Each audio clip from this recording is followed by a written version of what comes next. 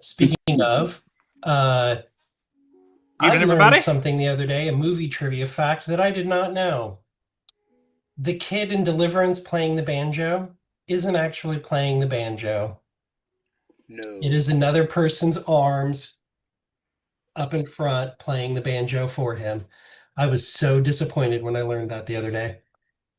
No way, that can't be true. It's true. I saw the side footage, the B side, and it's definitely a person behind him. They cut holes in the sleeves so that he can put his arms through and play the banjo for him.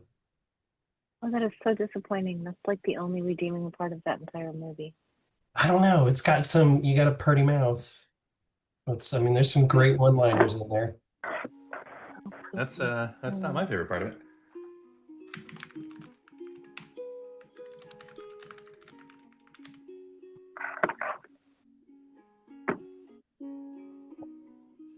Sonia, are you running now, or is Oh yeah, that Dave. a throwback to a Welcome in. previous campaign? No, it's a throwback. I'm not trying to do that to myself again.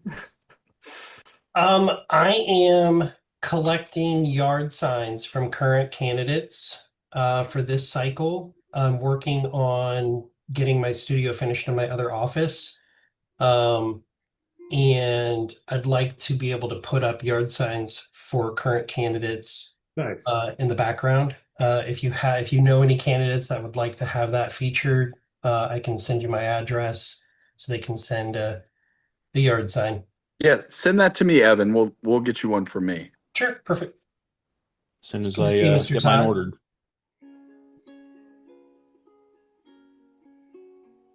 I'll have one to send you too. Are you running for something, Mr. Martin? I'm in a two-way race against the incumbent Democrat for State House District 3. Oh, nice. Yeah, so I'll be advancing, and Yeah. he's apparently really nervous about me, I guess. Well, here, let me give my I bet address he is, now. Austin. You guys can write it down. 735 Shelby Street, Indianapolis, Indiana, 46203. It's weird seeing myself on somebody else's image there, Mr. Sims. Hold on a second, I'll fix it. How about now? Is that better? Yeah. Looks good. I don't know why it changed away from my camera. Good to see you, Evan. We were watching whatever game you were playing there for a minute. Oh, don't look at that. That's just deviousness. That's Second Life. Oh my gosh. Yeah. I haven't heard Second Life in a long time. Yeah, I no didn't know joke. that was still a thing. I think Oh, it's I still think I there. tried that for like a day, but yeah, I'm like I guess I don't really see the point. It's not really a game. It's just like sort of like a social network, but you have a 3D avatar. You can have a job in Second Life. You can open a business. I mean, It's if you want a to live Second life, but you're Life. It's like socially The anxious enough Sims, that you don't only want to live in more. life. Right, but then they wanted real money for everything, so I think that's why I lost interest. I have a question real quick. Starchild is saying that he registered, he's not able to get in. He's feeling like he's being disenfranchised, and he wants a link that he can use right now to get into the meeting. Is there such a thing? Let me look I mean, here. I registered I think an hour some and a people half ago. got I'm in. links that didn't work, so I love Star Child, but the notice has been posted for how long now? Yeah, and I have a hard time believing that. And He's technologically challenged. I'm sorry, I will say that even if we're being recorded right now. But Mimi, I'm I'm just saying, sending you a link. okay. There you go. Okay. Sent.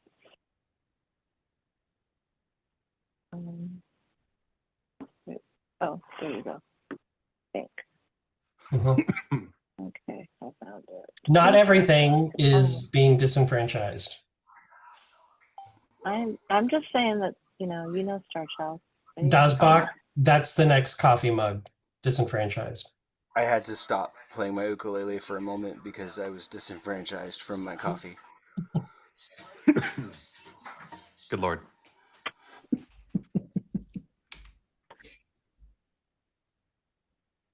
And I would argue that's very real disenfranchisement, okay? Because if I don't have my coffee, things go really bad. It makes me feel like really terrible.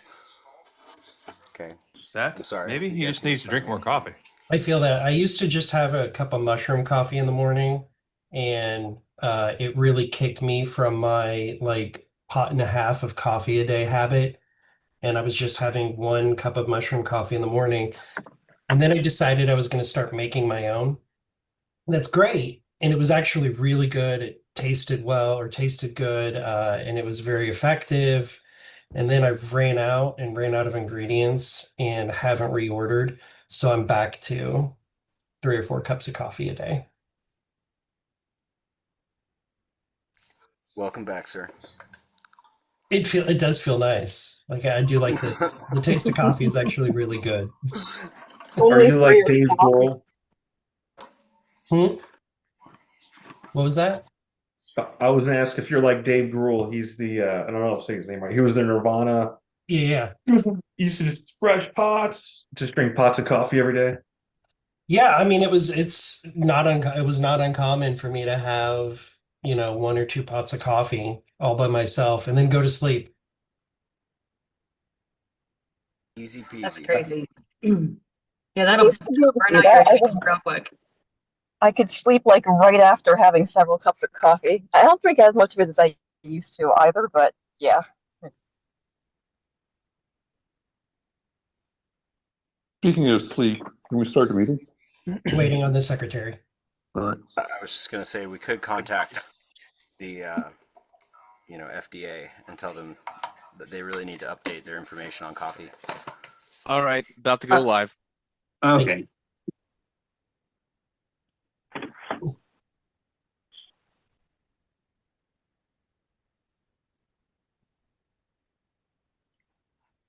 Mimi actually on camera, which is a rarity unless she has to be. Aloha. All right, I'm about to hit record. We are live. This meeting is being recorded. Hello, everyone. It is Sunday, July 5th, 2026. This is the Libertarian National Committee. I'm Chairman Evan McMahon, and I'm calling this meeting to order at 7:09 p.m. Eastern. Mr. Secretary, if you can please call the roll. Mr. Koffel, Present. Mr. Hirsch,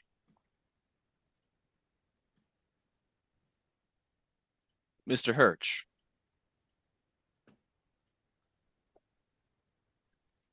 I saw Greg. I am here. right?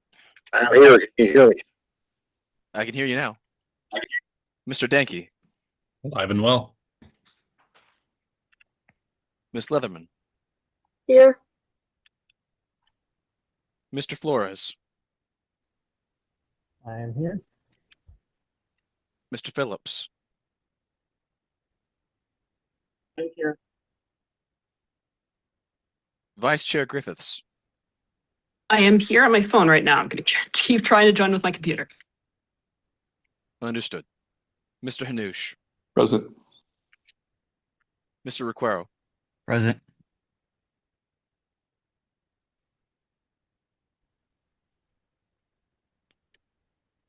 Miss Hayes, Here. Miss Wigington, Present. Miss Hogarth,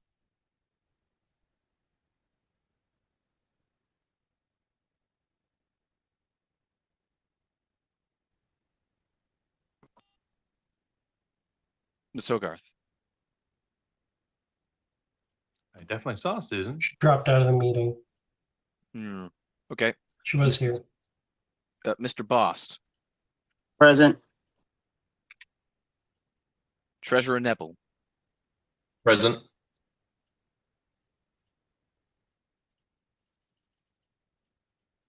Miss Hogarth, Here, sorry. Mr. Longstrap. Ahoy. Ahoy hoy.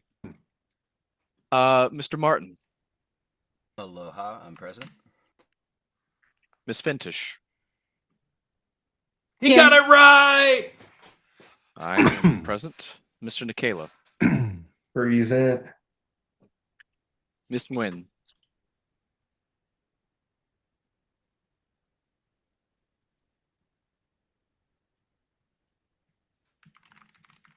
Miss Nguyen. Kelly was Kelly? definitely here. No, thanks. Here, I'm here. Mr. Redpath. Yes. Miss Robson. I'm here. Miss Englehart. Present. Mr. Shaw. Present. Mr. Ford. Briefly here. Mr. Thompson. I'm here. Chair McMahon. I'm here. Can you change Mr. Thompson from his phone number to his name? Yes, give me a moment. Thank you. I'm in the Gulf of Alaska, so I couldn't video call. Keith giving excuses. Okay. Next on the, can you report the number? Yes, of voting? Mr. Chair, we have 18 members present. We have perfect attendance. Thank you. Madam Vice Chair, can you keep time? I can, yes. Okay, thank you. Moving on to opportunity As for a public professionally comment. trained singer, This she is can keep from time. non-members of the board. Please raise your hands. Mr. Ford, you're a member of the board.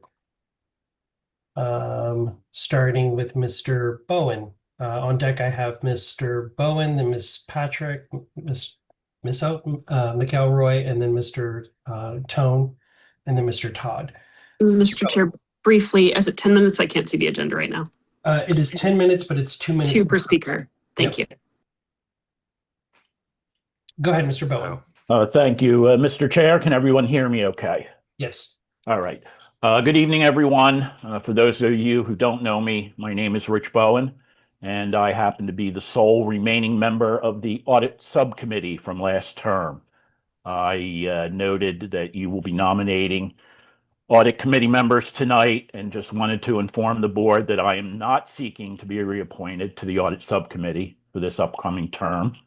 It's been an honor to serve. I've been on the subcommittee for the last few terms, but I think it's always a good idea to put some fresh eyes on the independent audit every few years. However, I want to make sure that whoever is on the subcommittee for the next term knows that I am available to help with the transition or answer any questions that arise or anything else that might come up. I am available to do that. I know many of you on this board already have my contact information, so feel free to forward it to the new subcommittee at the appropriate time if there are any questions or issues. And with that, I'll yield my time. Thank you. Thank you, Mr. Bowen. Miss Addison Patrick from Florida. Hell yeah. Hello.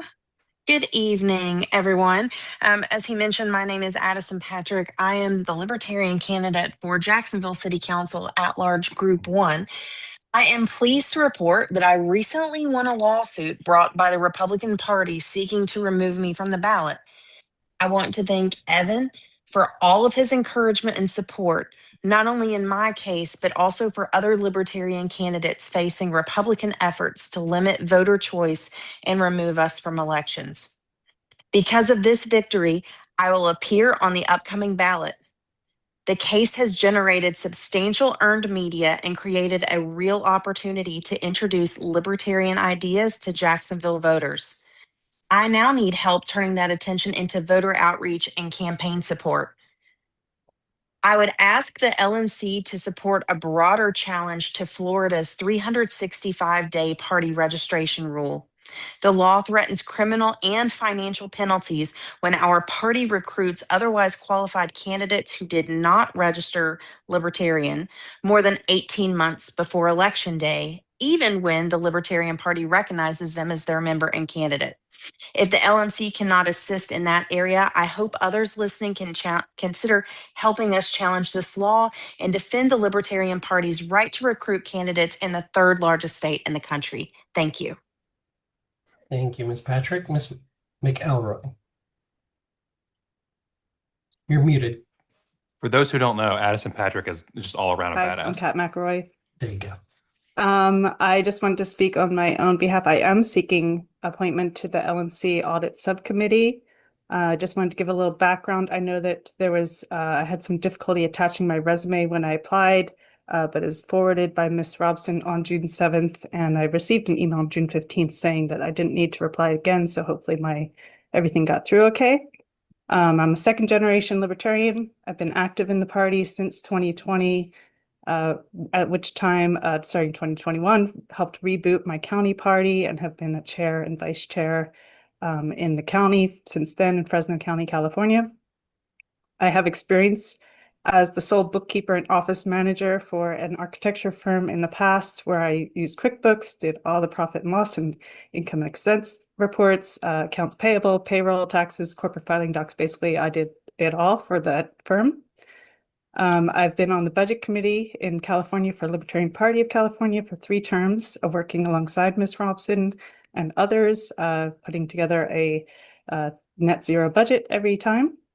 I've been a campaign manager, so working actually twice, and working with the treasurer on those campaigns and also for my county party.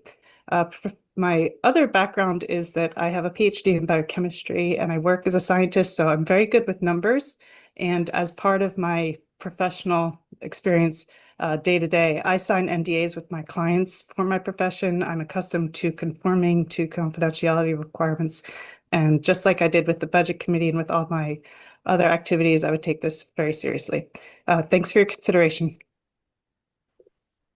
Thank you, Ms. McElroy. Mr. Tone. Can everyone hear me okay? Yes. Okay. I would just like to, I'll be very brief. I would just like to take the committee's time tonight to remind them of a unfortunate situation that occurred last term with the membership data breach that occurred. Oh, good Lord. I'm Of hoping course, Bryce has nothing to that we do other will than get go an attack update people as again. to measures that are going to be taking place to deal with that. I understand that some people may think that the information that we got is incorrect, but sitting on it and doing nothing isn't exactly an option. So I'm hoping that something gets done about that in the near future, no matter how inconvenient it may be for some members of the board. Thank you. Thank you, Mr. Tone. Mr. Todd, wonderful candidate from Kentucky. Yeah, thank you, Mr. Chair. My name is Jeremy Todd. I am the candidate for Congressional House in Kentucky 4, which is the seat, unfortunately, recently lost by Thomas Massey. I wanted to give an update on our campaign. Over the 4th of July, we passed out we participated in 2 parades. We were well received, a ton of energy. We got out 500 branded Pit Viper style sunglasses because we know the boomers don't love us here, but the young folks do. We also were able to get approved by the health department to throw out 200 hot dogs that were filled with stickers, and it was a great event. The energy here is high tonight. It is my understanding that there will be an opportunity to consider entering into a joint fundraising opportunity between the campaign, the LNC, and the Libertarian Party of Kentucky. I fully support this. I am a proud member and have been for a long time of the Libertarian National Party. The LNC has been incredible, and I'm so grateful for your support, both on social media and from the chair and others in person. And just want to say that I support this measure. I hope to make you proud. My whole reason for running in this campaign is 2-part. One is to punish the people who did this to Thomas Massey. And number two is to raise and continue the liberty movement here in Kentucky, where it is very, very alive. I have elected Republican lawmakers here in the state approaching me and saying they are on our side. We are building bridges and continuing the liberty movement here. And so my time tonight, I just want to say thank you all so much, but we can't wait for the opportunity. We have to be prepared in advance. And so this joint fundraising opportunity allows us to take advantage of the opportunities that come up in this campaign. And thank you so much for your time tonight. And I hope to enter into this venture. Thank you, Mr. Todd. Mr. Roos from Florida. Thank you, Mr. Chair. I repeat and echo all the sentiments that have been shared tonight. I wanted to say thank you to Mr. Daspat for a great detailed report. I'm glad to see that we're going to have access to the great speeches from the National Convention, especially from our candidates, like the one you just heard. I wanted to share quick updates. I don't know if anybody paid attention to a recent Supreme Court decision that basically said that the party is now allowed to make unlimited coordinated expenditures for our candidates. So that's a great deal and a great enlargement of the authority of our party. A couple suggestions from here. The LNC secretary is attempting to publish the updated policy manual. I just suggest that the LNC review the version that is being considered and version control notes and actually ratify the version that is being published. That will resolve concerns whether the policy manual is accurate or not. Lastly, I wanted to support our volunteers and the rules that they have to follow to ensure that party members are protected should volunteers go rogue. For instance, it's a great thing that the party has now instituted buffer to allow social media posting without giving away access. However, it concerns me that when volunteers do go rogue and there are no consequences, at that point, what are the point of the rules? So I understand that some members that have been involved or volunteers who have been involved in certain issues regarding information security are still being allowed to serve on LNC committees. I think that's not fair to members who expect the board to ensure that the management of our assets are being done and improved in better ways. In any case, thank you so much for your time, and I yield my time. I'm really curious how Hector's feeling about the DOJ Thank since you, he's Mr. been dodging Roos. being Mr. served by them. Sims. Yes, from Texas. Good morning, good afternoon, good evening. Aloha for y'all in Hawaii. I just have 2 quick points. The first would be, I know that we are going to have an in-person meeting at some point in the future. I would advocate that the next in-person LNC meeting be in October to coincide with Mr. Todd's campaign so that we can run a fundraiser and possibly get more attention to Mr. Todd's campaign. Not that it needs more, but it would be, I think, advantageous and beneficial for us to do that if it's at all possible. We could serve it as a fundraiser and promote his campaign. The second thing I would like to bring up is I would like to advocate that our region alts have full member rights. I know that might be controversial, and I love my region rep, Ms. Hayes. She's amazing. I also love our alt, Michelle. She's from our state, but I would just like to advocate that they have full member rights. Thank you. I yield the rest of my time. Thank you so much for all your hard work. Thank you, Mr. Sims. Mr. Ms. Chair, Harlow. we are at time, but I know Ms. Harlow still has her hand up, so. Yep, I'm going to recognize Ms. Harlow's. Who's I'll the keep last this. speaker? Thank you. I'll keep this really brief. I'm sure the chair has really good reasons for this. So I'm just saying that I'm a bit hesitant about the motion to eliminate the FSC, but I haven't heard the chair's arguments for it. But I ask you guys to really carefully consider that, considering the circumstances under which that committee was created. But again, I haven't heard arguments for or against. I just urge caution. Thank you. Thank you. Moving on, next item on the agenda, adoption of the agenda. Is there a motion to approve the agenda? Mr. Chair, public comment, please. Nope, Mr. Starchild. Not Mr. Starchild. Or Starchild, sorry. Move to adopt the agenda. Thank you, Mr. Pinky. Is there a second? Second. Second. Thank you. I would seek a motion to amend one thing if somebody would be so inclined. The staff reports was actually zeroed out. That should have been 5 minutes. Is there somebody who to do that? Mr. Chair, I'd be willing to move that. If I could also move that the motion for substitution on the meeting also get added.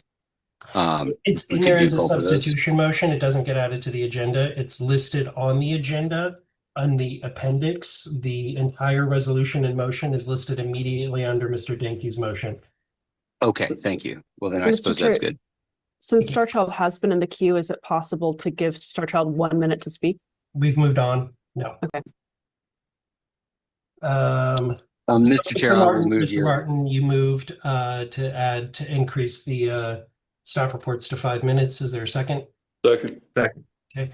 Is there any objection to that amendment? Okay, hearing no objection to that amendment passes. Is there, Mr. Martin, did you have another amendment? Or is that it? I feel like I did, but I just forgot it, so it must have not been that important. Gotcha. Something, maybe it was, I don't know. Is there any other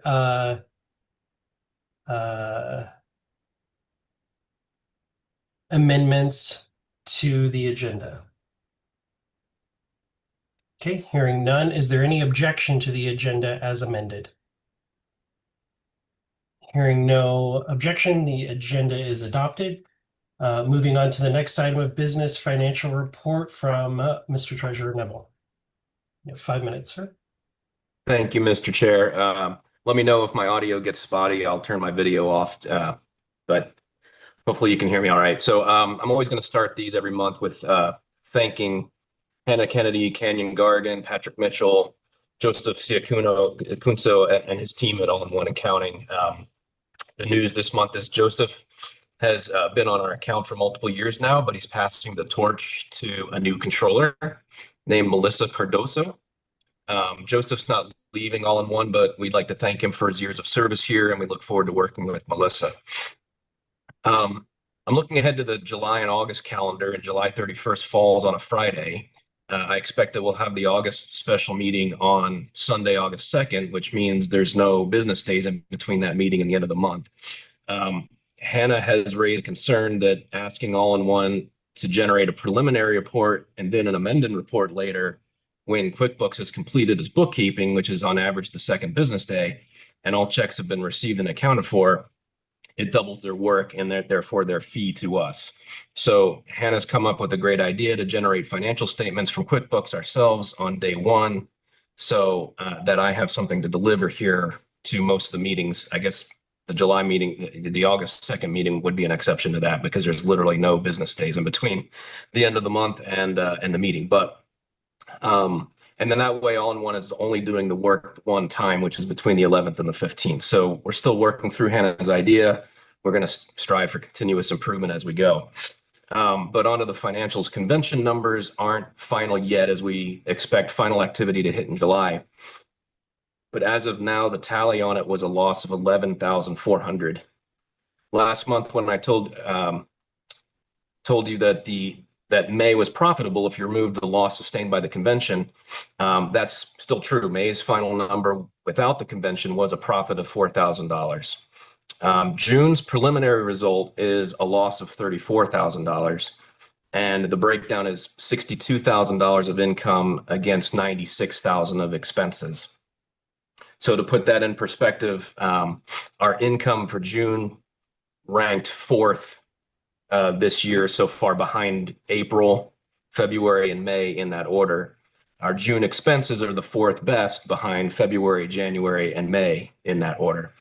Year to date, we're at a loss of $87,000, and we have burned $64,000 of cash. If we stopped collecting donations on July 1st and never collected another penny, and we kept up our same level of spending, we'd reach $0 of unrestricted cash in 196 days. So that's actually up from 175 last month.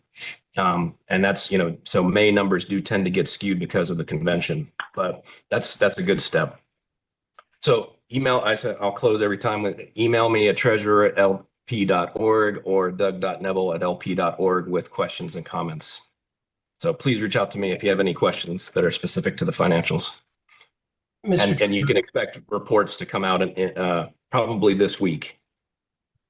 Mr. Treasurer, since the policy of within the first 5 days is set by me, because I believe in the policy manual, it's by the end of the next month.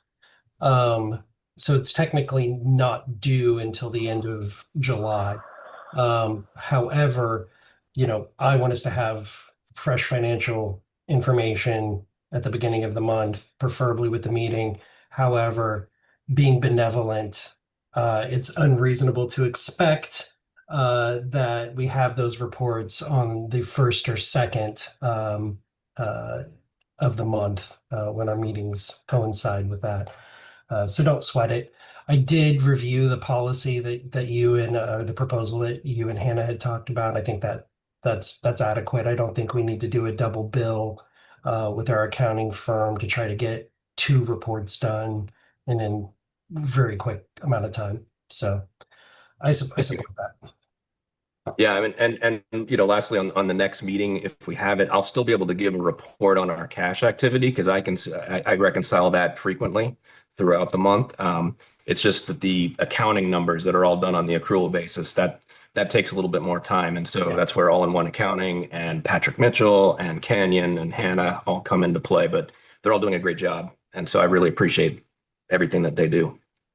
Any questions for the treasurer? Okay, seeing none, thank you, Mr. Treasurer. We will move on to staff reports. Mr. Dosbach. Okay, I distributed the director's report to LNC Public, so hopefully you all have received it. And would just like to, if you have any questions, I'll be happy to address them. Mr. Shaw. Yes, I put in a request for all the materials associated with a purported data breach that occurred during the last. That's not relevant to the executive director report. Yeah. Oh, okay. Well, so I was told that requests for things that would come from staff have to basically go through this person. So since well, actually, that would be a thing that would go through me, and it did go through me, and I reported back to you on it. And staff is working on it, not Mr. Dosbach, because he was not party to it. But that's something that we can discuss, but it's not pertinent to Mr. Dosbach's report. Alrighty.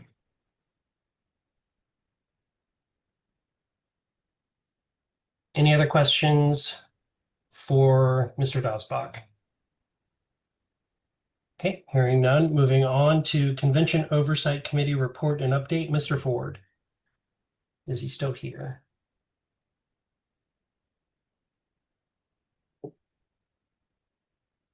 Mr. Ford. He may have dropped off. It looks like he did. Okay, I actually spoke with Mr. Ford earlier today. He is in the final round of discussion on the attrition rate with the hotels. He does expect to have the final report done and those bills for us to pay finalized within the next couple of weeks, definitely before the end of the month. So we should be able to close that out and then reconstitute a new convention committee. And I want to thank him for his continuing effort with Mr. Hall in negotiating with the hotels to undo some of our attrition rate.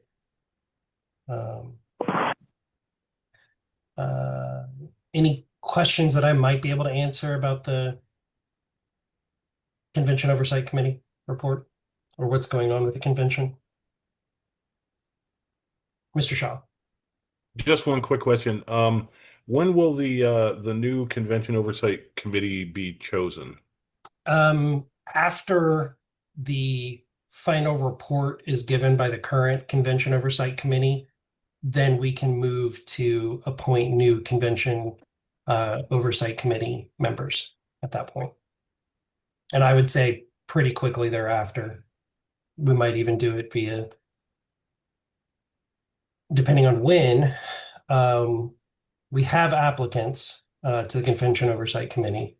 That was part of this round of the last several rounds of applications. So we could do it fairly quickly. Does that answer your question, Mr. Shaw? It does. Thank you. Okay. Any other questions about convention? Okay, hearing none, I would accept a motion to move into executive session to discuss legal matters with Mr. Oliver Hall.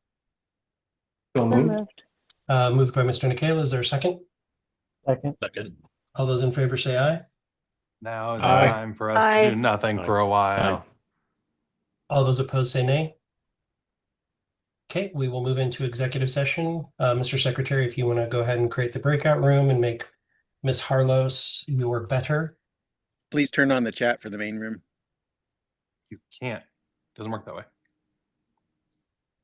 That's a setting from the account settings. Which should be on all the time anyway. Still can't do that. It's from the account settings. Pause the recording too.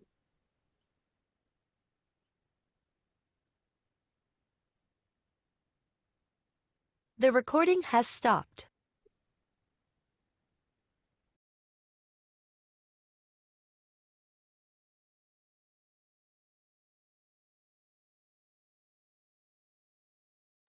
All right. I have them muted for the moment here. I can still see them and hear them on my other screen, but they're muted from everybody else. So obviously, as we heard from two people who are known to be very upstanding and not liars at all, I'm still a problem. The Department of Justice is literally seeking Hector Ruse right now for breaking major campaign finance law and things, but no big deal. He's good, folks. um,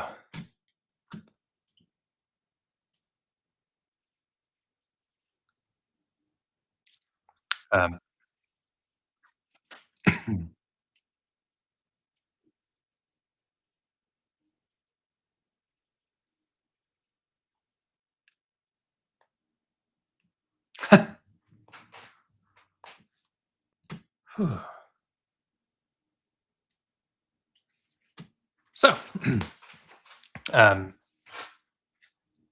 Jimmy Todd is someone who I've seen on like Twitter before and other places, who's a big Massey fan, and you heard him here tonight. And I talked before about how I am not. I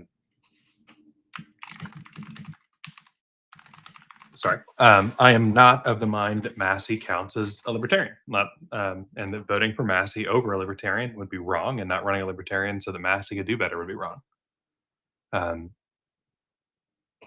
Now that Massey has, lost out, there's the part where Jeremy Todd's running. Jeremy Todd is fighting against AI Ed, the Ed Garine, the absolute loser that MAGA is backing because of the fact that they wanted Massey gone.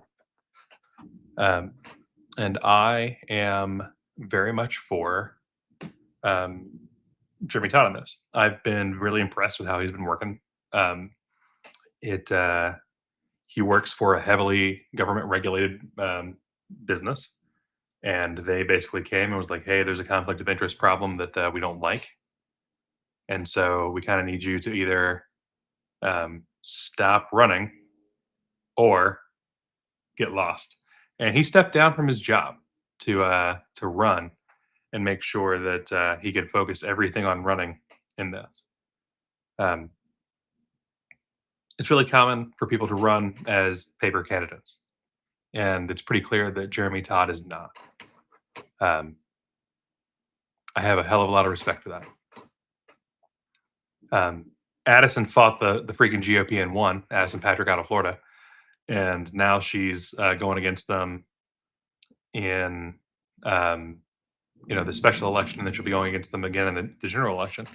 And it's for city council for Jacksonville. Jacksonville is the largest city in the country by area, and in the top, I think it's 38th. Someone can check me by population. I agree, Andy. Massey is a constitutional conservative, and he doesn't even always agree with the Constitution. Constitutional conservatives want to get rid of government and pull us back, which means on policy, they tend to agree with us, but ideologically, they're not the same. The American experiment from a constitutional conservative's point of view, is something that the Constitution enshrines and maintains, whereas from the libertarian perspective, the Constitution, in some ways, killed the point of the Declaration of Independence. It killed this revolutionary spirit. And so, would I like to see a return to the Constitution? Sure, on a way to other things, on a way to an even freer world. To answer Andy's question from a few minutes ago about if I've had any stock tips, make sure to buy a little company called Google in 1997. So I have been very impressed with our candidates this time around. And I think that it, don't get me wrong, the LNC is not getting the credit for the candidates being out there and doing things. But I do think that we have seen some candidates who are more willing to step up and more willing to give it their all because they know that there is an LNC behind them. And they can see that there are changes that are positive in the party. And there are pushes going on from the state parties and everything else.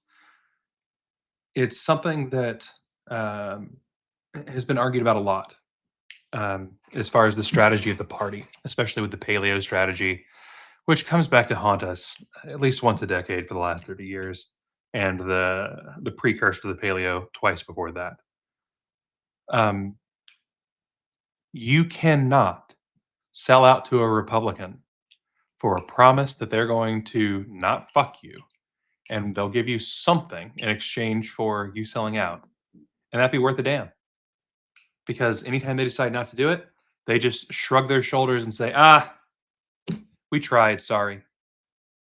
Didn't have the votes for it. I pushed privately. Etc. And it's a consistent issue. For someone else who has good, strong opinions about how great the paleo strategy is, Archie's here.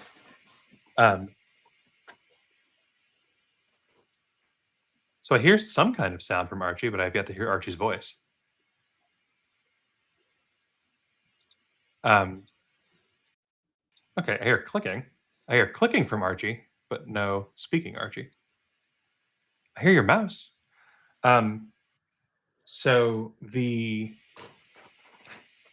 problem whenever someone thinks that this is a thing that's a larger issue with revolutions in general.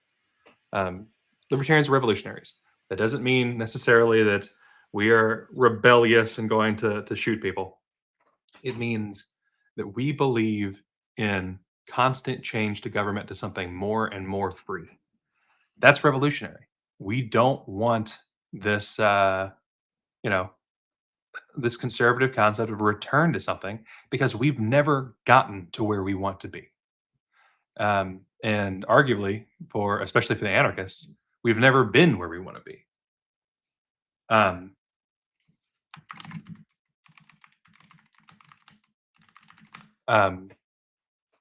Yeah.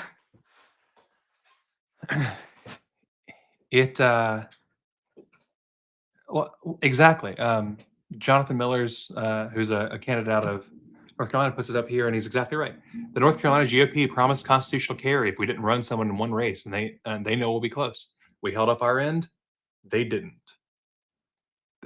They have no reason to fulfill those promises. If we have the voter base where we are actually terrifying people, they come after us. They don't try to make open deals with us. They do the same thing we saw them try to do to Marco Battaglia and my brain is completely fried on this tonight. And Richard and Julia out of Iowa. The same thing they did to Addison. The same thing they've done to Lana Leguia. They try to sue them off the ballot. They try to play any games they can to make sure that we can't even run. They don't give a shit about some higher up the Libertarian Party saying, we'll vote for you. Because they know that's like saying that we have a herd of cats and one cat is going to be picked up and handed to somebody as if that means that all the cats are going to be there. That's ridiculous. There is not a single person on this planet that could get even half the libertarians to say, yes, I will vote for that, guaranteed. It's just nonsense. So the thing that we have to do is have the candidates to pull the people over. That means that the people who are like Addison, Lana, Marco, Richard, Jules, Nick, Jonathan here. We've got to have all of these people who are scaring the uniparty shitless. And I'm talking about the Republicans right now because the Republicans are in power, and the Republicans are the ones who are actively attacking us so hard. But the Democrats aren't better when they're in power. You see a lot of the Democrats right now, they're like, well, we're not fascists. It's like, okay, you're not the same brand of evil as Donald Trump. That's true. There's no real argument there. What there is a very different brand that is also horrible. Andy, you should have been in a Molotov cocktail hour last night. We actually had a discussion about whether Bill Weld or Bob Barr was worse as far as being on the presidential ticket for the Libertarian Party.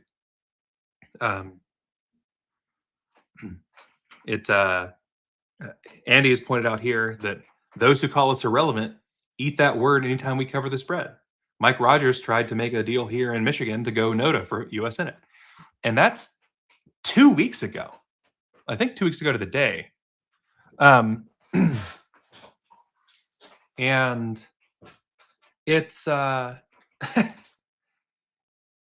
where we are. For those that don't know, there was a former Green who's come over to the Libertarian Party, a Republican trying to make deals outside of the Libertarian Party, and an openly white nationalist running for the Senate spot in Michigan. And LP Michigan ended up with the former Green, who, don't get me wrong, she's got policy positions, including up on her website and everything, that I don't agree with. When she talks about universal health care, she means it from a government-run perspective. That's awful. But she's someone who came in and is like, hey, I am willing to learn. I'm willing to listen. Come help me. It was 8 days ago rather than 2 weeks. God, this has been the longest week. This week was 2 weeks to me. That's what we just found out. And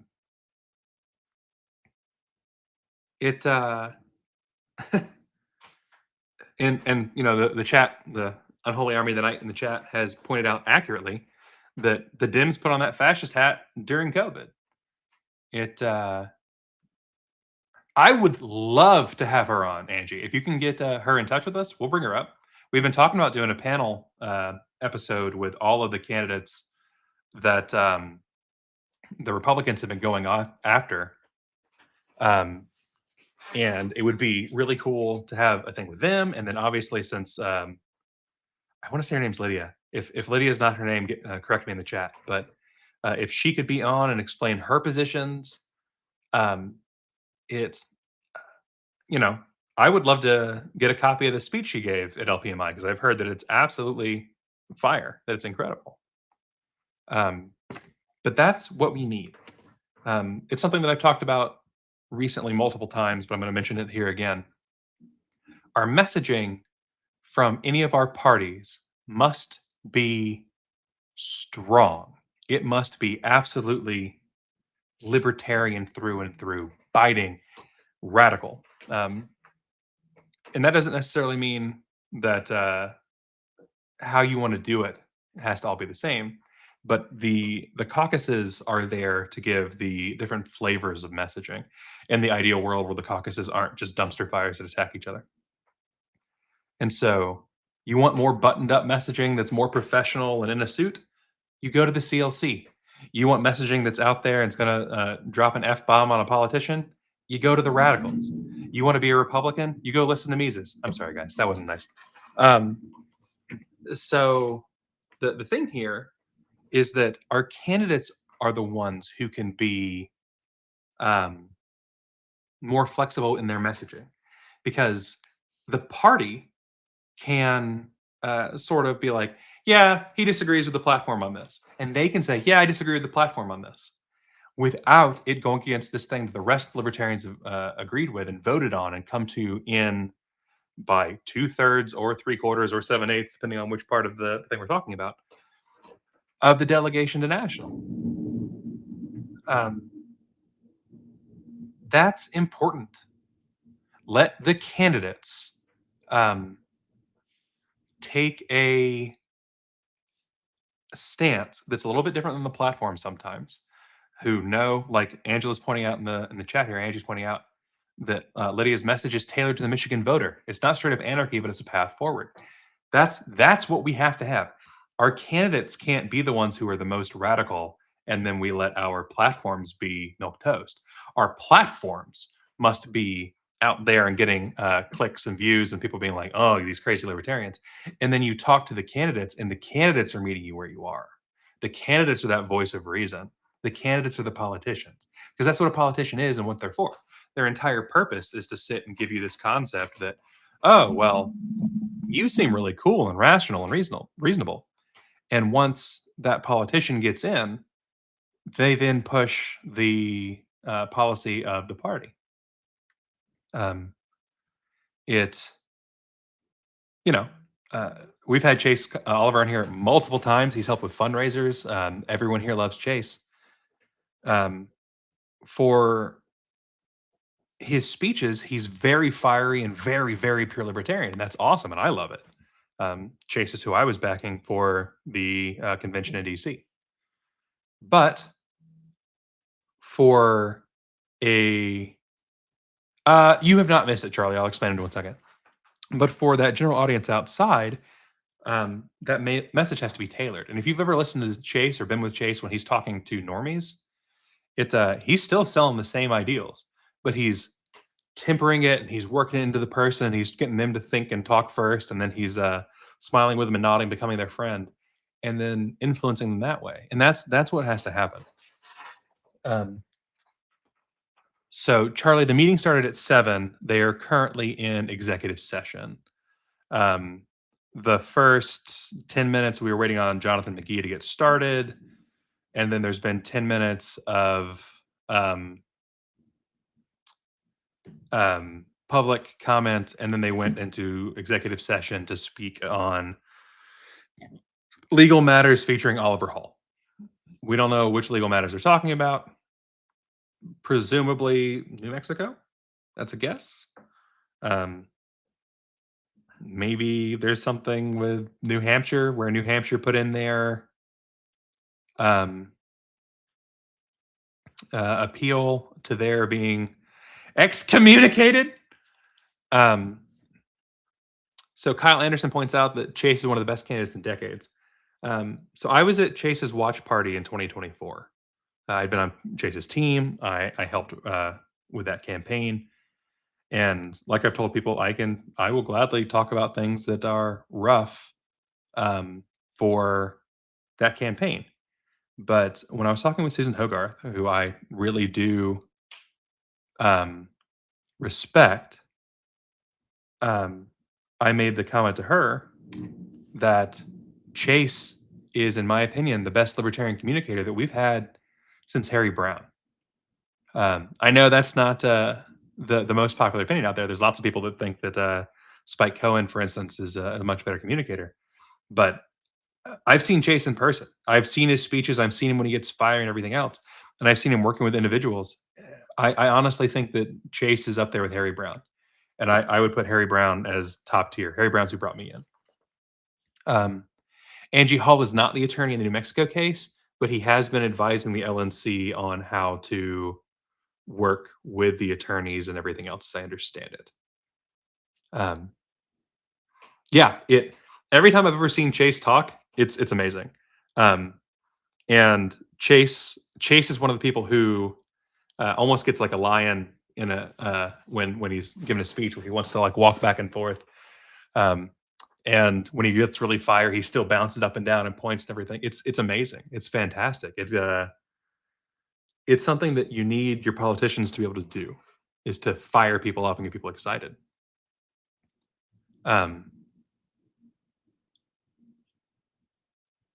Grindhouse VR says they're supposed to tell the membership the nature of the legal topics before entering executive session. I actually think that is correct. So it is a little weird that they didn't. That's a fair point. Angie says that Lydia's opt-in plans for Social Security and Medicare are designed to empower free market solutions. It's not the rip off the Band-Aid approach that I would take, but that's a feature, not a bug. Angie is a strong member for LPA. And you know, if you talk to most of the members in LPA, there's a reason that people act like we're crazy. It's you know, there are a lot of zealots in LPA who are either hardcore anarchists or hardcore minarchists, and really want that government influence just ripped out of here. An Amash Oliver ticket would be amazing. I agree. And I do like Joe as well. We actually talked about that in MCH2 last night.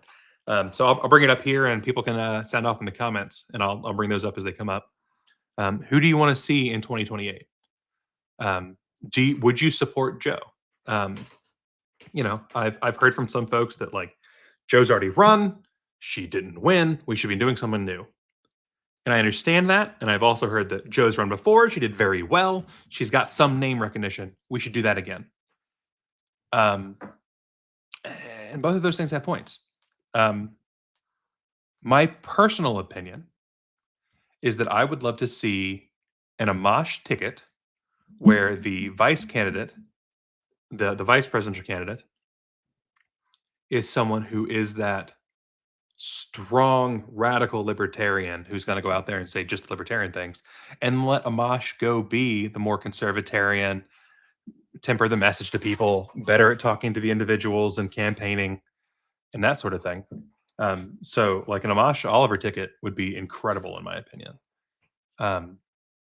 I, having talked to Chase quite a bit, don't see Chase running in 2028. I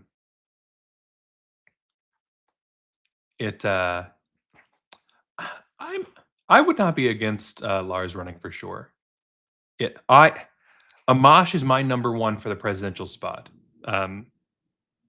It's not because I agree with Amash on everything. I think that Justin is. There's still places where he's willing to give the Republicans some ground that I don't like. But the way he messages, the way he gives a speech, for anybody who was at the Libertarian National Committee or convention this year in Grand Rapids, it was an incredible speech. You get everybody excited. So that's why I want him up there as the front runner. I think that in a debate he can sit and hold his own, and then we can let the radical libertarian off the chain to go message other people and pull people in and everything else. So I want to have that buttoned up front, and then the more wild and crazy beside him. Joe connected with the voters outside the Libertarian Party extremely well. We don't know if Amash will be running. I am fairly certain from things that I've heard from people that know him that he is at least considering it. And I think, honestly, that a part of the reason he was giving speeches during the convention this year is because he wanted to be testing the waters. And I hope I'm right on that. Joe, I love Joe to pieces. She's fantastic. She's a radical libertarian. There are things that I disagreed with her on in the past, and she's actually come more my way, which I'm happy about. But that doesn't mean that that's the only way or anything else. But it does click better for me, obviously.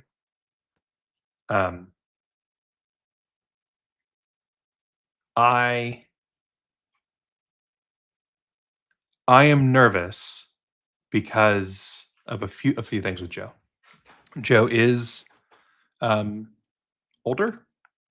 Most of the older folks are less disenfranchised with the duopoly when you look at the demographics. 45% of the country is now saying they don't identify with either party. The overwhelming majority of that are millennials and Gen Z. Joe deals with millennials and Gen Z as a professor, I know, and she's quite good at it. But like last time, for instance, in 2020, she didn't take a sabbatical from teaching to run. She was teaching while campaigning. And I think that she would have had more time, obviously, if she had just done the campaign trail. I want to see someone who is that committed on campaigning. And Joe maybe this time. I don't know for sure. I could just text her and find out at some point, but I'm curious. Hey, Nathan, as a quick catch up, they are in executive session. That's the only reason it's not up. They went into executive session about half an hour ago. Wild card candidates, Trey Stone or Rob Schneider. Rob Schneider, in my opinion, has been too hard on the Trump dick. So I'm not too happy with him. But as far as wild card goes, I would love to see Afroman. Afroman used to come to our conventions. Afroman used to be a libertarian pretty openly, and he is kind of like cooled down from being associated with the party, and that's sad. Like it's fair that Trey Stone could be pretty wild. Any cool topics by attendees while X-Sesh is going? The things they're talking about, Jonathan Jacobs has been talking a lot, and so I have not really been listening in too hard on them. I'm watching for any of the LNC names to come back out to pull everything back up.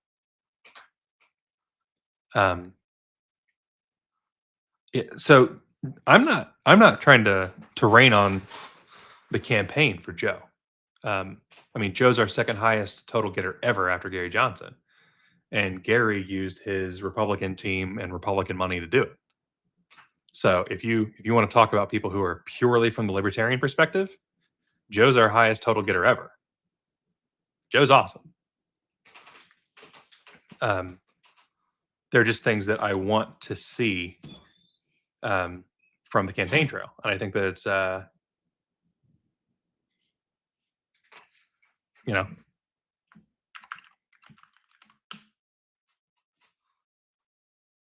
something that's needed, I guess.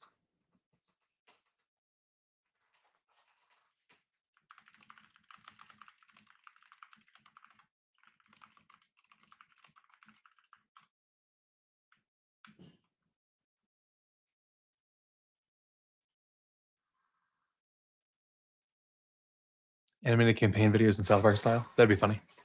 Where's the join link to be up here? You mean? That's fine with me. Hold on, Nathan. I'll let you on. Nathan, check your signal.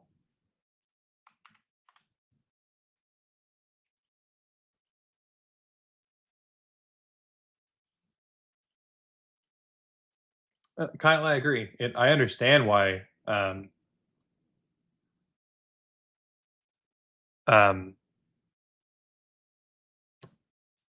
would walk. I get it.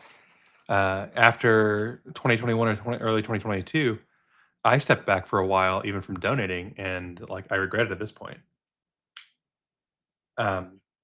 It's just awful. I want the party to be in this place where we're leading this revolution. I want to see guillotines over government messaging is correct, Phil. Phil, I sent you a link to be up here, and you're not up here, so you're just letting me freaking drown by myself. See how it is. See how it is. I don't pretend to be a Twitch streamer.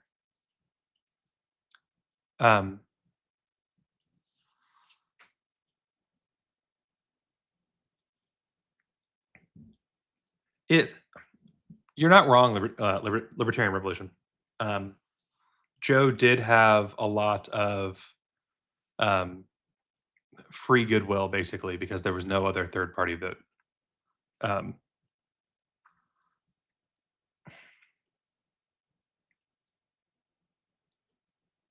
The future, I'm not sure, is going to be a whole lot different. I don't see other parties really actually being built. Elon says he's building one. Tucker Carlson says he's building one. You look at the amount of money they would need to actually get ballot access. Are they going to blow $20 million? I doubt it. Maybe. I mean, I could be wrong. And if I turn out to be wrong, then we'll see what we see there.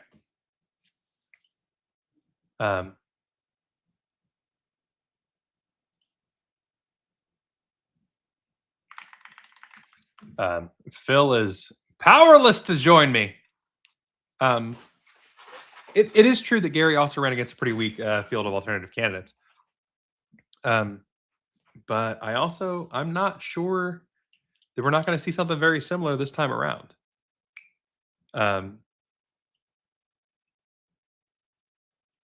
Okay, I see Olivia and I see Richard. So I'm assuming they are coming out of executive session.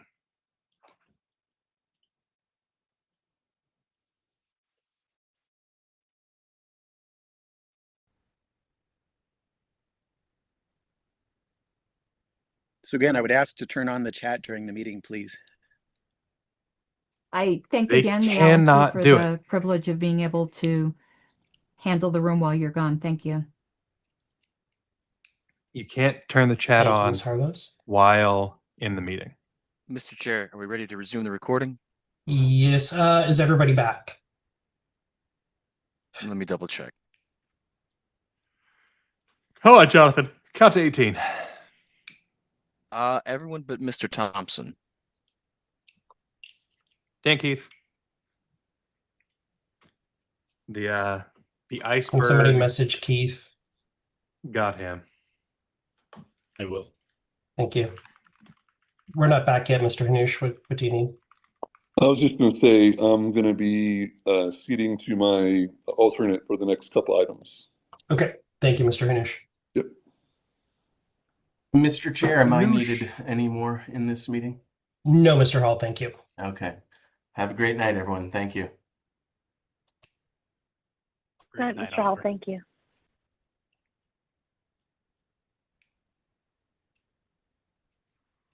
Bob Barr also ran against Bob Barr because Bob Barr did a whole bunch of work against Bob Barr. It was very frustrating. Are you ready? I'm ready, but I don't see Mr. Keith as being back. We'll just move on without him. And he'll come back when he comes back. Understood. This meeting is being recorded.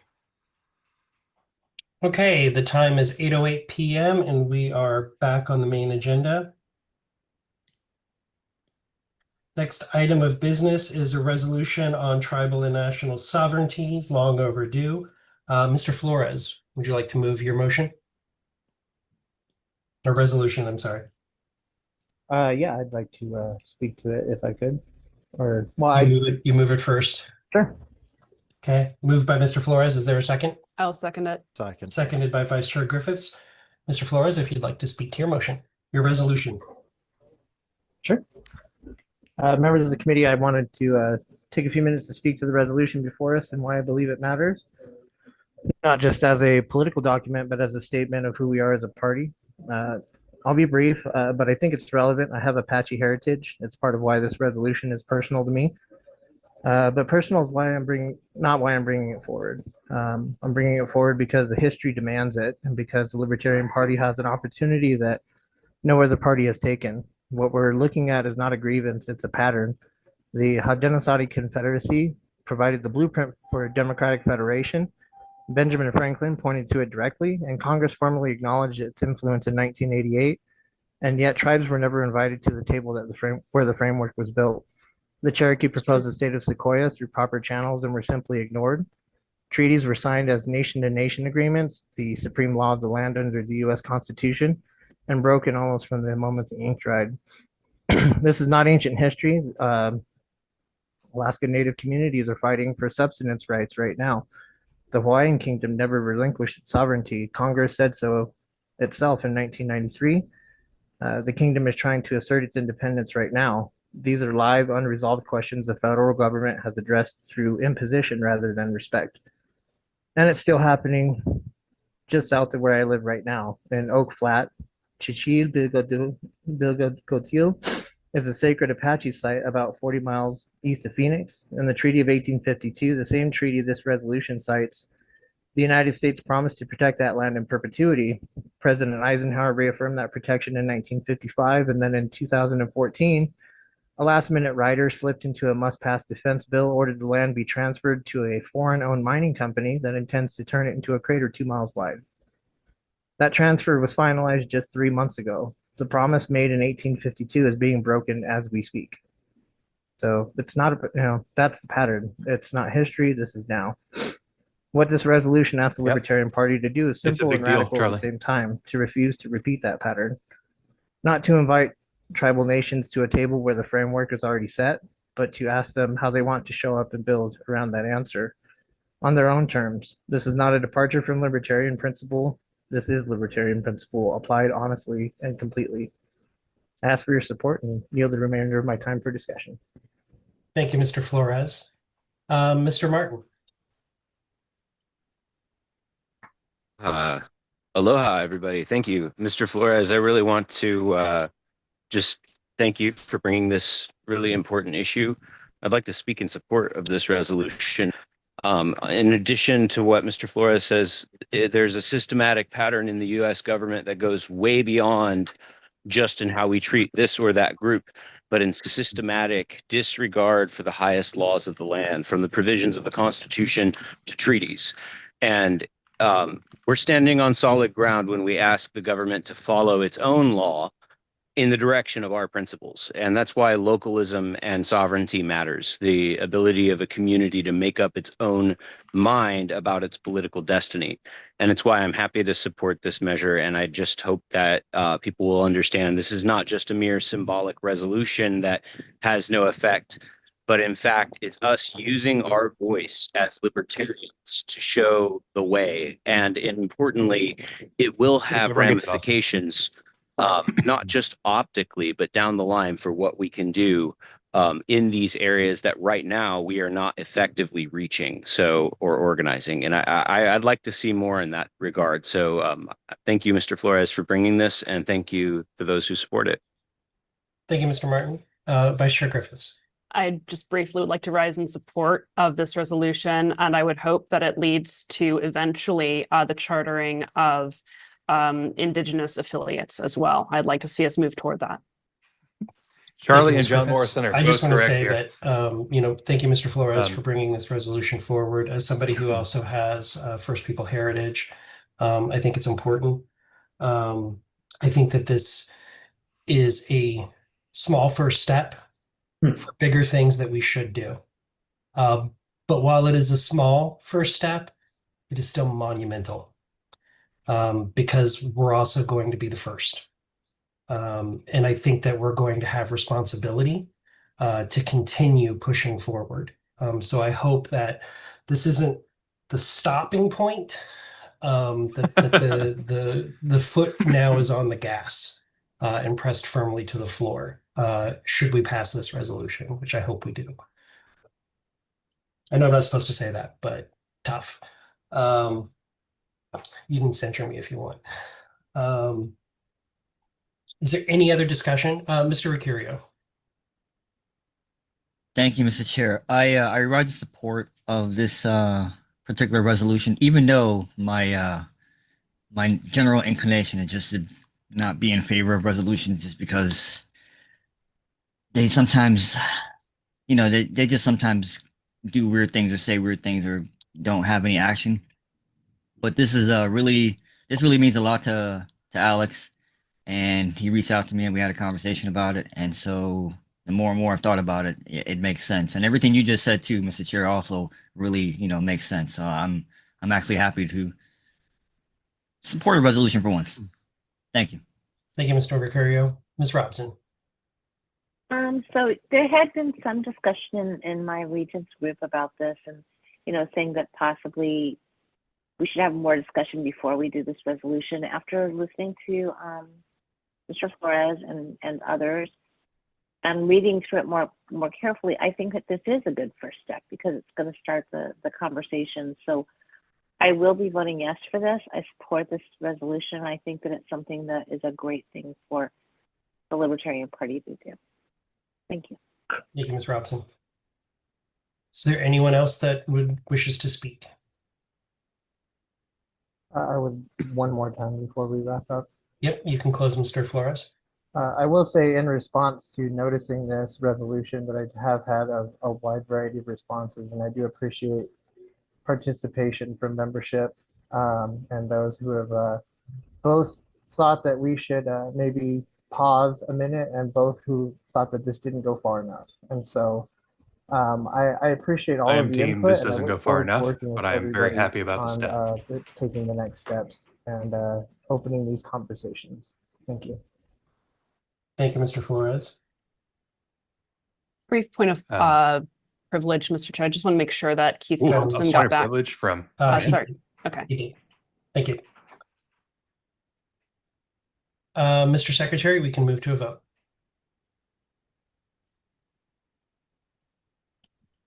All right. Mr. Koffel. Hold on one second. We're not seeing your screen yet. There you go. Okay. Mr. Koffel. Enthusiastically, aye.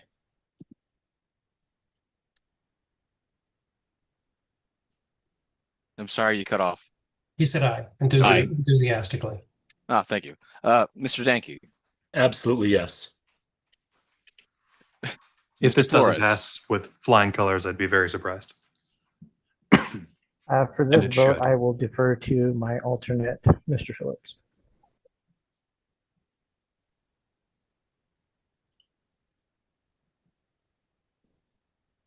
Mr. Phillips.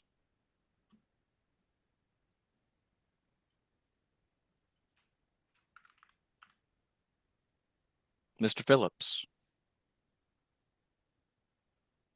You're muted, Yes, he is Mr. stuck Phillips. joining.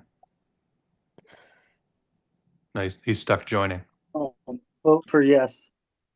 Thank you. There we go. Vice Chair Griffiths. Aye.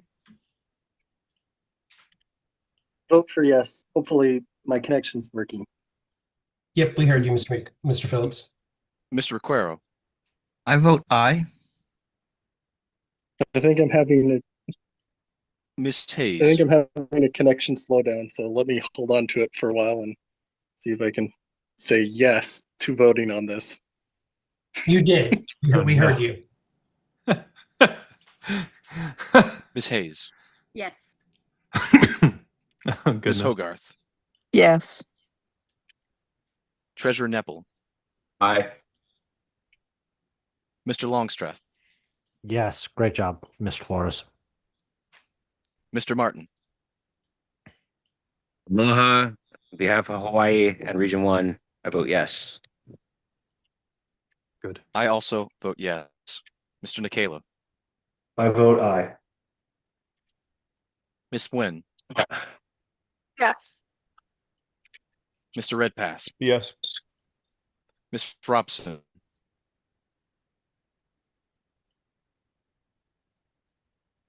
Ms. Robson. 100% yes. Yes, I'm sorry. Did you hear me now? Yes. Mr. Shaw. It's so weird. On behalf of Region 6, I am proud to vote yes. Mr. Thompson. Yes. Mr. Chair, the vote is 17 in favor, no opposed, no abstentions. I will vote yes as well to make it fully Damn unanimous. right. That's how that should be. The vote is unanimous. The resolution achieved its 2/3 majority with a unanimous vote, so the resolution passes. That's so good. Thank you all very much. Thank you.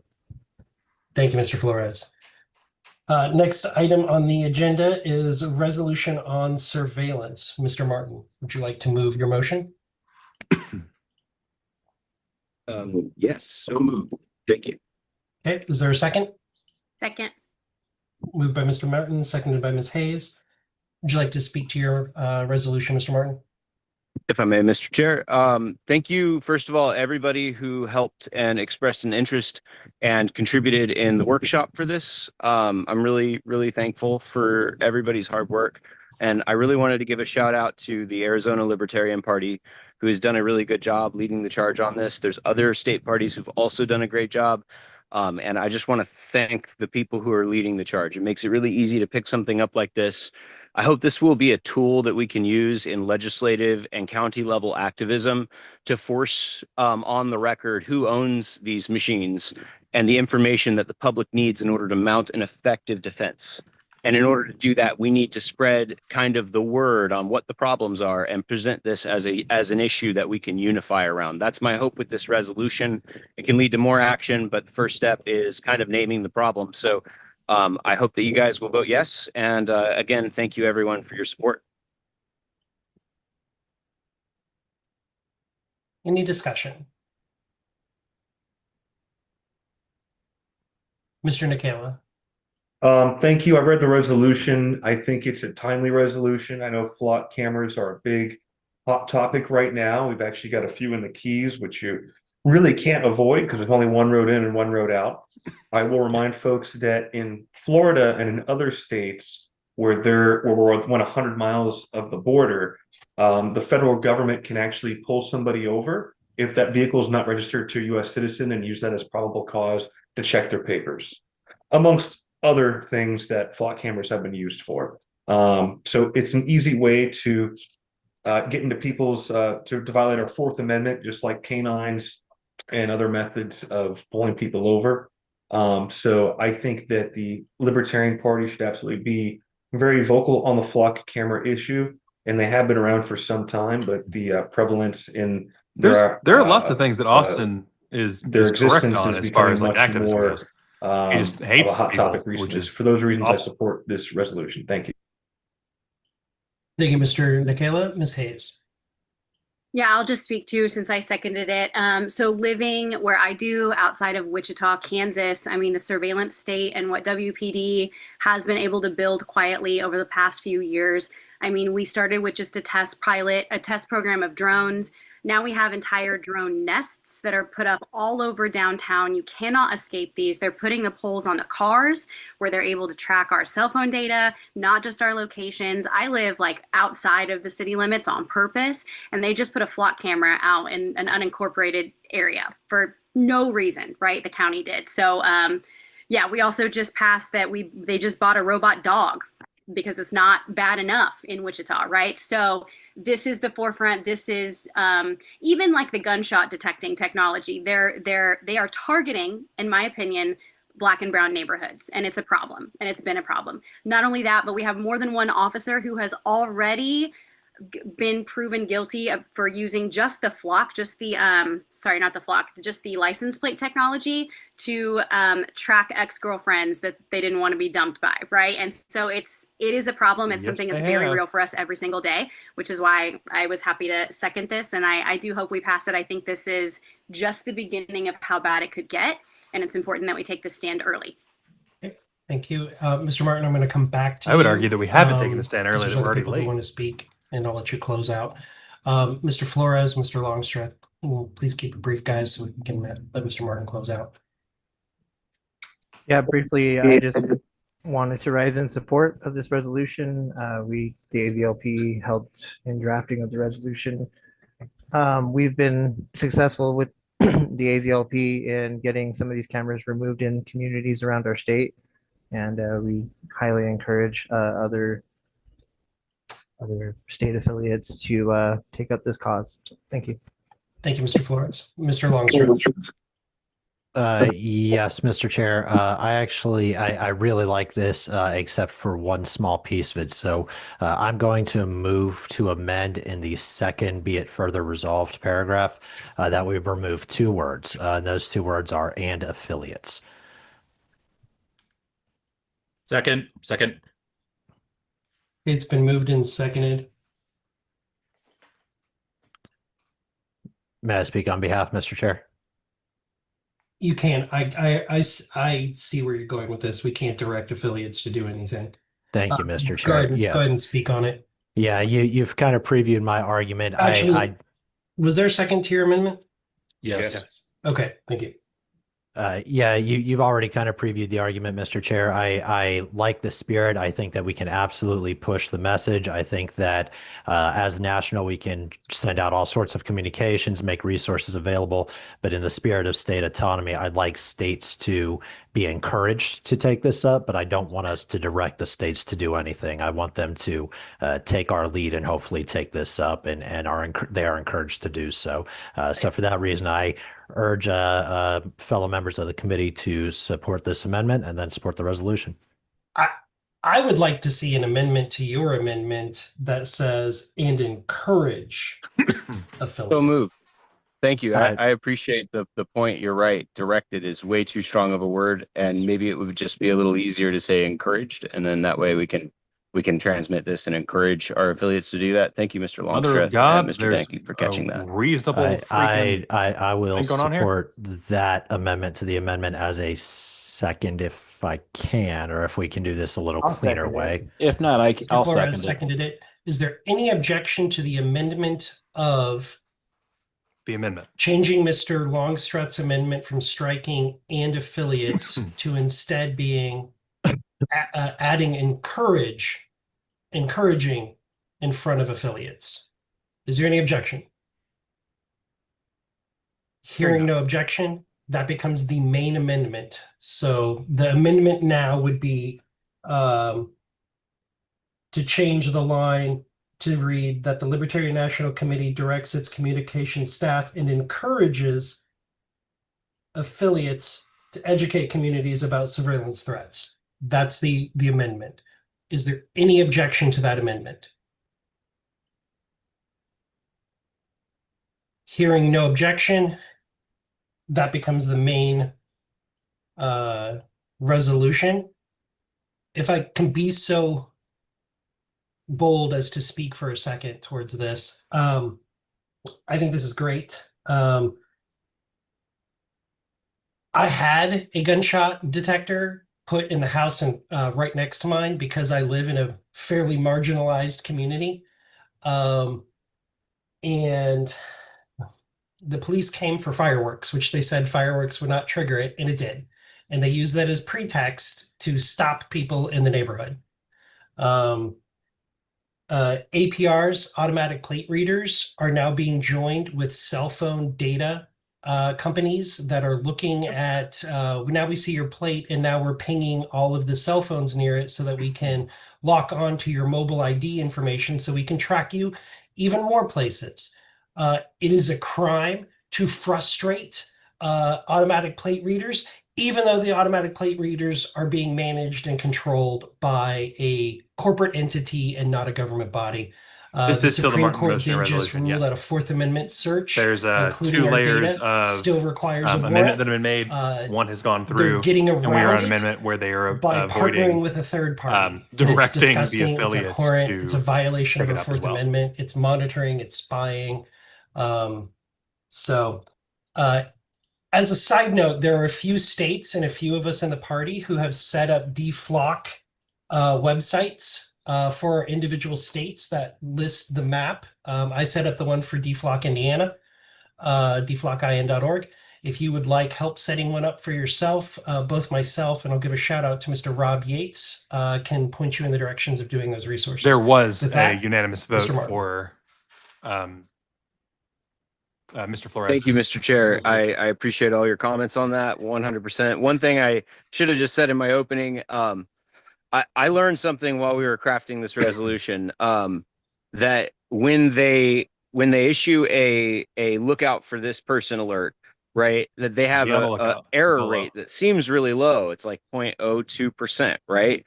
When you look into what this means, it means that like if one person is suspected, then 0.2% of the 100,000 people pool, might result in an error rate. So you end up with like a pool of 200 or 300 people that end up with unfair warrants to stop them when they've done nothing wrong, because that's the error rate. So it's not like, oh, they only get the wrong guy 0.02% It makes more sense of now the why time. Austin's It's pushing actually for this. like that As someone that gets stopped in his 0.02% car is a like a lot. 200-person pool of wrongly identified He's targets still correct. that could have law enforcement action initiated against them. So this is like it's an absolutely terrible situation as far as what I've understood about it. And I just want to thank everybody again for contributing, including the most recent amendment. That was a really good catch. And I feel like the resolution is better because of it. I'll stop talking and thank you guys. This is a subject that I'm very passionate about. I won't give you more points of information right now, but I think it might end up being my first X live space. Might be a video about the surveillance state. Okay, is there any other discussion? Hearing none, Mr. Secretary, we can move to a vote.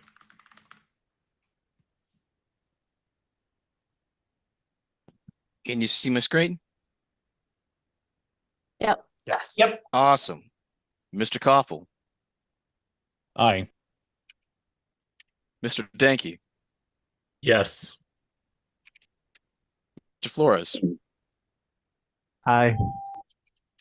Vice Chair Griffiths. Aye. Mr. Requero. I will vote no.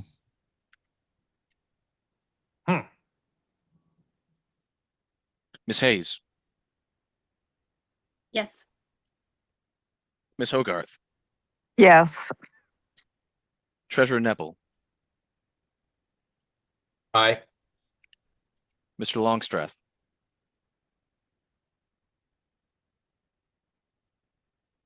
I vote yes. Mr. Martin. Aloha. I vote yes. Thank you. I also vote yes. Mr. Nikela. I vote yes. Ms. Swin. Yes. Mr. Redpath. Yes. Ms. Robson. Yes. Mr. Shaw. Yes. Mr. Thompson. Block yeah. Mr. Chair, the vote is 16 ayes, 1 nay. I will cast a vote. I'm going to vote yes. All right. Well, then the final vote is 17 ayes and 1 nay. Okay. Thank you, sir. Mr. Martin, would you like to cede to Ms. Fintish for the next item? If she wishes to take it up, yes. Otherwise, I will happily do so for her. Okay. Ms. Fintish? Yeah, I'll take that. Hold That's on. fine. So the next item on the agenda is motion to set the place and date of the next in-person LNC meeting. Mr. Danke, would you like to move your motion? I move that an in-person LNC meeting take place the weekend of December 4th through 6th, 2026 in El Paso, Texas. Okay, is there a second? Second. Second. Okay, I'll let you speak to your motion. I believe that we should be having our budget meeting in person. I also believe that we should not specifically tie our in-person meeting to one specific candidate, but be a organization that has many candidates. Just speak to your motion. Yes. I think we should meet in December for El Paso. Okay, thank you, Mr. Danke. Ms. Fintesh, would you like to motion your amendment, substitute motion, motion/resolution? Yes, I have a substitute motion. So I'm moving that the LNC hold its next regular meeting the weekend of October 9th through 11th, 2026. I'm not going to read the whole thing out loud. We've got it all. I can summarize it though. This is in response to the El Hold on. Paso. You move Yeah. it first. Okay, There a second? that's- You move that's it my and then we motion. second it. Is there? Second. Okay, it's been moved and seconded. Now you can speak to your amendment. Okay, Briefly. awesome. Yes, so yeah, I really appreciate Mr. Danke wanting to have an in-person regular meeting, especially for the budget in El Paso. I'm glad that that he was moving that, but it gave me the opportunity to look at how reasonable it is to go to El Paso. Typically we go and visit the site 6 to 12 months before we have our convention. And also, right now our budget's like a little bit prohibitive. Right now we have a $0 line on that, which is also why I brought up that other motion that we'll get to after this one. And so for the sake of finances, like when we go to El Paso, it should be something that we can really explore the convention center and have the full experience there and really vet the place for our next convention.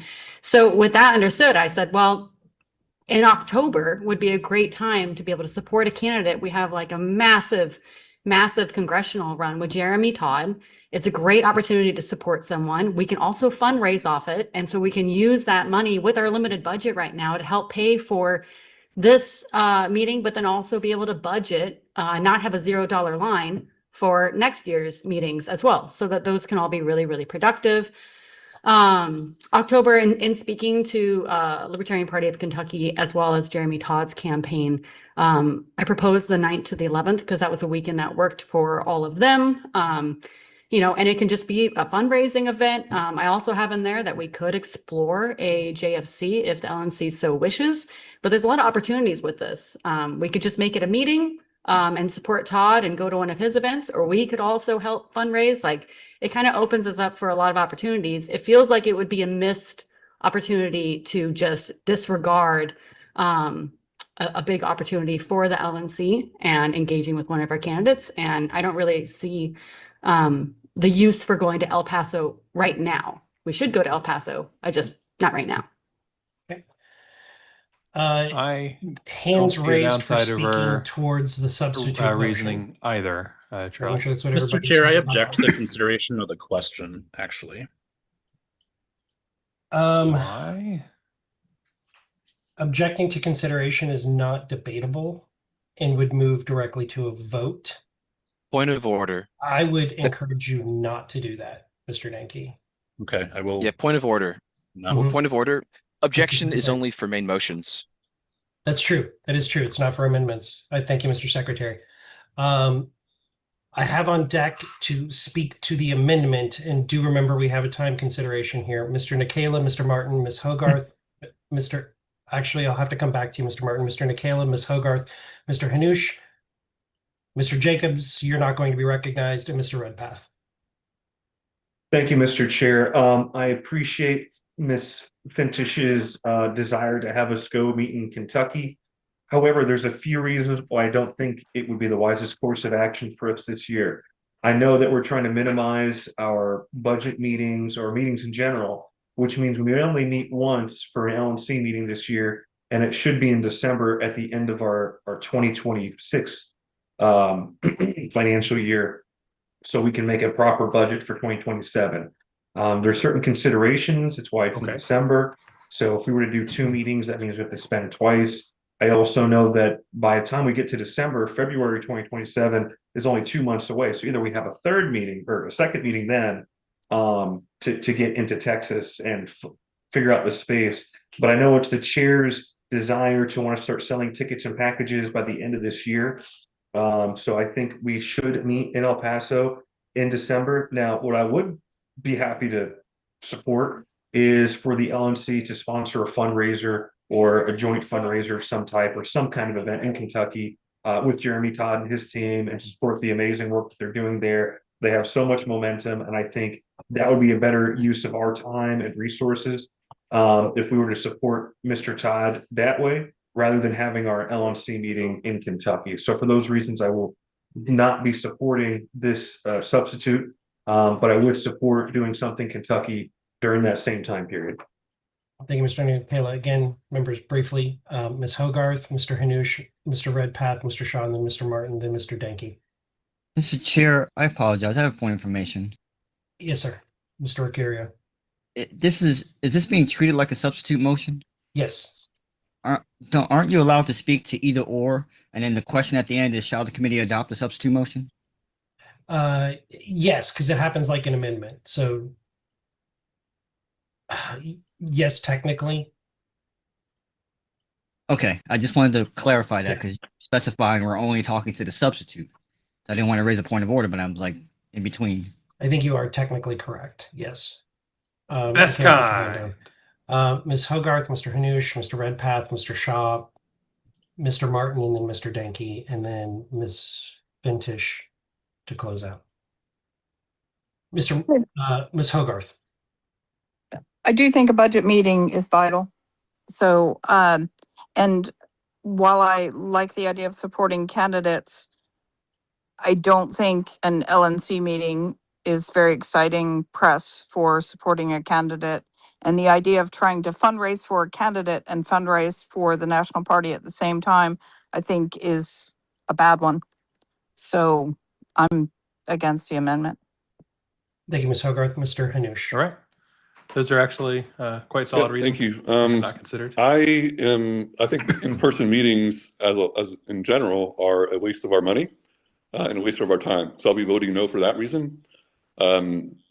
Further, I believe we've tried to do LNC meetings / fundraisers, and they don't really work out. So we can do a fundraiser whenever we want. It doesn't have to be connected to the LNC meeting. So I would suggest doing a fundraiser anyway, but it doesn't have to be connected to the LNC meeting. Thank you.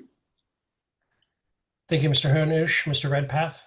Yes, I will vote no on the amendment. I am the U.S. Senate candidate in Ohio this year. And please don't put me in a position of having to choose between going to an LNC meeting and campaign activities in a toss-up U.S. Senate race. Please vote no on this. Thank you. Thank you, Mr. Redpath. Mr. Shaw, and then Mr. Dent, then Mr. Martin, and then Ms. Fintish, if you want to close out. Mr. Shaw. Yeah, I guess my thinking on this is that, due to the circumstances surrounding that particular campaign, there's a lot of eyeballs on that. The idea of us supporting Mr. Todd is one thing. The idea of us gaining a little bit more notoriety by going down there and being near something that all those eyeballs are on, it has a certain amount of value. So I would like to see us go to Kentucky. Thank you, Mr. Shaw. Mr. Martin. Thank you, Mr. Chair. Let me really quickly clarify some things because there appears to be a little bit of confusion on the committee. Number one, this would be the budget committee. We would just be holding it, or the budget meeting. We would just be doing it a little bit early. I realize that may be problematic, and if it necessitates another meeting, I think that's okay. I think we can be flexible. Second, you don't pay for your the going to your substitute meetings. proposes a way for us to make money.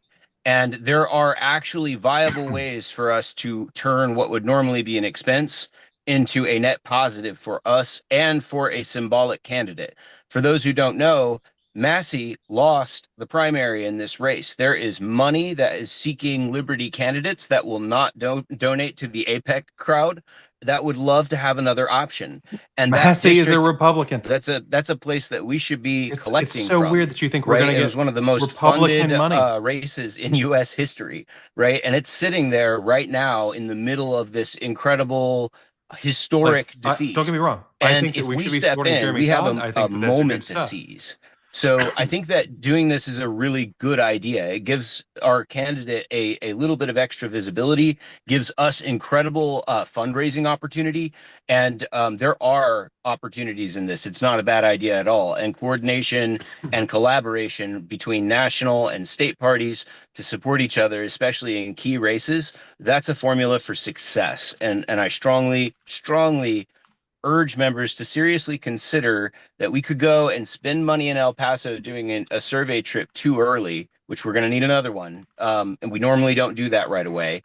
Or we could go to Kentucky and we could actually make money and get business done and make it a lot more productive for the party.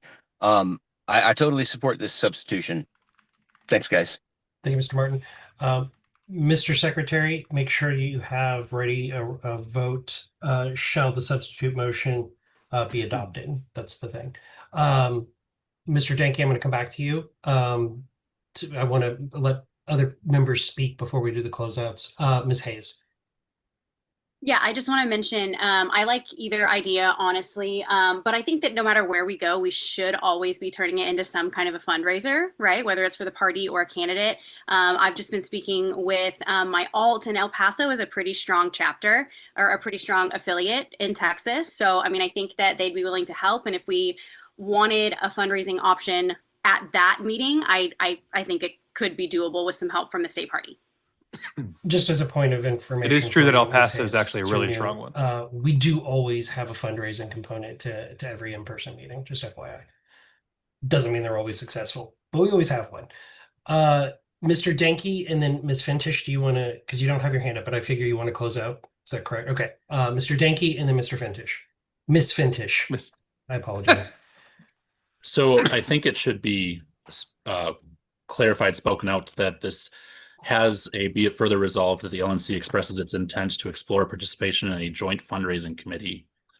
So this does not only substitute where we have it or that we have this with a candidate, but it also declares an intent to enter into a joint finance committee with this candidate. And I, as a libertarian, believe that laws should be one issue at a time. I also believe our resolutions should as well. So thank you. I will say two points before moving to Ms. Fintish. One, the very last line of it does say this expression being non-binding and committing the LNC to no further action. So it would be, I think it would probably fall to the executive committee to explore and decide to do something like that with council. The second thing is it is perfectly legal for us to form joint fundraising committees with our actual nominees, and that includes federal candidates as well. It's a little dicey since we don't have a congressional campaign committee or a senatorial campaign committee, but we still can do it, which is something that I think we should explore more often, honestly. Ms. Fintish. Yeah, thank you everyone for your input on that. Yeah, I just want everyone to know that my main motivation for this was one, that El Paso, I think it's way too soon to go to El Paso. I think it'll be a little bit of waste of money and time. And I know Definitely a waste of that time. we have a $0 budget right now for in-person meetings. And in a past meeting, it was brought up that we had effectively eliminated those. It sounds like maybe that was something that was said incorrectly because they can't be eliminated without, changing the huge section of the policy manual.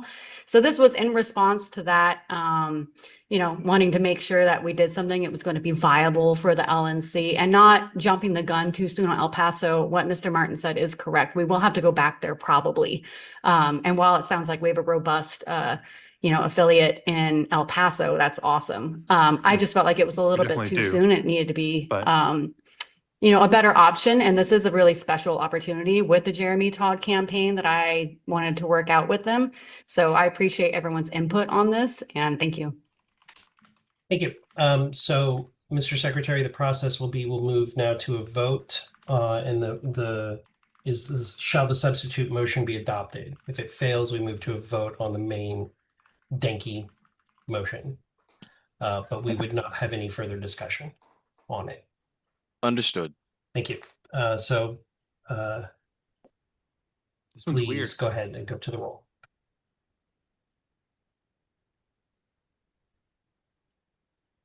All right. Mr. Koffel. No.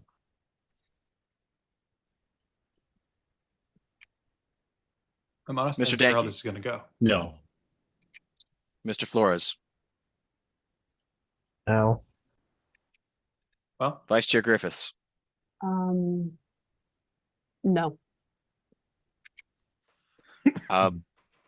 Mr. Hanush or Mr. Requero, who is voting on He didn't this? cede the seat back prior to, so it'll be Mr. Requero. Well, prior to that, I set it for the next two resolutions. So I did set it in time. Okay. So in the future, so that it's more clear, make it clear when you're taking the seat back, because both you and Mr. Requero engaged in debate. I did raise my hand and I was not recognized prior to the motion anyway. So, but regardless, I'm voting no. Go ahead. Okay. You count the vote or not, whatever you want to do. Point of order. Both members of a regional team are entitled to engage in debate and be recognized. Thank you, Mr. Martin. Ms. Hayes. I'm going to vote no. Ms. Hogarth. Oh. Treasurer Nepple. Nay. I'm surprised. Mr. Longstreth. No. Mr. Martin. It is I believe it's ceded to Ms. Fintish. Is that correct, Mr. Martin? the Congressional That's correct, Campaign Mr. Chair. Committee, if I So, Ms. understand Fintish. correctly, is still I sort vote of in yes in existence, support of but it my cannot motion. be You need moved. to, yep, good job. Thank you. So I will pass. Mr. Nikela. I vote no. Ms. Nguyen. No. Mr. Redpath. No. Ms. Robson. No. Mr. Shaw. I'm going to vote yes. Mr. Thompson. No.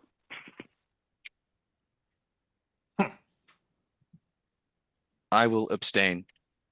Mr. Chair, the vote is 2 ayes, 14 nays, and 1 abstention. I will abstain as well. So the substitute motion is not adopted. We move on to a vote for the main Denke motion. All right. Mr. Koff. Aye. Mr. Danke. Yes. Mr. Flores. Yes. I'm hoping that it's not anything about just being upset Vice Chair with LP Griffiths. Tennessee, Kentucky, but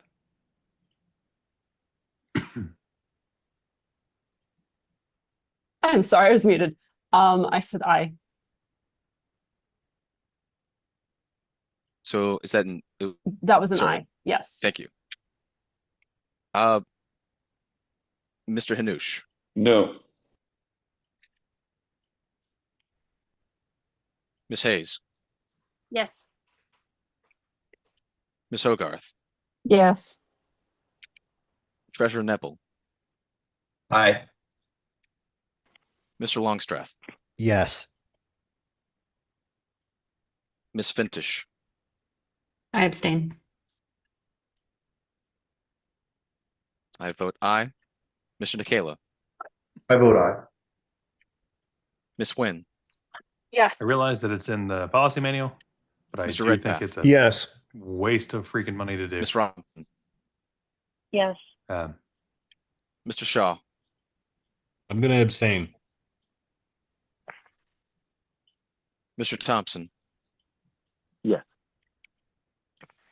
Mr. Chair, the vote is 14 ayes, 1 nay, 2 abstentions. I abstain. So the vote is 14-1-3. The motion passes. I would, as a point of personal privilege, ask Mr. Shaw in the Jeremy Todd campaign, I would like to organize a fundraiser and do something to come and help. And I would also like to explore joint fundraising committee with our congressional candidate in the 4th District of Kentucky. I will, because time was of the essence of that, I will let you bother me with it while I'm at Freedom Fest. Let's see if we can schedule some time this week to have a discussion and see if we can get the ball moving as quickly as possible. Thank you, Mr. Chair. Next item on the agenda, Mr. Martin, do you want to stay out of the room, allowing Ms. Fintish to bring the motion? Yes, unless she prefers me to do otherwise, I will let her remain in the seat. Okay. Next agenda item is motion to amend LNC budget regular meeting funding. Ms. Fintish, would you like to move that motion? Yes, Mr. Chair. I move to amend the current LNC operating budget by increasing the administrative LNC meetings budget from $0 to $8,000 for the remainder of the fiscal year. I don't have to read the rest of it probably. Is there a second? I'll second. Seconded by Mr. Shaw. Okay, Ms. Fintish, if you'd like to speak to your motion. Yeah, so I think this, it's very relevant to the motion that just passed, going to El Paso. Currently, we have $0 in our budget for regular meetings, and we need to have a budget meeting, and it really should be in person. And so typically, it does seem like the budgets, I could be wrong, I could be corrected, but like 12 to 15,000 for a fiscal year. this is one meeting for the very end of the year. I think we could get by with something under $8,000. In reviewing the budget, we do have the 3,000 from voter gravity. And then there is 5,000 that could be freed up from general fundraising. You know, I'm open to changes for where we get the funding from within our constricted budget. However, in order for us to go to El Paso at all, we need to free up money. It needs to be in the budget. So that is the rationale for this entire motion. Thank you, Ms. Fintish. I have on deck Mr. Nikela, Mr. Koffel. One point of clarification that I'd like to give Ms. Fintish is, and I know you said you're open to where it comes from. The voter gravity budget was only for the first 3 months of the year and was exhausted. And so that wouldn't be the proper, but I don't consider that to be part of your motion. Understood. The quoted part, unless you want to correct me that it's the entirety of it, the funding and everything. I think it was just the. No, yeah, that was more of the. Part. Okay. Yeah. It was Mr. Nikela, Mr. Hanush. To answer Alexa's question, they would just have to do it. They have the. Thank you, Mr. Chair. Mike, I have a question for the treasurer, Mr. Neville, and perhaps Mr. Redpath. I think you would ask the question to the chair, and the chair. Mr. Chair, I have a question you might be able to direct, which is, do we know what we spent average on these LNC meetings plus a fundraising component? I can tell, I do know, and then we can defer to the treasurer to correct me if I'm mistaken on this. For the previous meetings, we'd allocated $10,000, mostly for staff, travel, and hotel accommodations, plus their labor for being there. The fundraising components tended to break even or make money. So I don't know that would be factored into that cost for it, but historically it'd been about $10,000 for participation by staff, to have staff there. And as a point of parliamentary inquiry, I believe if we didn't decrease some part of the budget, it would require 3/4 of the LNC to amend the budget upwards $10,000 on that line item for expense. I think it's 2/3. I don't know that it's 3/4. We'd have to look at it. Okay. But yeah, it has to have an offset built into it. But you would be correct but it would be, I think it does require 2/3. I'm going to ask the LNC secretary to look at the policy manual real quick on budget to check me on that, but I think it would be 2/3. Is that the end of your inquiry? In theory, Okay, a whole lot cheaper. I'm I going don't to know if ask there's a the reason they treasurer, don't is do there that. anything that I needed to be I corrected wondered on this with that? before, though. Not to my knowledge, Mr. Chair. No, maybe Mr. Redpath could. No, I have no corrections either. Okay, thank you both. I have Mr. Hanush, Ms. Robson, then Mr. Shaw. Mr. Hanush. Thank you. As I stated in the last motion, I think this is a waste of time and a waste of money. And I'm going to say it again.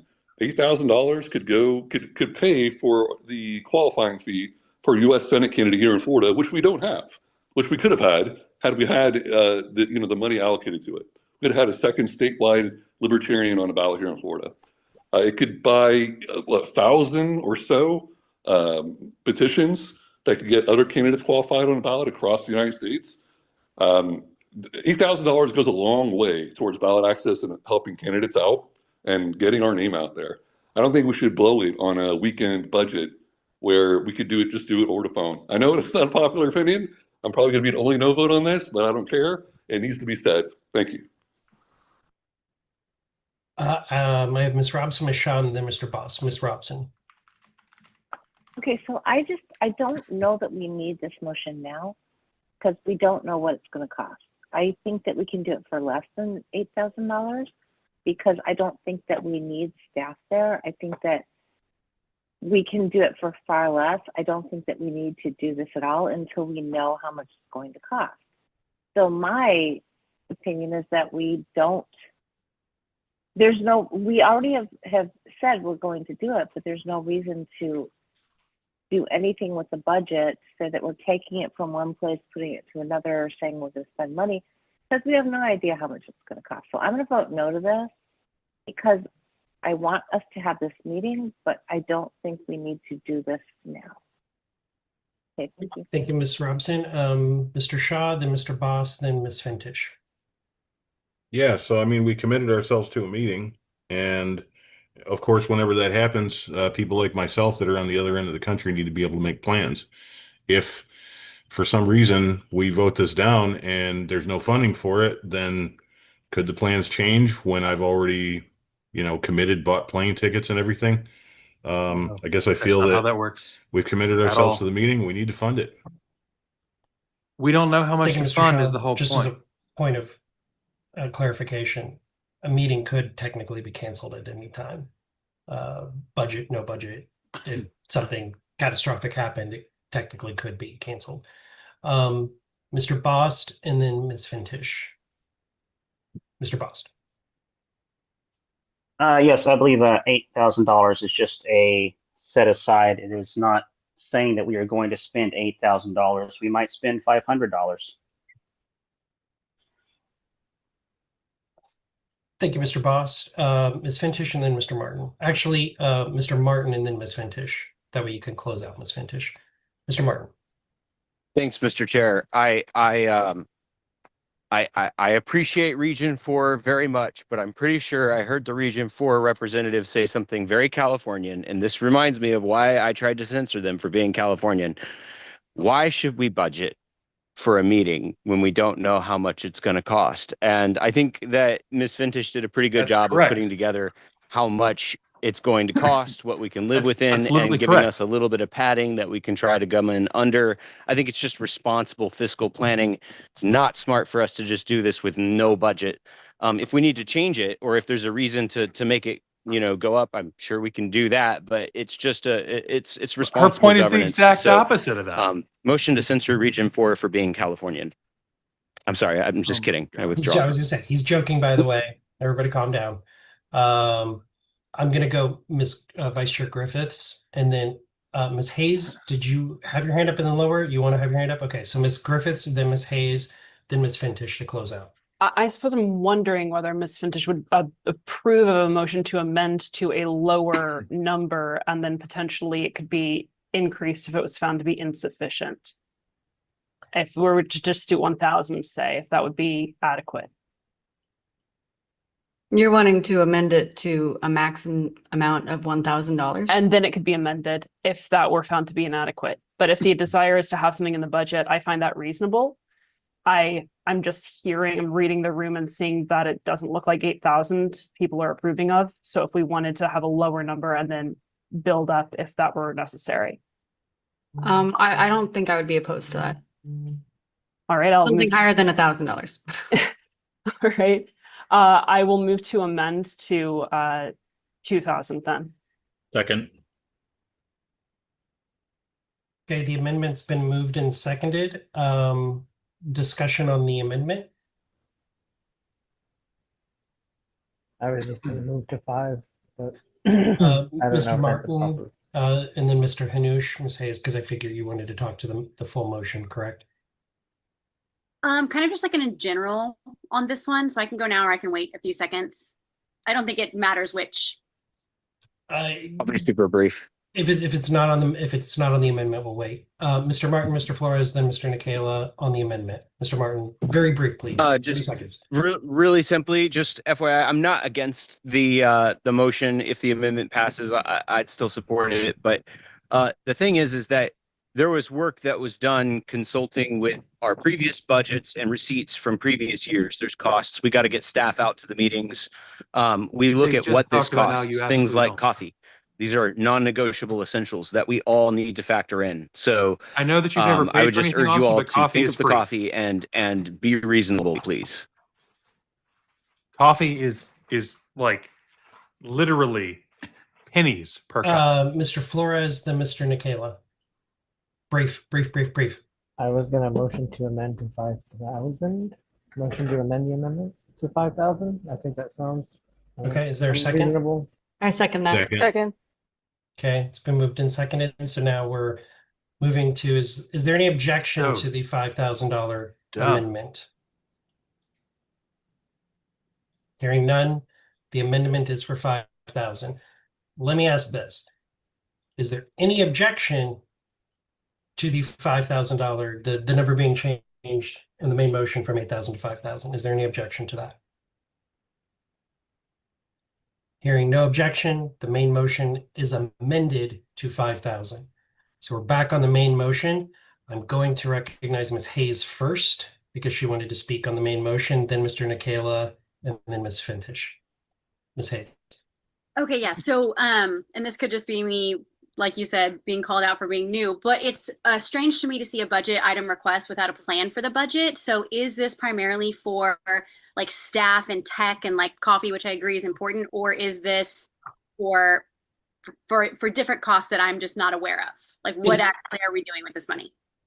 So I'll answer your question. It would encompass the entire thing. It would encompass staff travel, hotel rooms for the staff, any incurred overtime for the staff. It would include the muffin bar, agree, Jake. and the food and beverage for the meeting itself, which they are 2-day meetings, by the way. So it would encompass all of that would be in there, and typically staff deals with that and tries to stay within the full budget for those meetings. With this example, we would probably get a budget request from staff. Mr. Nikela, Mr. Redpath, Mr. Hanush, and then close out with Ms. Fintish. Mr. Nikela.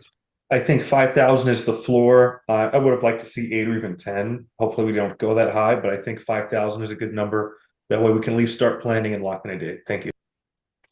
Mr. Redpath. I move the previous question. The question has been called and seconded. Any objection to calling the question? Okay, hearing no objection to calling the question, we'll proceed to a vote. Point of clarification, Mr. Chair. Yes, Mr. Calling Webb. the previous question calls the $5,000 amendment to vote, correct? The amendment was already adopted. It was main motion. Okay. So this Thank moves, you. this moves to the vote, to the full vote. Yes, sir. But Thank you, for Mr. the Chair. clarification.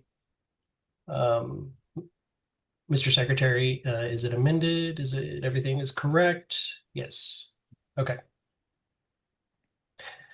I would request that you remove the funding and the rationale because that's not part of the motion. Understood.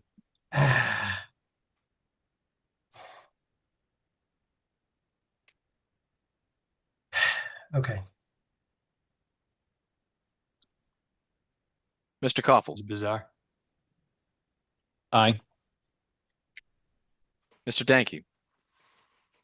Yes. Mr. Flores. Aye. Vice Chair. Aye. Mr. Hanush. I agree. I don't drink coffee. No. $5,000 sounds like a lot. Ms. Hayes. Yes. I am Ms. proud of my region rep on I'll this. drink Joe's coffee. Yes. Treasurer Nepple. I vote aye. Mr. Longstreth. Aye. Ms. Fintish. I vote aye, and I will cede back to my rep. I also vote aye. Mr. Nikela. I vote aye. Ms. Nguyen. Yes. Mr. Redpath. Yes, sir. Ms. Robson. I'm gonna vote no. Mr. Shaw. Yes. Mr. Thompson. No. Mr. Chair, the vote is 14 ayes, 3 nays. I'm going to abstain because my vote wouldn't matter and I don't feel passionately about this. Understood. So the final vote is 14 ayes, 3 nays, and 1 abstention. The motion passes. I mean, there's 18 people. Even if you Okay, include Mr. the Hanush, I saw your alts, hand you said was there's up. 27 Were you people. wanting to do something? Add in I people was who going might to need to be speak there. on the previous And question. 30. Ah, okay, then no. Then even at $12 lattes, It was really times good, two, but yeah, go ahead. you're talking $720. I'm going to I have pass the no gavel idea how you spend to 8,000. Vice Chair Griffiths for a moment, unless somebody just wants to make the motion for me. I don't plan to debate on this, but I needed Mr. Chair, just to confirm, I'm pulling up my agenda on the screen. Which motion are you about to move? the JC. Yeah. The I'm JC making ad that hoc motion. committee? Oh, okay. No, I'm making the motion. Is this the motion about? Sorry. Yes, this is the motion Yeah. on the About the Judicial thing. Committee. Yeah. So I'm moving that. Right now, we have a motion to accept it, which is against bylaws. Hold So on. I So move you have to make the amend- motion. wait. Hold on. So you would have to make the motion, it be seconded, and then somebody could amend. Right. if So choose. I want to move that the Mr. Chair, point of order. that Would we- it be proper for her to amend her own motion if introduced? No. No. Okay. I would move to accept the Judicial Committee 2026 rules and appellate procedures as submitted. Moved by Mr. Thank you. That was the Longstreth. part It's that been I was seconded. getting confused by. Okay. Okay, I move to amend that motion to instead, per our bylaws, by a 2/3 vote. But I don't think that we need to not, have not accept those all the staff there and everything. rules. Second. So it'd be moved to The LNC should reject have the ability to Judicial do Committee basic things 2026 rules themselves and appellate when we're procedures as in. submitted. We're under $800,000 and we're blowing There was a 34 grand a second. month right now, as per the treasurer report. You know, you think about it. Is there that's any objection to no, that? we are amendment? out of money entirely. And I understand spending to I make. see hands up, so I'm going to assume that there's an Don't objection. have to do that. I'm not sure I want to phrase it as an objection, Mr. Chair. Maybe just I would raise the propriety that we have two motions here that are dealing with the JC rules, and one of them takes, they're not really, they're pretty mutually exclusive, and just considering the stakes and everything, maybe, I don't know. I'll let somebody else lead the way on this. I don't want to taint anything here with like partisanship or whatever, but I am concerned about this. I'm not necessarily objecting.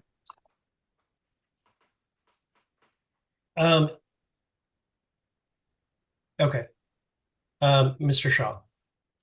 Yes, Mr. Chair, I would like to move to commit the JC rules to a committee for examination. Committee composed of myself, Mr. That's Martin. out of order. That's already on the agenda. This is the motion to reject your. In that case, Mr. Chair, I would like to make a motion to substitute my motion for this one. Okay, that's in order. Point of order, Mr. You have Chair. a second? It's within order.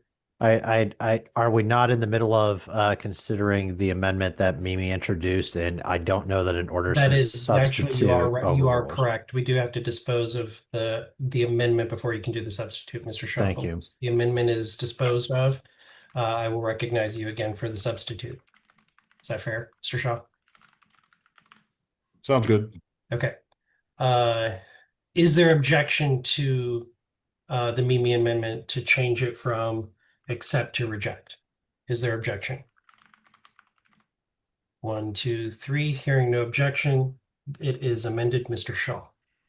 Yeah, I would like to move the substitution I just mentioned. Okay.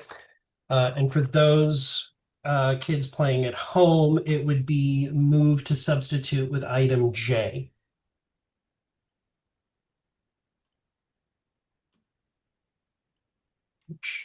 To find my, there it is. Okay. Point No, of order, I'm you sorry, mean it's item not Mr. M. J. I'm sorry, it's not item J. It is item M. Secretary, help me out. M.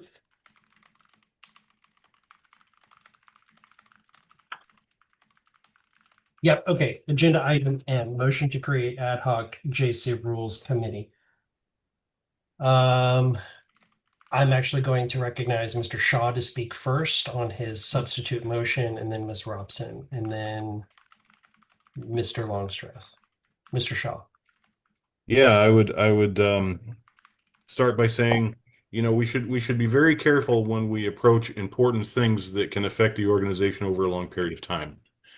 I think that we need to be very careful at taking a look at these rules. There have been 2 analyses that have been presented that show some issues. I mean, there's a great amount of discretion and lowered transparency in The the new rules, LNC and does not I think have it would be any important for ability us to to at least change the make an effort rules to look for them the over JC. properly and return with Everyone on that with a committee recommendation for the is LNC. expected Ms. to Robson, read then Mr. everything Martin, and make their then Mr. decision. Longstreth. The idea of a subcommittee Okay. to the Okay, Ms. committee Robson and Mr. on Martin. another committee is Okay, so I had fucking originally bureaucratic been in nonsense. favor of having like this ad hoc committee. However, afterwards, I started looking into our rules and I realized that that's not something this committee can do. The thing with the judicial committee is the judicial committee is there to make sure that this committee, the LNC, follows our bylaws. The other thing is that the way that the bylaw is written is that there are we have the judicial committee rules from the last judicial committee. This judicial committee can decide to create their new rules or not, and we can deny those. But what we can't do is we can't amend them. We can't make them do anything. And once they have submitted their rules, those are the rules. If we deny them, then it goes back to the last rules. If we don't deny them, it goes to these rules. But once they submit them, there is nothing that makes them change them. And I don't believe that there's even a way that they can change them once they submit them.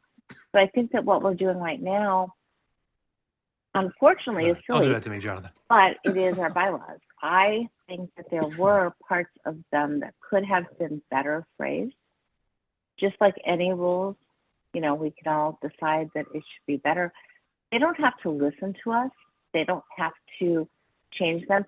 And not only that, I don't think they can change them. So I think we have one of 2 options. We can either deny them by a 2/3 vote, or we can accept them by not doing anything. Those are the 2 things in the bylaws that we have. So that is why I'm against this committee, which I would have been totally for if there was a way we could do it, but we can't. And unfortunately, I'm like a Ronar bylaws wonk person. I don't think we can change this. So sorry, but I'm against this amendment for those reasons. Thanks. Okay, so I'll recognize Mr. Martin, then Mr. Bost, then Mr. Shaw to close out. Mr. Martin. Thank you, Mr. Chair. Okay, so first of all, I'd like to speak to the intent, as I understand it, of this committee is to review and evaluate the rules and provide feedback mainly to the LNC on whether they should be accepted or rejected, highlighting some of the issues and looking at them comparatively to the old rules. This would give Everyone us a who's on chance this to review fucking them a little committee bit can more read. before we rush to a decision either way and prevent the issue from potentially being raised twice. So it just gives us a little more time to consider. I think it's a good idea, and I don't think it's moot. It's not to tell the Judicial Committee what to do, and of course, they're under no obligation to listen to us, as Mimi They correctly can't pointed out. listen to you. So that would be my kind of 2 cents on that, if you will. I do think that the rules that are presented seem to present some pretty clear problems that I think it's worth exploring what the consequences would be if that were to affect things like ongoing litigation, which it very well could. So those are my concerns about just making a snap decision on this. It's something that really we should look at through a nonpartisan lens. What are the rules that we want to live by, and are these really acceptable? I just gotta And I think that's a conversation worth having, Thank you, and an ad hoc Unholy committee is an Army easy in way the to do chat. that without putting it all on the LE in big committee. Thank you, Mr. Martin. Going to recognize Mr. Denke and then Mr. Shaw to close out. And I do have a question for you after Mr. Shaw. Mr. Denke.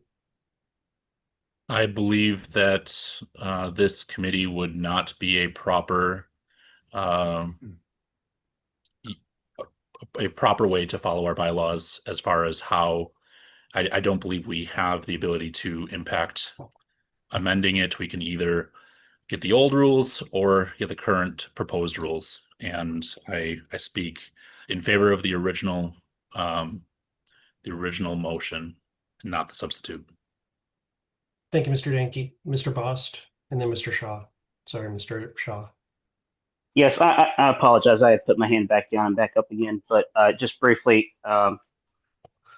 the original spirit when the idea of an ad hoc first came up was to recommend whether the LNC should reject them, not whether we should tell them what to do with their rules. So that I'm ambivalent. I don't personally care either way, but I think the idea of deciding whether or not we should reject them and then doing our only mandated thing, which is to reject them or not, based on that recommendation, would be fine and in order. Thank you, Mr. Bost. Ms. Robson, and Mr. Shaw.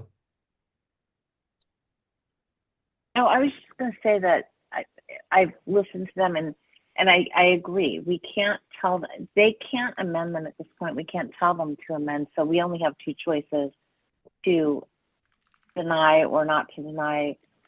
I understand the point that they're saying now of, some kind of a committee to decide if we're going to deny or accept. I get that. So I just wanted to acknowledge that. We can't make them change it no matter what. And I don't think they can change it no matter what. So it's either accept or deny, but we don't have to do that today. Mr. I Chair, mean, we truly don't. I think we're at time, aren't we? I'm going to recognize Mr. Shaw, but I'm going to ask him a question. I'm going to recognize him to close out. Actually, and I'm going to recognize Mr. Longstreth as the original mover. He doesn't want to. Okay, Mr. Shaw, I do have a question before I let you close out. Appointments to this committee include the two members who presented the analysis and other LNC members who wish themselves to serve on the committee up to a maximum of 7 members. Yes, there were a number of people who mentioned in the thread that they wish to be part of it. Who are the two? The first two? The two members who presented the analysis. That would be myself and Mr. Martin. Okay. So people and who then have do we no have a fucking clue. mechanism for adding in this ad hoc, because it's up to 7? Yeah. So that means that there would be a choice. Like if 11 members right now decided they wanted to be on there, it would only be 7. How do we choose? I would imagine it would have to go to a vote. Okay. A vote of whom?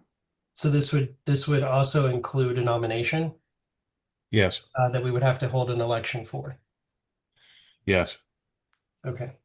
I mean, originally when I put it up there, I figured some people would put their names up and we'd just go forward. I mean, well, that's a discussion for, if it passes, then we can discuss, maybe not tonight, but maybe over email, we can discuss nominations to the committee.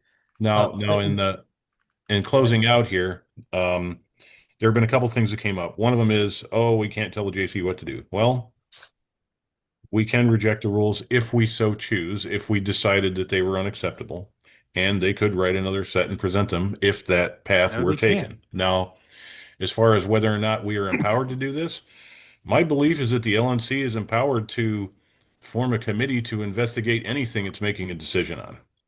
So, again, I will urge everyone, when we're making decisions about things like this, maybe we should start using thorough processes. It is entirely possible that we could end up stepping in all kinds of stuff that we didn't anticipate unless we go through the, processes to show that we actually did our work, So if down the road, a year and a half from now, we have the ability to pull out, a folder and say, we did our work. We can show you our arithmetic, and that is the spirit that's behind this motion.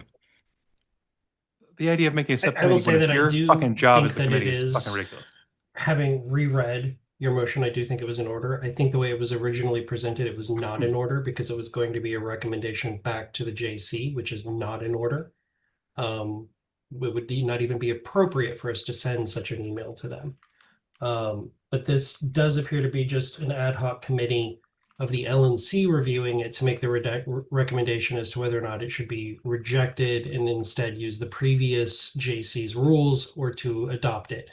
I will say that I think that absent an ad hoc committee doesn't necessarily mean that members haven't done their due diligence and done their work to review it. I don't think that the two are This is mutually quite exclusive, blatantly a delay on tactic. that. I would say that It's a lot so of times, there is a saying that if something is not documented, then it didn't happen. Such a waste of time.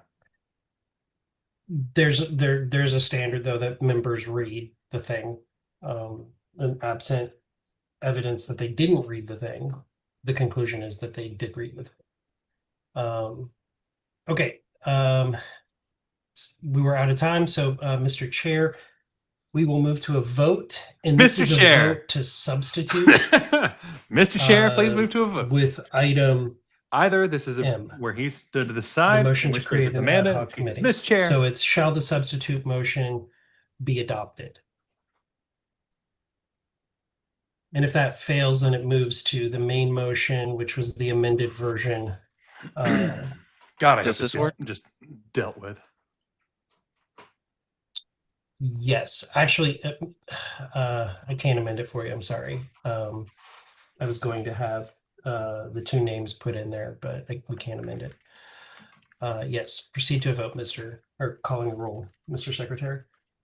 Understood. Mr. Koffel, No.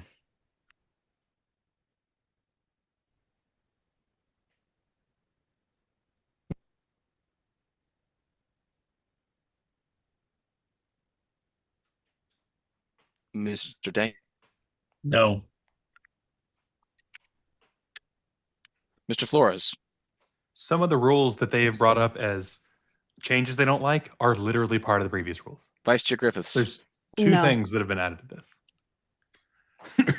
Mr. Hanush, No. Ms. Hayes, No. Ms. Hogarth, No. Treasurer Nebel, Nay. Mr. Longstreth, No. Richard's disdain. Mr. I vote yes. I'm sorry, Mr. I vote yes.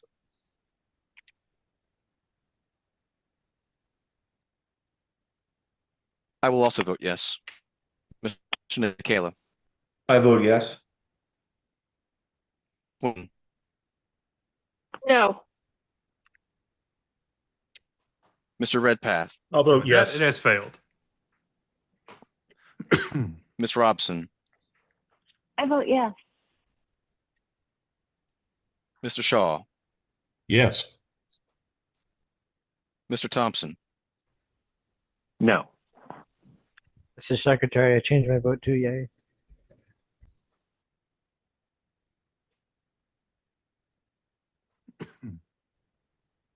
He's a yay and an abstain. Schrodinger's Flores.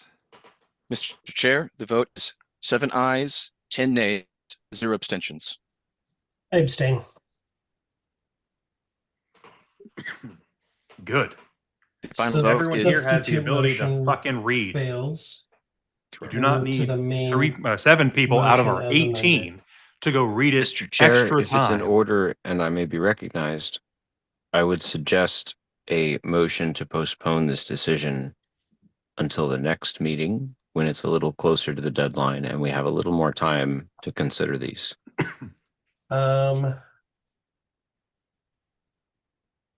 We technically are into a vote now, so the motion would be out of order, Mr. Martin, Understood, Mr. Chair. Thank you. but I appreciate it. Point Yes, of sir, no information. worries. Mr. Boss, point of information. Yes, if we were to fail to reject them tonight, could we revisit it at the next meeting? It would have to be a member of the prevailing a motion to reconsider.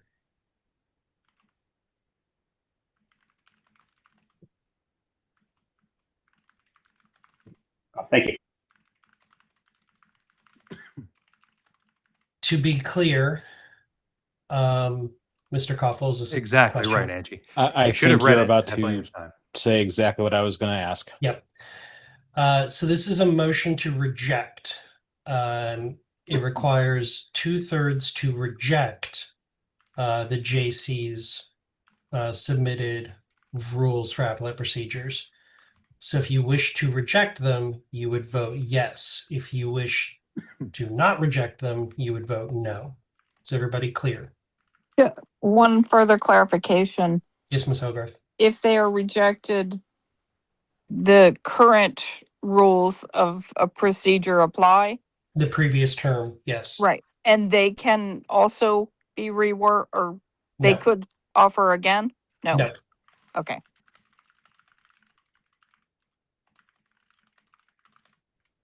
Any other point of informations or clarifications needed before vote? Okay, hearing none. Mr. Secretary, please run the vote. Mr. Toffel, I will vote no.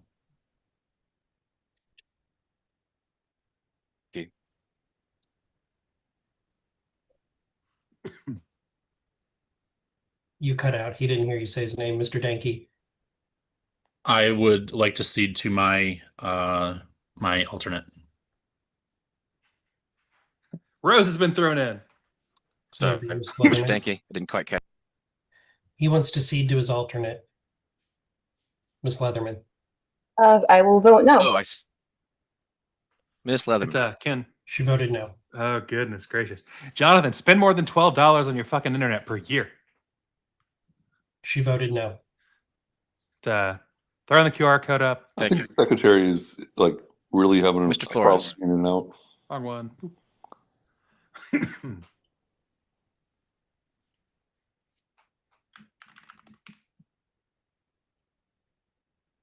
Mr. Flores. Sorry, it cut out there on my end. I abstain. Vice Chair Griffiths. No. Mr. Hanu. No. Ms. Hayes. No. Ms. Hogarth. No. Treasurer Neville. Nay. Sure. Nathan shows up now, an hour and a half later. Mr. Longstreth. No. Mr. Martin. We'll pass. What's up? Can you hear me? I will vote nay. Mr. Nikela. I'm gonna vote Oh, nay. boy. I could hear you Miss through Wynn. the meeting, but I didn't hear you in here, Nathan. Mr. Redpath. I'll abstain. Ms. Robson. I'll abstain. Mr. Shaw. I will abstain. Mr. Okay, Thompson. let me try that again.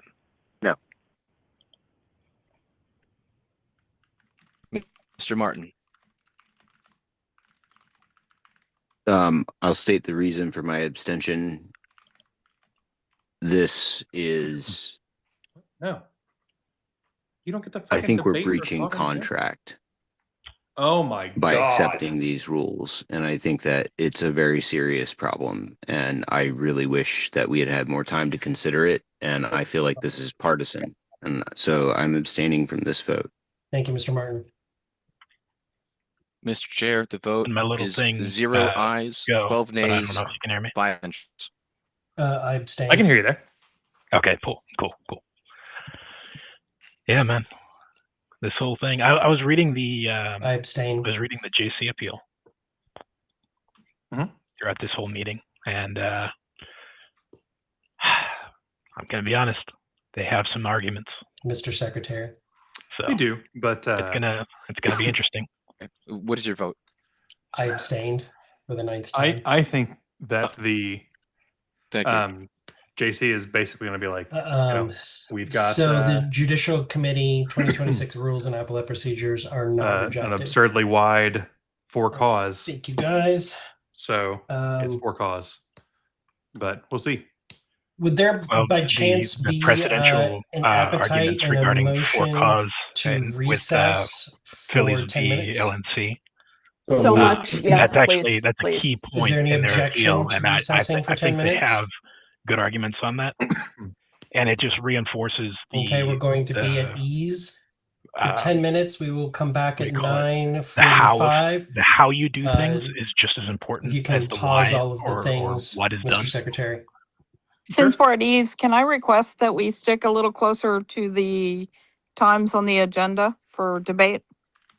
Sure.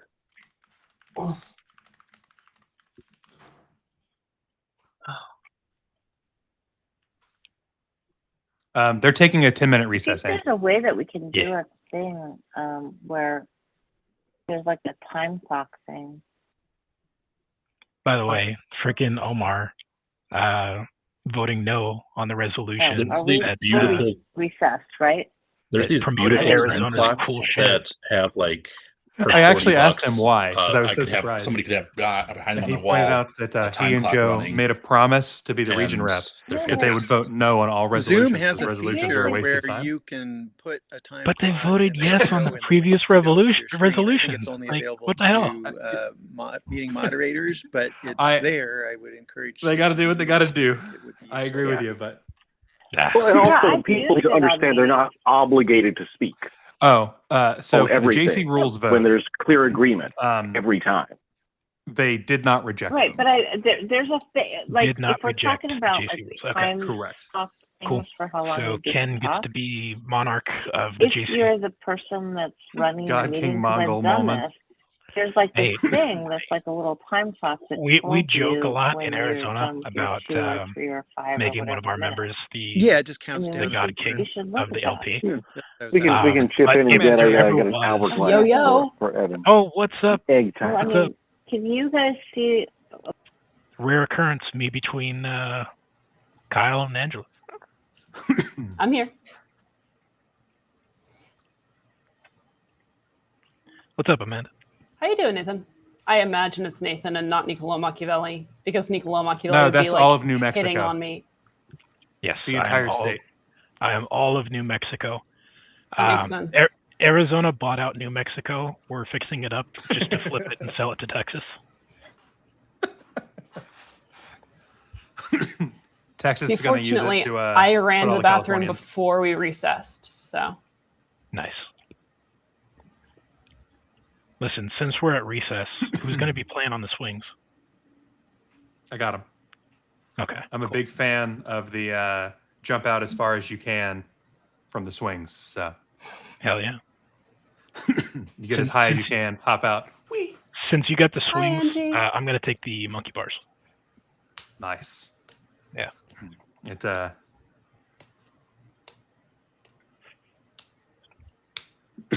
Oh dear. Austin is very mad right now. I imagine so. In more than He's one accusing dimension. Susan Hogarth. Literally, of trying to member shut everyone rights up. involves making sure that members stick to speaking time so that other members have the chance to talk. Yeah. Jake, I was terrible and didn't pull a bingo card up. You didn't pull a big. I was counting on you. My internet was shit, and I was like, for the first half of the meeting, trying to exist. Really, no jokes about that. Okay, but yeah. I didn't So even hear you. I said I for still the have first the meeting up as well, and so half of Star the Child was being meeting, very loud. I was trying to exist. Well, here, let's do the. Hmm. Wait, can I not? Oh, You because I'm can't logged mute in my as a tab. guest. Oh, go fuck yourself. Well, no, because if I were a host. The thing in here is muted. Okay. I have the thing open so I can still hear when you okay. come back. Okay. I can also obviously hear what people are saying, but Yeah, when I was trying to join into the Restream. But is this Restream or StreamYard? This is Restream. Restream, yeah. I accidentally unmuted in the main meeting. I was like, fuck. Yes. you did briefly accidentally unmute, but We so Restream has some higher end features that StreamYard doesn't have. And in my opinion, it's a little easier to use. Kyle, pull up the bingo card so that I can tell us where we are. Okay. I literally Please. didn't fill it out this week. Please But pull I up. can. There, it Okay. auto generates. No, it doesn't. Yes, it does. What are you talking about? There's like a. I have to. Then generate one. I make it every week and then give out the thing. Well, no, there was one that was like, okay, here's what you need to do is like when we go on air, then put the Okay. link to the website that lets you play along at home because everyone is supposed to get a different one from a list of options. Yes, which is what I usually do. Okay. Yeah. So where are we now? So this is a bingo card. I have no idea if this is the old one. Did you add someone is I have muted no versus idea. hot mic? Yeah, I don't think we've like I don't think that we've added the squares that you're supposed to add. This is I pulled up an old one Okay. from an old link to see Okay. if Well, it then was we close shouldn't have enough. done that. Shouldn't have done it. I don't have all the things for the new one. I wasn't prepared for Well, that. we have new ones, which is somebody's on a hot mic versus someone's told that they're muted. Yeah. All right, is everything working now? I was trying to get my camera set up. Looks great, Oh, Nathan. yeah. Cool. I'm actually gonna hide Forearms that for the moment. are quite formidable. And then hide this. Now we're here while we're waiting on it. I got to put a I'm gonna neutral background. hide. Like the Borg. What? Like the Borg. Like the Borg. I am Locutus of Borg. You are Borg. I'm not Borg. Did TNG Or just say in board. this day and Because I age? am a board. Right? A new generation in my pudding? Hell yeah. What? It's from Star Trek: The New Generation, followed by a different meme. Who? Okay, which series of Star Trek is the best? We gotta start that conversation. Okay. I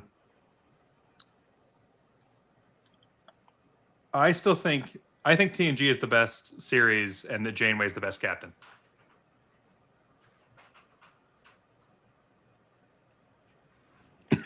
Okay. I would have to say that Picard is the best captain, but Deep Space Nine is the best series. Angie's with you. Yeah. I love. You guys have wasted so much time watching television. Oh, You yeah. could have been revolutioning, and we're watching sci-fi. Well, I feel science safe. fiction. Science fiction is the gateway drug to. I was being you. I said Amanda. Okay. Sorry, I also have the meeting in my ear. So. Yeah. Oh, science they're fiction. coming back. We're coming back. Science fiction is absolutely the gateway drug to revolution. That's why all the great libertarian writers are also science fiction writers. I beg that we don't continue debating on things we agree with is the main thing. Right? I know everybody agrees on this resolution, but I want to talk about it for 45 minutes. We don't need to do that. We haven't done that. We've Hey, I know actually I'll been very tag in good on twice time. to agree with you guys, but I'm going to speak full time to agree again. Okay, we're going to be coming back to order in 1 minute. I hope someone will also direct staff to look for free meeting locations so that you don't unnecessarily waste $5,000 on that. And there's no reason to fly staff or pay a Well, lot away from their El work. Paso has been extremely on top of things. I think that the town itself or whatever Archie agrees with committee me. commission we're working with, TNG and I think Janeway are they the way. might be Okay, big on that. we're going to come back to order now.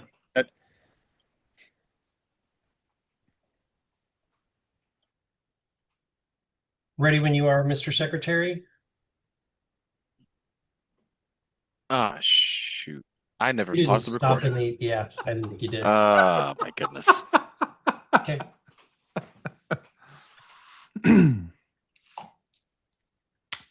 Is Well, everybody back?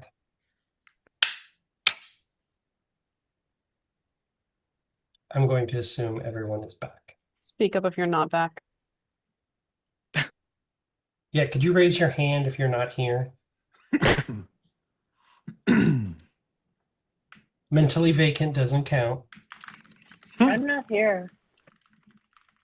Okay, it is 7:45 p.m. Eastern time, and I'm calling us back to order. The next item on the agenda is nomination and election to Affiliate Support Committee, Candidate Support Committee, and Audit Committee. Mr. Chair, Yes, Mr. Ricciurio. 9:45, What did I say? 7:45. Wishful thinking. We're back at 9:45 p.m. Thank you.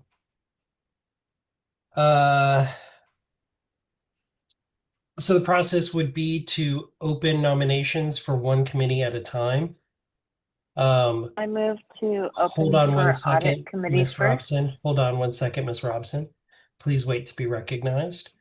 So we would open nominations one at a time, one committee at a time, and then move to close nominations. My recommendation would be, if the body would allow it, assuming that there's more people nominated than there are seats, that we then move to an OPA vote for those. That would open Monday morning at 9 a.m. and would close Friday at 11:59 p.m. Pacific time. Is there any objection to that process? Okay, hearing none, we'll move forward. It's Mr. Shaw first and then Ms. Robson. Mr. Shaw. Yeah, I'd like to nominate Dane Cortas for affiliate support. Okay, so we'll start by opening nominations to affiliate support. And I move to open nominations.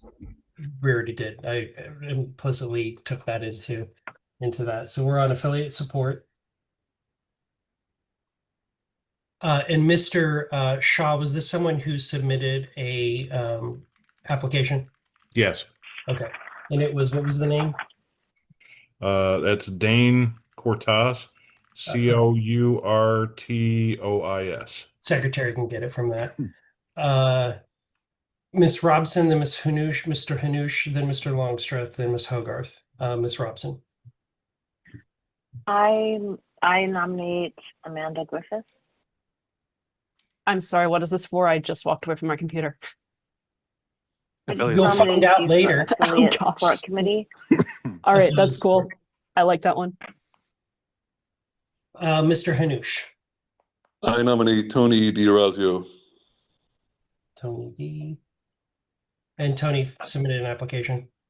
Yeah, that's where I got the name from. Thank you. Just double checking. Mr. Longstreth. Mr. Hanoush stole one of mine, so the other one I'd like to nominate is Valerie Sarwark. Okay. I mean, Valerie has been a Bulldog for Liberty, Did she so submit she's an probably pretty great application? on that. She did. Okay. She did. I've got Miss Robson, then Miss Griffiths, then Mr. Denke, then Mr. Redpath. Miss Robson. Wait, I nominated. Okay, then your hand was didn't I? still up. Let me lower. I'm your- sorry, I didn't lower my. I'm sorry. I apologize. Mr. Secretary, can you also remind me how many seats there are, how many we elect, and how many have to be LNC members for the affiliate support?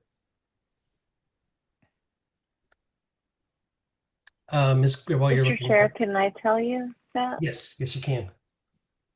Yeah, so for affiliate support, it is 3 people that are on the LNC and 4 others for a total of 7 Chuck is correct, members Amanda. of this committee. Thank you. Anyone who walks away from the computer during an Ms. LNC Griffiths. meeting must be I punished nominate Mimi Robson. by being appointed to a committee. Thank you. Mr. Redpath. I'd like to nominate Omar. Okay. Omar Mercurio. Omar's good. Mr. Koffel, your hand was up. That was a mistake. Sorry. Thank you. Ms. Griffiths. Do I just nominate one at a time? Is that Yes. correct? Okay. Then I nominate Tim Krenz as well. Tim Krenz. Yes, KRENZ. Thank you. Ms. Fintish. I nominate Charles Essner. I think Charles would be a bulldog for And people. and actually I should have asked this for Tim Krenz too. Charles submitted an application. Yes. And Tim Krenz did as Yes. well. Thank you. Ms. Robson. Mimi. Sorry, I nominate. Yeah, I'm sorry. I nominate Omar Requera. He's already been nominated. Okay, then instead I nominate Susan Hogarth because she's been nominated. No? Susan Okay. Hogarth. Okay. For those playing at home, we have 1, 2, 3, 4 LNC members nominated, and 1, 2, 3, 4, 5 non-LNC members nominated so far. Mr. Martin and then Ms. Griffiths. I can only make one nomination at a time, correct, Mr. Chair? Correct. I would nominate Travis Larrell for ASC. That's chair of Maryland, is that right? So, I believe that is correct. Yes. Okay. And I think he's the He's treasurer. not the chair of Maryland. He's the treasurer of Maryland. Treasurer of Maryland, sorry. Treasurer, yes. Sorry, that's correct. Did he submit an application? Yes, I believe he did, somewhere in the 92 pages. Yeah, it was a lot. Ms. Griffiths, then Ms. Fintish. Ms. Griffiths. I nominate Connor Plonka, who, yes, submitted an application. Ms. Fintish. I would like to nominate Bryce Tone if he wasn't nominated already. I might be wrong. Nope, he had not been. Excuse me. He's on the list. Thank you. Mr. Martin. I would nominate Josiah Baker. He's never supported a candidate before. I don't know why he would He start submitted an now. application. I believe he did. I remember seeing Yes, sir, I believe so. it. Okay. I tried rifling through the pages, but I admit I'm struggling. Okay. I'm gonna put your hand down, and then so you can re-put it up if you need to. Madam Vice Chair. I nominate Brittany Cozen. Did Brittany? Yes, she did. It might speed things along faster if you just say if they're not an LNC member. Oh, If you know for sure that they submitted an application, that'd be great.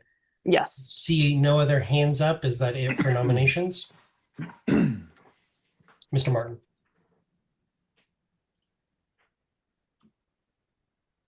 Mr. Martin. Sorry, I was muted. My bad. You know what? I'm sorry. I think he already got nominated. My bad. Who? Say the name, just in case. Courtois. I think Mr. Shaw already nominated him. Dane Courtois. Yeah, he was the Yes. first. Yep. Cool. If there being no other nominations. Mr. Chair, I'm sorry. I do have one more. Okay. Let me nominate Captain McElroy. Cat. Well, gotcha. So they're trying real hard I to don't pack believe this that with she music. actually put in She the submitted. thing for Oh, that. she didn't submit for She affiliate only support wanted- committee. I'm sorry. Yeah, she No, submitted she for only audit wanted to committee. be audit committee, Miss and I Robson? will be nominating Rob- her. Yeah, no, I'm gonna sorry. be I'll put the nominating her papers for down. that. No, but wait to be recognized, please, Miss Robson. Because that one I did. My Sorry. apologies, Mr. Chair. I apologize. I'll put the papers down. You're fine. Okay, so I'm gonna go through this. I just kind of wrote the names down. Please don't anybody scream at me. LNC members, I have Amanda Griffiths, Mimi Robson, Omar Recurio. Why does he so bad want it to be Susan Robson? Hogarth. It is definitely Robson. And that I believe is it for LNC members. For non-LNC, I have Dane Cortez. And again, please, I know I'm going to butcher these. The secretary will fix it with the applications. Tony DeRazio, Valerie Sarwark, Tim Krenz, Charles Esther, Travis Laurel, Connor Plumpkin, Bryce Tone, Josiah Baker, Plonka. and Josiah Baker and Brittany Cosin. Plumpkin. Am I missing anything? Oh gosh. Mr. Martin, am I missing anyone that you named? Did you mention Travis Laurel? Yes. Okay, then I think you got them all. Miss Robson. I just have a question. So we are nominating, or we have to have a certain number of LNC members They'll versus be the others. separate. There'll be separate votes. So there'll be one Okay, vote that was for my the question. LNC members for the affiliate support and one for the non-LNC members. So there'll be 2 votes for the affiliate support committee. 2 separate votes. Okay, but my question then is, we can have at least 3 LNC members, but we could have more than 3. So there's 4 LNC members that have been nominated at this point, correct? Correct. So What how does does the that work? actual policy manual say? Does it say 3? It says at least 3. At least 3. You In put them other all words, on the it could be thing. 4. You take the highest 3 as a minimum But it's up of the to LNC, 7 members. and then you take the highest 7 It's of 7 the highest members 4 remaining. total with at least If the 3 LNC gets that spot, you take it. members. You only need 1 vote for this. So Point how of do you order. do that with the open vote? Point of order. Mr. That is not what the requirement is for the affiliate support committee. Actually, this is one that was missed by the previous multiple previous secretaries. At the LNC meeting in Miami in 2024, a policy manual amendment was made to that section. So it says a minimum of 7 members, not up to 7 members. Okay, what does it Oh, say for non-LNC members? A minimum of 2. No, I believe, well, on what I saw, it's a minimum of, okay. For I thought it was 3 non-LNC. for affiliate. Okay, so the vote for this, and everybody please be quiet. So the vote for this, there's a minimum of 3 LNC and a minimum of 2 non-LNCs. That doesn't make any sense. That doesn't get us No, to it's not 7. he said it's at least 7 total, which sounds like it could be more than 7. Ms. Correct. Robson. If I'm not mistaken. Mr. Amanda, Chair, if you if I can hear may. us. Yes, Madam Vice Chair. So the minimum of 3, minimum of 2 doesn't mean. Hold on 1 second. Mr. Secretary, I accidentally muted you trying to let Addison in. Sorry. Minimum of 3, minimum of 2 doesn't mean minimum of 5. You can still have minimum of 7 with it because it could be minimum of 3, which would then require at least 4, or you could have minimum of 2 non-members, which would require then at least 5 LNC members. So there's a minimum of 7, but of that 7, at least 3 need to be LNC members and at least 2 need to be non, but it can be 4 and 3, 5 and 2, etc. How about this? For the vote, we put all of them together in one vote. That's correct. Nathan's back. Hey, yeah, sorry about that. You're getting there. You want some help the rest of the way? Mr. Hanush, I recognize you. All right. So you got that right. We put them all on the same ballot with the minimum of, regardless of how many votes they get, the top 2 of the blah, blah, blah, blah, LNC, I think, get on no matter what. And then the top 3, no matter what, the non-LNC get on. You flipped it, Mr. Hanush. but That's what I meant. I did blah, blah, blah for a reason. No, he didn't. That's what I meant.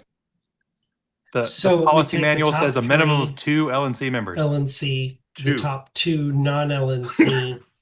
And then the rest would be whoever has the most amount of votes of who's left.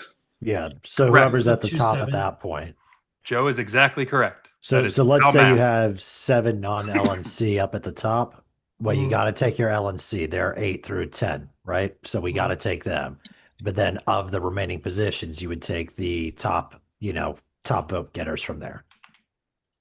Well, and so it'd be the top 3 LNC, top 2 non-LNC, and then All the right, top I had vote to getters after that. switch up to my 7. phone as I left the office. Yes. As long What as I they have a missed. majority, yes. Wait, you're old enough to have a job? Does everybody I thought agree you're to like that? 16. No. No. So I have a question I know about that. Opa Vote. Mhm. Everybody hear me? Yep. Does the interface on Opa Vote, does it have a limitation, or is it like an at-large election? It can be Are run you- an election almost virtually however we want. Okay. It's what we always use to run votes where there are more than when there are a bunch of people running.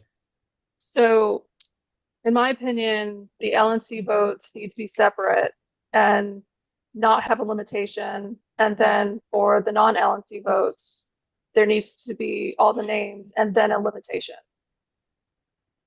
See, the problem is with that is that would unduly heavily weigh the LNC seats. So we could end up with all 4 of the LNC seats when one of the LNC members maybe got less votes than the top 5 of the non-LNC. Okay. That would be my concern. Ms. Robson, then Mr. Ricurio. Okay, so I'm still a little confused because I think I read it wrongly. So the secretary said that it's at least 7 members total. Does that not mean we could have more than 7 members if more than 7 members got a majority?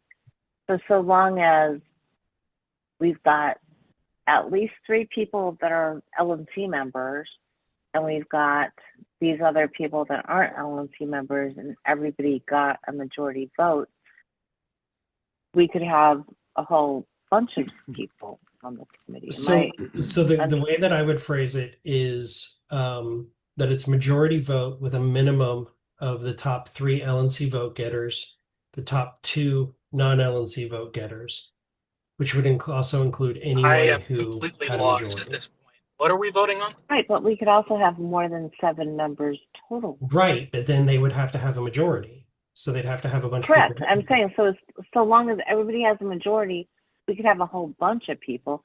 So Correct. how many people do we get to vote for in the Opa vote? As many That's as you my want. question.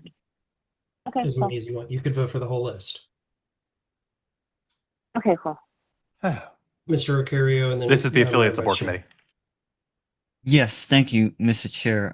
Forgive me because I was just gonna sit quietly. Okay. But it's still a little confusing, but I think I'm starting to get it now. I'm still of the opinion I that just had it on my screen. affiliate It's a support should minimum not of, be a of subcommittee. 7 It should members be the and primary also a purpose of the minimum of 2 LNC. LNC members. I don't know why we keep saying 3. It's a minimum be a of thing. 2. We could Mr. have more. Secretary? Yes. I'm Lamar's also correct. going by the policy manual that the secretary just posted like 2 days ago. So I'm Does going it say 2 LNC members or 3 LNC members? It says 2. I can show it on screen if you want. Okay, I was basing it off of you saying 3. That would be helpful too. That was Yeah. the point I was going to raise, Mr. Chair. So Yeah. See, I'm just trying to clarify confusion. And then it also says chair selection, LNC chair. So when would that take place, Mr. Chair? Immediately after the vote. Okay, I yield. Thank you.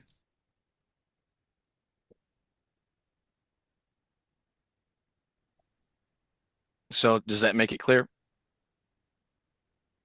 Oh, okay. Yeah, it's just majority vote and a minimum of 2 have to be LNC. So we take whatever the we guarantee that we will take at least 2 LNC members if they don't cross the majority threshold to be the highest vote getters on the LNC. Okay. Correct. Yeah, and then once the vote is passed, then I'll appoint one of them to be the chair.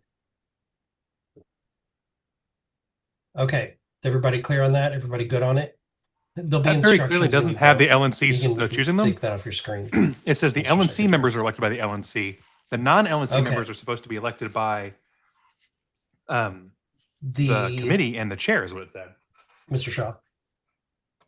Oh, I was gonna motion that we open nominations for candidate support. Okay. Candidate support, I believe, is we only elect the 2 LNC members. And then the chair under advisement of the committee That was candidate appoints support. the rest Okay. of the members. Is that correct, Mr. Secretary? That is correct. Okay. So Mr. Shaw, you would like to open nominations for candidate support? That's correct. Okay, did you have a nomination? I do.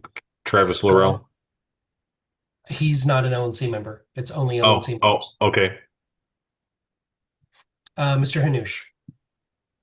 I nominate Olivia Hayes.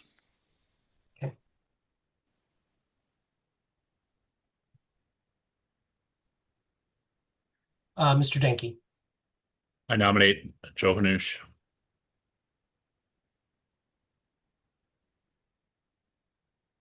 Mr. Shaw. Barbara Engelhard.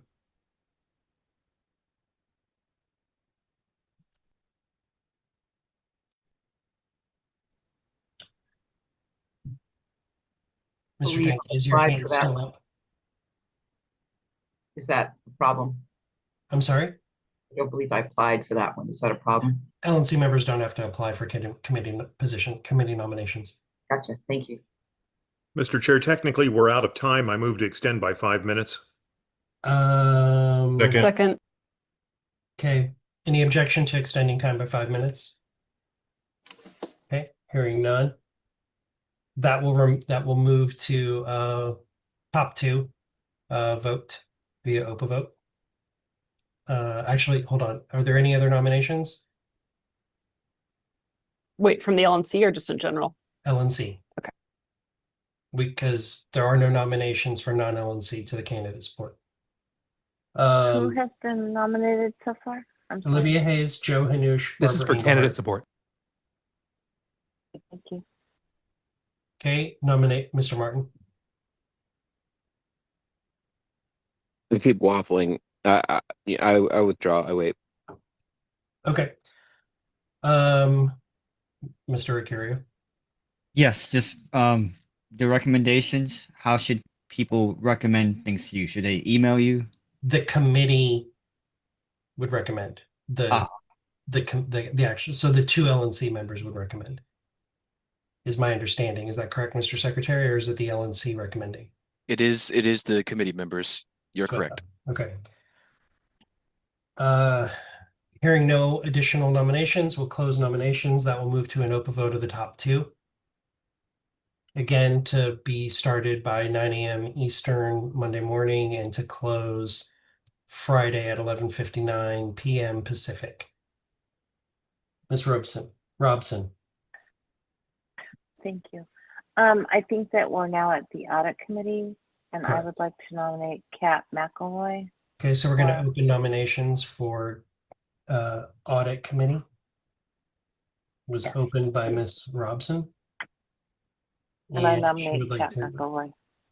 nominate Kat McElroy. Thank you, Ms. Robson. Mr. Flores. I nominate Dustin Koffel. Thank you. Mr. Secretary, what is for the audit committee? For the audit committee, 1 non-officer LNC member and 2 non-LNC members, excluding the assistant treasurer. And no alternates, correct? That's actually not specified. I don't think so. It's because it Alternates. isn't, unless it specifically says that alternates are excluded, they're included. I'm thinking of XCOM. Thank you. Yep. I had Ms. Robson, Mr. Flores. I'm going to do Ms. Griffiths, then Mr. Nikela, then Ms. Nguyen, and then I'll come back through the list. I nominate Jake Porter. Okay. Is this Nathan again? Okay. Okay. Mr. Hopefully Nikela. this. I nominate Hopefully Kelly this Nguyen. actually sticks. We But just yeah, got it's a Nathan. funny look from her. Fingers crossed. You can decline the nomination if you want. Now I need you to say you accept the nomination. I accept the nomination. Thank you. If you, I mean, I was saying if you're going to, I would need you to positively say it since you acted like you didn't want it. Ms. Fintish, then Madam Vice Chair, and then Mr. Martin. Ms. Fintish. I nominate Travis Bust. Thank you. Madam Vice Chair. All right. I nominate Angela Thornton. Man, nobody's What's your last nominating name? me. Sucks. Thornton. Thornton. Thank you. Mr. Martin.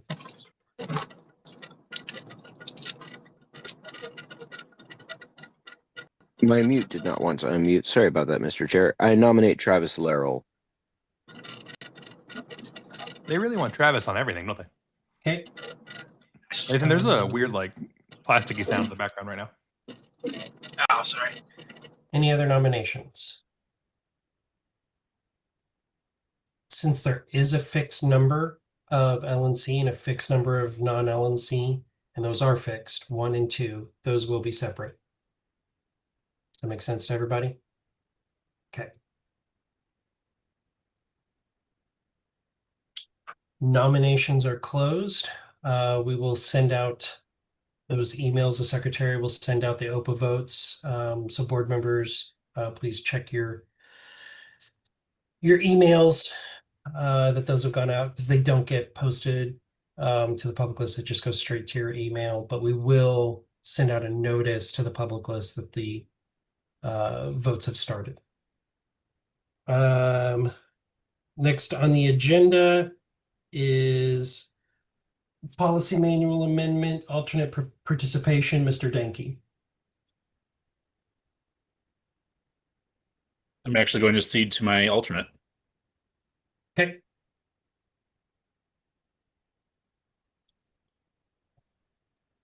Ms. Leatherman. Yeah, so motion to amend the motion to add motion to add when the regional representative is absent or cedes their seat to their alternate for the entirety of an agenda item. Alternates are free to debate on email business, and alternates may vote on email ballots, but are only counted when regional representative has not voted or expressed an abstention. To the current rule, which is free substitution of alternates for regional representatives at LNC meetings is permitted. So I think this would just add Hold some on. very. You gotta wait. So that was, you moved your motion, then it's got to be seconded, and then we do discussion.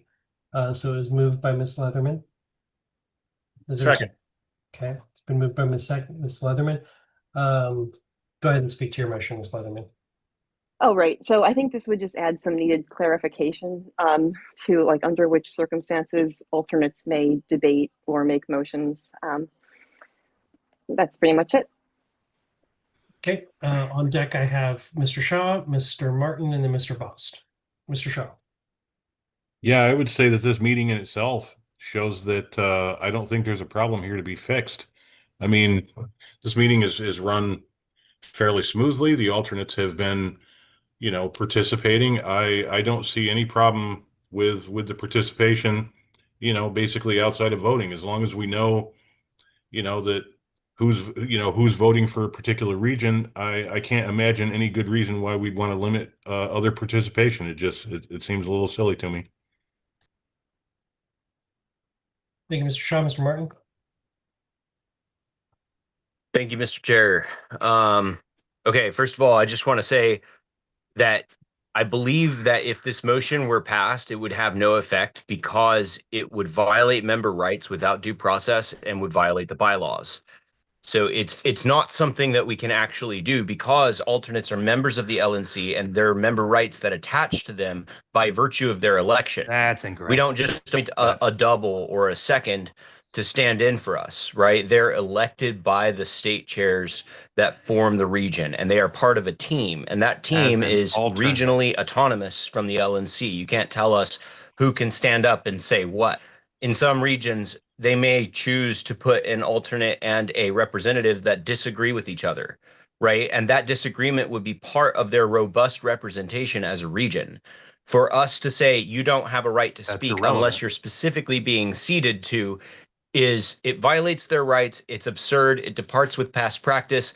And I believe it's like Mr. Shaw said, there's no, who are we protecting That is what here? the We're not standard protecting was member rights, until, Mr. Chair. We're music shit making happened. rules Now, to make I our generally lives agree that all should a be able to little speak, bit easier so we but don't have to hear as many the things he's I guess saying, his views and argumentation for opinions. it is incorrect. And I think it's a terrible attitude to have, to say that these people who are trusted by their states to carry their representation cannot do so in the way that any ordinary member should. And we demonstrate that they are members of the LNC.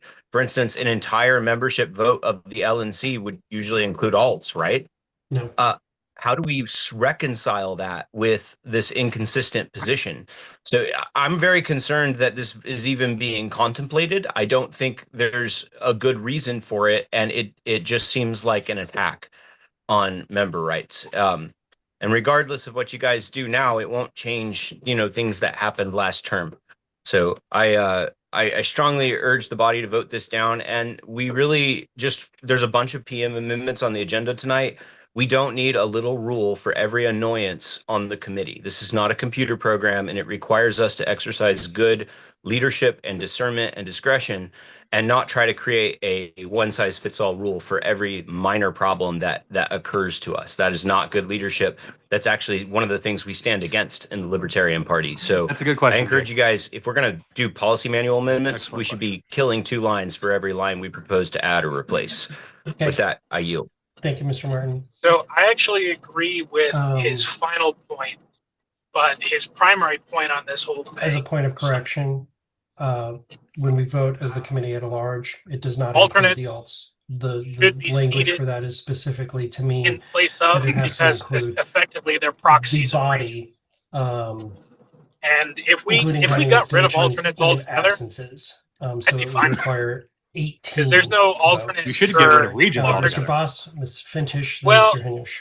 You would have to either expand the LNC massively or contract it down to nothing, and it's a matter of breaking it. My mistake. Yeah, I mean, obviously, I feel like a lot of this conversation has been stimulated by recent things, as Mr. Martin and Shaw pointed out. Things seem to be working just fine under the policy manual, as it says, saying free substitution of alternates for regional representatives at LNC meetings is permitted. I think there's been a little bit of confusion about what constitutes a meeting in general. For me, it makes sense that if we're allowed to, make motions and be able to engage in discussion during the actual meetings, as it says in the policy manual, the lead up to those meetings where we're making motions and having discussion online makes perfect sense. It's the same thing. So trying to create rules to further create bureaucratic obstacles. I mean, we're not a bureaucracy. I thought we're kind of against bureaucracy. I don't know why we would try and fix something that's not broken. We're It's not not against broken. bureaucracy. It's working just fine, and we can have discussions about how to actually against utilize government. it. But going through the policy manual and changing this one little line, I mean, There is if we want to such a go thing through the as policy natural manual bureaucracy. and throw out entire sections, we probably should be doing that because we're already very out of order with how we do meetings in the first place. So we can dig into it if you want Jake, to, but Jake this is just Leonard, another Kyle's layer about of to tell you something. I told him bureaucratic to nonsense. I texted him to tell you. So I'm Yeah, in the I middle of yield. telling. Thank you. Mr. Hanush, I've got So Mr. Hanush. they then could Mr. only Boss, nominate then LNC Mr. members Waltrip, candidate support. and then Ms. Robson. And Robson. the committee then Go ahead. does the non-LNC Thank you. members. So she wanted to I nominate. agree with some of the points that I've made already. If you and I applied disagree with to some of them. affiliate support, you didn't We've see you on the seen list. how this has been abused in the past, and I wish this policy manual amendment was not necessary, because I hate doing these things. These I consider to be another waste of time by the body. Unfortunately, it's something that we have to clarify. Each region gets 1 seat at the table, and we get each seat. They get a primary and a backup, and that's the way it should be done. I think this meeting has gone pretty great, honestly, but this is not the way they've gone in the past. So that's why I'll be voting in favor of this. Thank you. Mr. Boss. Yes, is it in order to amend the motion? It would be. Nathan I Madden sent a is the other person copy. talking It right was presented to me. I sent a copy to the secretary. And if there's no objections from my primary. Oh, actually, yeah, it would need to come from your primary. I'm sorry, Mr. Boss. Mr. Chair, if it's in order, I would move Mr. Bost's proposed amendment. How do you know what it says? Because share it we with worked him. on it. Yeah. Okay. Mr. Martin, are you taking up the amendment? Yes, unless his region primary would like to do that instead. But I would object. I believe that in alt, it's prior custom to allow alts. Alts cannot make motions or make amendments. I've done it like 6 times in the last year or so, maybe You 7. were called out of order each time unless you were in the seat because Mr. Lamb either wasn't there or seated to you. Respectfully, Mr. Chair. Am I recognized, Mr. Chair? Yes, you are, Ms. Hogarth. Thank you. My alternate has asked to hold the seat for a moment. Okay. Offer and amendment. And Thank that's you. fine. That's perfectly in order. Mr. Bost. Yes. Am I still audible? Yes. The amendment would be to strike the words "for the entirety of an agenda item" and replace with "at any time in any matter except when voting in accordance with each region's agreement." The rest of the amendment would remain as presented. Did you, and you submitted that language to the secretary? Yes, sir. Mr. Secretary, do you have that language? I do have that So language. here's I'm a working on fun it now. question. Okay. Here's a fun question. Does a regional is there a second agreement to the or does the amendment? policy manual is. win out Mr. Shaw if they ever seconds go it. head to head? So we'll discuss the amendment while the I have no secretary idea. works on getting it up on the screen. Mr. Longstreth, you want to speak? Mr. Chair, I'm going to pass on discussion for the amendment, but if I could be at the top of the queue when we come back around to the main motion. You're assuming we'll get there. Ms. Robson. Ms. Robson. Yeah, I'm not part of this amendment. I wanted to speak, actually, to make another amendment. So.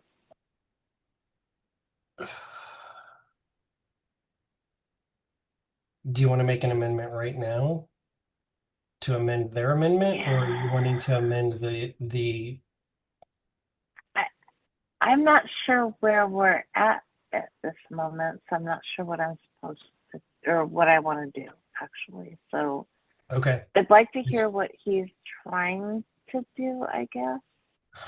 I don't know. Secretary, It's can you kind get of it up on the confusing. clock? I'm going to stop time until the secretary can get the language up on the screen. That way, that's not eating into time, but we're also not going to have any debate or discussion. Can I make a point of order? Sure. I think the last line I heard would be out of order. It's basically the regional agreement telling the LNC how they're going to conduct their seat. Does that make sense?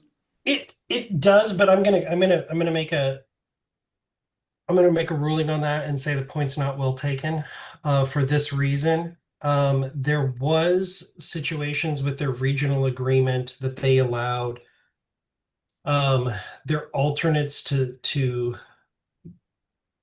oh, that was for a super region. I'm gonna say it's within order. Your point's not well taken. You can vote it down if you want.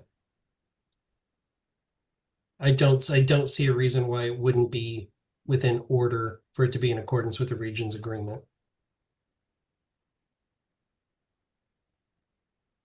Okay, I hate to ask this, but where exactly are we with what we're trying to do? Because There's an amendment right now which is on your screen. The red part is being stricken from the current language of the main motion. The blue part is the addition. So it would strike for the entirety of an agenda item and would replace it with "at any time in any manner except when voting in accordance with each region's agreement." Okay, all right, cool. But then it would keep the alternates are free to debate on email business and alternates may vote on email ballots, but was that included? May I? Yes, that's still on there. Okay. So you need to add that last section, Mr. Secretary. My apologies. I just added the language that was given to me. So it would retain the last line. My apologies, Mr. Secretary.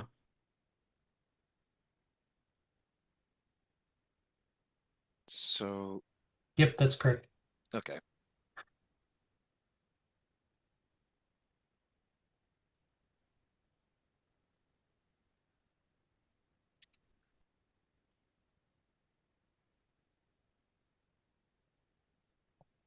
Okay. I'm starting the clock back up, Madam Vice Chair, because the language is correct. May I speak to the motion? Yes, you may speak to your amendment. All right.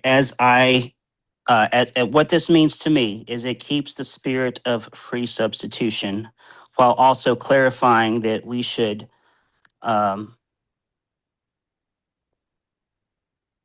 be clear when we are seating our chair to our alternates.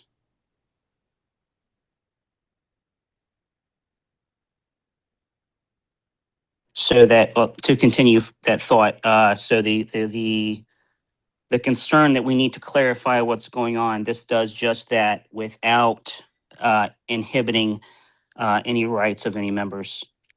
As to alternate participation and discussion in the meetings, whether it's 18 people discussing or 25 people, 27 people discussing, that's just a matter of running the meeting. That's not a concern. The alts participate fully in all the committees unless specified otherwise. They're held to the same and anything except what we're talking about right here, which is debate. They're given full participation. I think it should extend here as well. And it's not a problem to have 9 extra people that have the ability to raise their hands. This is not for voting or making motions. That's for the, in my viewpoint, that's still for the primary unless seated. Okay, thank you. Again, briefly, everyone, Mr. Martin and then Ms. Fintish. I want to speak. Unfortunately, this is not going to solve the problem because, and I'll give you an example why. If a region rep is in a car accident and is unable to notify the committee, the alternate would be banned from participation because it would be assumed the region rep is present in an email ballot situation, right? So the alts participation would be impaired all the way up until the vote. Never been. And under this, it would basically say that we need to explicitly cede in order for them to have any participation rights. That would result in lawsuits, and it's absolutely egregious to think idiot. It says that if we they can are just suspend absent, member rights if they are absent, through the they policy are manual. absent, which I'm means going to interrupt you can you put your to say fucking that's vote not in, accurate. and if they are Ms. absent, Fintish is goes in. afforded during an email ballot to vote at any time. If you But fail not to participate vote or abstain, and not raise a point of order, sir. If you can't raise a point of order, then our region is losing its representation rights because of an arbitrary distinction that protects no one. There is no confusion as to what's going on. We're not having any difficulties on that. This is solely about suppressing member rights, and Every it is time you talk, entirely someone's confused, pretextual, Austin. the idea that there's a problem to even solve in the first place. Just like when the government invents reasons to put flock cameras on the briefly, streets. because there's This a lot is of other no people different. that talking about member rights. Don't eat up the time. There are other members that want to be heard. So briefly, The alternates, this amendment doesn't change anything. It's exactly the same motion. So when it comes out of this, it won't do anything. I would just move to strike all the language, but then in that case, it would just be voting it back down to free substitution is permitted. The regional agreement governs how alternate teams participate in the you, Mr. LNC, Martin. not Thank you, the Mr. LNC. Martin. Mr. Martin, thank you. Ms. Fintish. I was going to say in support of the amendment. I mean, as we can see with this meeting, right? Like it's flowing well and we're seating and everything's working the way that it's supposed to. It does sound like there's like past, I don't know if trauma is the right word, but experiences with the way it's written in the policy manual being misinterpreted or leveraged in ways that people don't agree with or want to fight over. So I feel like this new proposal that we are now amending is departing dramatically from how it's written in the policy manual. This amendment is actually reinforcing the original language, right? It's not actually changing that much. It's just reinforcing what it seems to be that everyone wants in the first place, right? Obviously, alts can't vote at the same time as their reps, right? No one's actually been trying to do that. But it does reinforce the original language, and it's a necessary thing because the original language that we are amending is a massive departure that would really restrict alt rights in the first place. Thank you. Ms. Leatherman. Chair, I believe we're at time. Unless you had something different. We are. Did you stop the clock? That didn't seem like 15 minutes. Sure did stop the clock. Okay, we're at time. So we move to a vote on this amendment, and then we go to, if this fails, we go to the main motion. 3 hours of this meeting. Mr. Secretary, This is call the absurdly roll long. on the amendment. Does anybody need clarification? Everybody, please put your hands down. Just to be clear, I'm leaving my, this is Susan. Yeah, I'm you leaving had Region seated. 5 vote to the Yeah, alt. you ceded your participation. So, Ms. Leatherman, why is your hand up? I will lower it for you. Oh, I thought I had lowered it. Lowering your hand, Ms. Robson. No, I want to know what we're voting on. Well, then wait, and I will tell you. This is an amendment to the main motion. The amendment would strike for the entirety of an agenda item and add at any time in any manner except when voting in accordance with each region's agreement. That is the amendment. You need to unblue the rest of that because that's not part of Mr. Bost's amendment. Yep.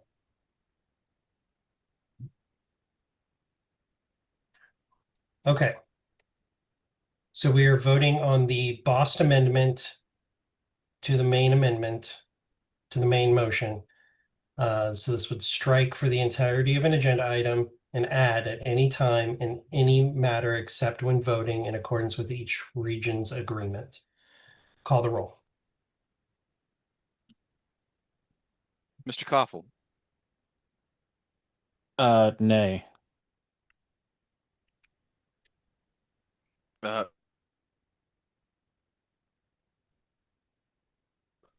Mr. Mr. Danke. I'm yielding to Ms. Leatherman for the duration of this main motion. Oh, sorry.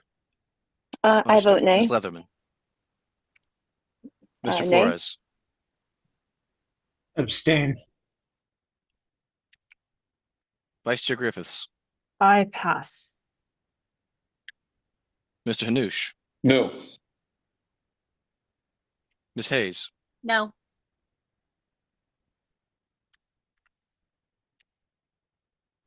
Mr. Bost. Yes. Treasurer Neville. I pass. Mr. Longstreth. No. Mr. Martin. Yes. Did you say pass or yes? He said pass. Okay, I pass. gotcha. I will also pass. Mr. Nikela. No. Ms. Nguyen. No. Amanda has once again started a trend. Mr. Redpath. No. Ms. Robson.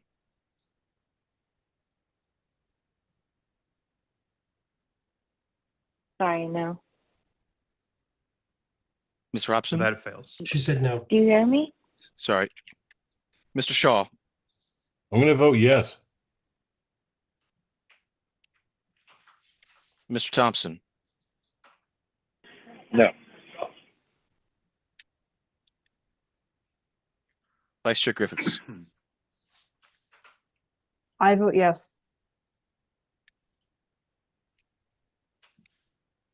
Treasurer Neville, Nay. Mr. Martin, The reason I abstain is I don't want to be part of violating member rights, and I don't feel like this amendment would address that issue adequately. Thank you. Fuck up. I will also abstain. It is a vote. There is no All right, debate during the Mr. vote. Chair, You do not have the right to is violate all those 3 member rights that you ayes, supposedly 11 care about. nays, 3 You abstentions. fucking idiot. I will abstain. All right.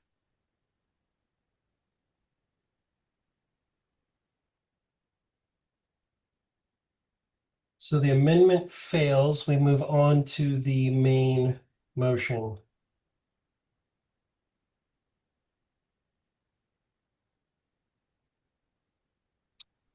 Shall I begin? Yes.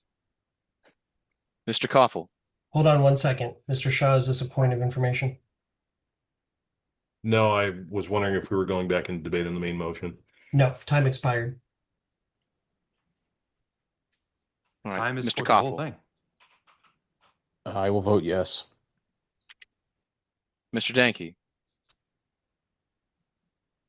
Ms. Leatherman, sorry, Miss Leatherman, my apologies. Sorry, I was muted. I vote yes.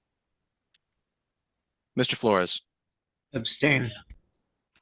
Rose seemed unsure. Maybe. Vice Chair Griffiths, Yes. I vote yes. Mr. Noosh, Yes. Ms. Hayes, Yes. would it be Mr. Bost? Yes. It's Mr. Bost. Mr. Bost. No. Treasurer Neville, Aye. Mr. Longstreth, Yes. Mr. Martin, I abstain because it's war on our values. Seriously. How can you guys do this? How can you fucking do this? Hey, point of order. Come to order, Mr. Martin. Continue the roll. I vote aye. Mr. Nikela, Yes. Miss Wynn, Yes. Mr. Redpath, Yes. Miss Robson, Yes. Mr. Shaw, No. Mr. Thompson, Yes. Mr. Chair, the vote is 13 ayes, 2 nays, 2 abstentions.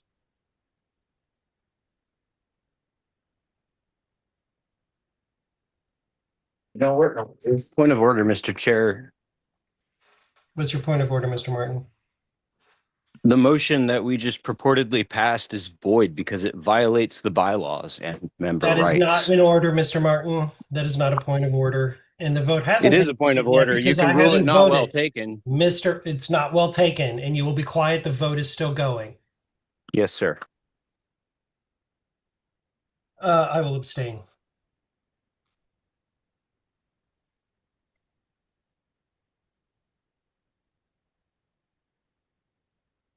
Mr. Chair, the final vote is 13 ayes, 2 nays, 3 abstentions. Okay, motion is adopted. Next item on the agenda is another policy manual amendment, affiliate petitions by Vice Chair Griffiths.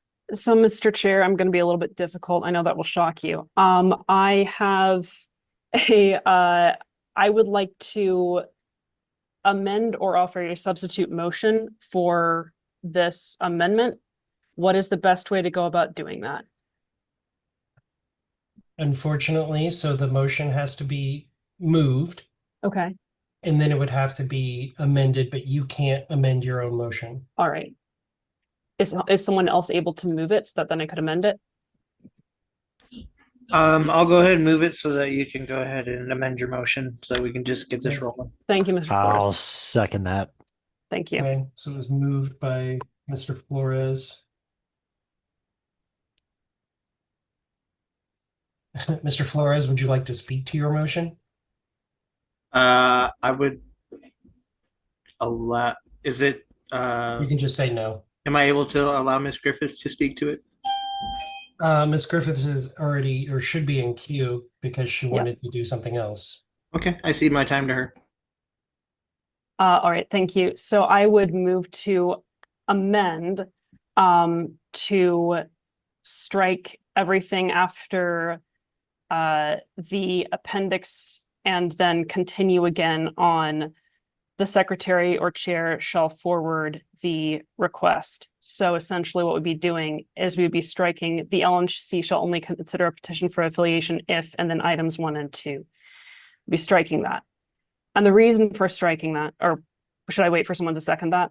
Hold on, I'm unclear on what your amendment here is. So the current text right now is affiliate petitions, organizations that wish to become state level affiliates, etc. Shall only consider a petition for the affiliation if 1, the petitioner has held a public, physical, or virtual meeting. 2, reasonable notice shall be sent to all the current National Party members. The secretary or chair shall forward the request to all LNC members. So that's the current original text. I am suggesting that we revert to that text. So it's a substitute motion, but then strike the LNC shall only consider a petition for affiliation if, and items 1 and 2. I can speak to that, or I can wait for a second if there is one. Did you send this language to the secretary? It's already there because that's the current language. But if you would like for me to resend it, then I can. I guess what I'm asking for is, so I've got current here. Yes. Affiliate petitions. I've got 2 sentences and then 2 parts and then a final paragraph, and then yes. proposed is it's two paragraphs and then a closing sentence. So correct. I'm unclear what you're amending about. This is an alternate motion. So it's I'm taking the original language and I am reverting back to it, but striking the numbered items and the sentence that precedes the numbered items. So it would only read as organizations that wish to become state level affiliate party shall apply for such status on the petition form in the appendix. The LNC shall consider a petition. It would take that part out and then it would jump to the bottom paragraph. So it would stop at petition form in the appendix and then it would go to where? It would go to that final one that says the secretary. Yes, I copied it. So I'm going to send it now. I think I heard a second, so I can speak to it if you did, but I wanted to be clear first. Okay. I think I have it. Let me put it up on the screen and you can tell me if I have it incorrect. All right.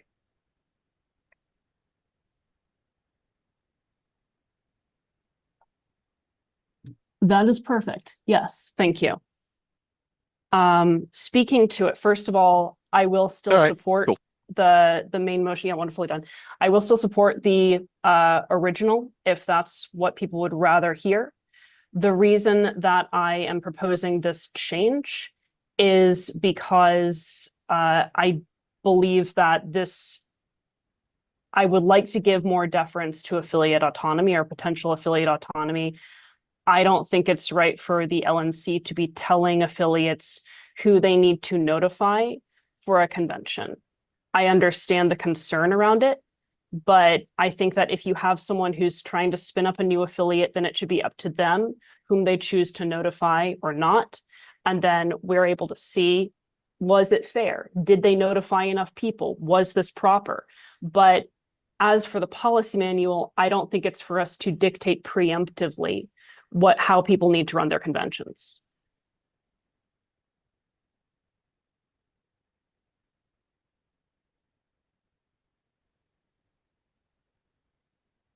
I'm not going to say anything.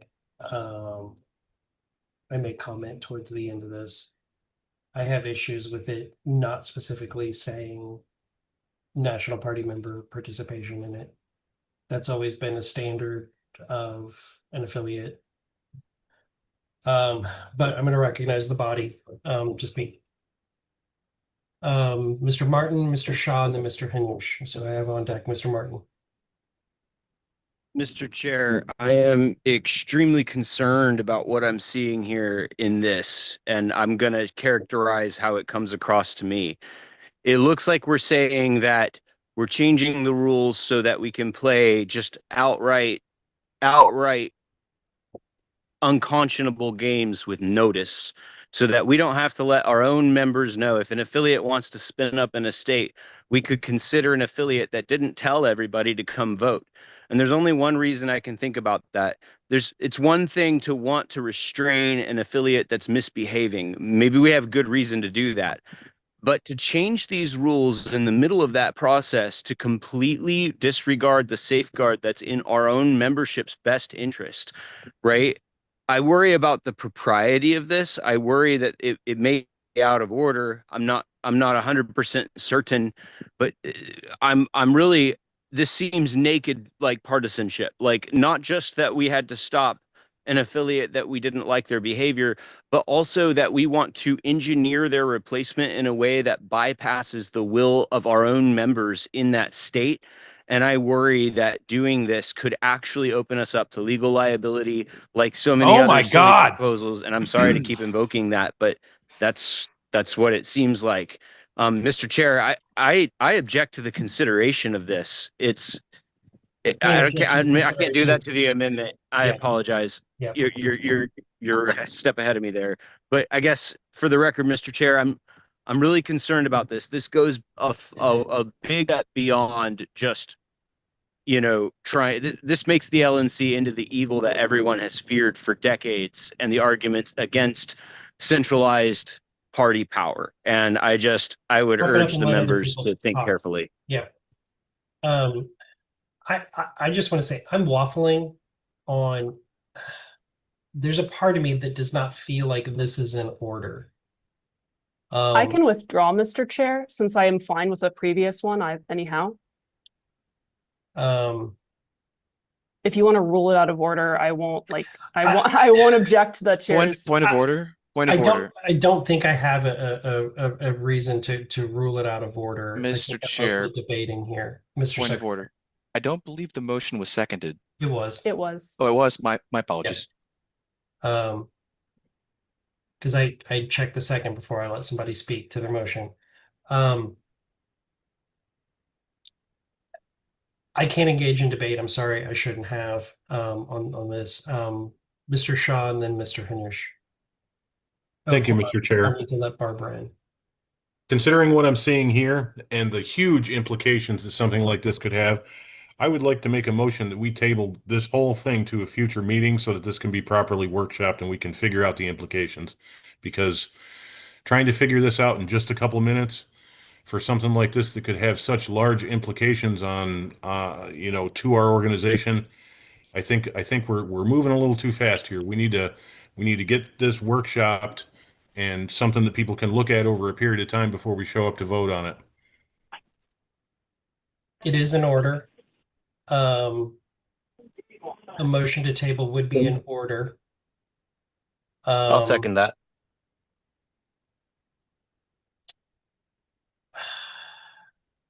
And I believe it would just go to a vote. Thank you. Yes. Yeah, so Mr. Secretary, if you can spin up another ballot for a motion to table. Understood. Mr. Shaw? A table to win. Yeah, that is a problem. Yes, Yeah. Mr. Chair. Does he mean postpone? So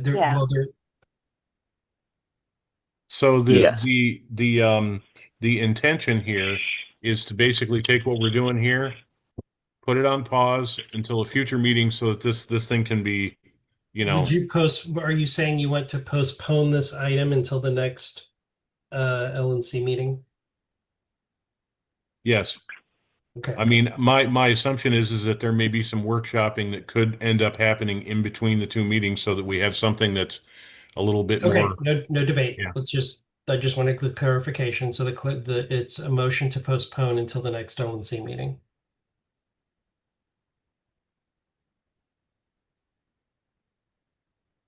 Do you have that, Mr. Secretary? Still working on it. Give me a second. Okay.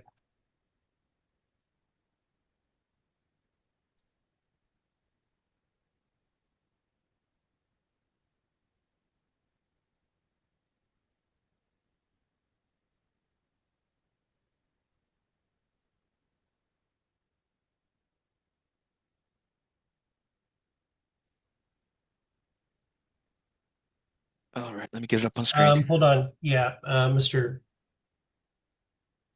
motion to postpone to a date certain is debatable. Only a motion to table isn't debatable. So Mr. Hanush, did you have your hand up to debate the motion to postpone?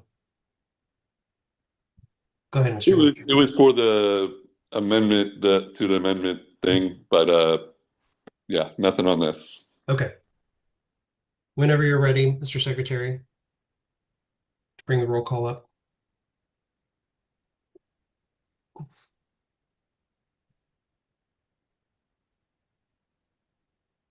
Everybody understand that we're voting to postpone this until the next LNC meeting, which would be August 2nd. August. Mr. Koffel, is this a point of information? Yes, it is. So to clarify, we would be postponing consideration of the substitute motion. The entire thing. The entire agenda item. Okay, yeah. Thank you. Okay, proceed to a vote, Mr. Secretary. Mr. Koffel. Pass. Mr. Danke. Yes.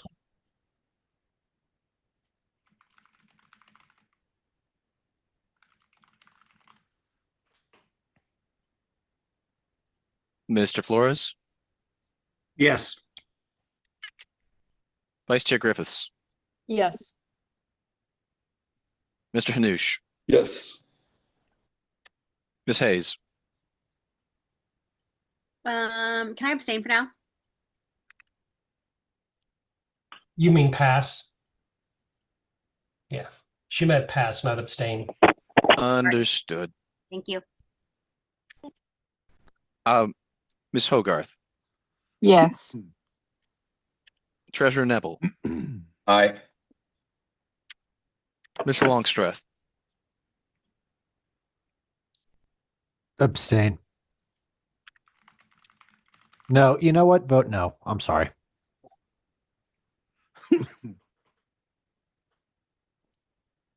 Mr. Martin. I abstain.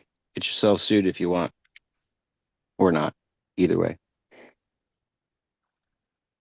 Vote aye. Mr. Nicola. I vote yes. Ms. Nguyen. Yes.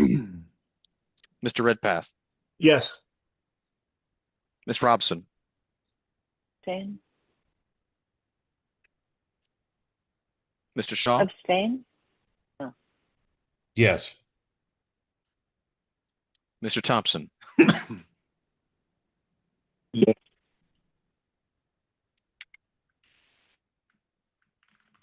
Mr. Koffel. Abstain. Ms. Hayes. I'm gonna say no.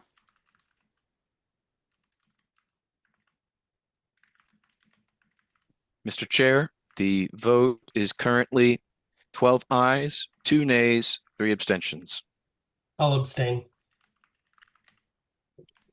So the final vote is 12 ayes, 2 nays, 4 abstentions. The item is postponed to the next meeting. Okay, so the next item on the agenda is policy manual legal amendments or legal matters.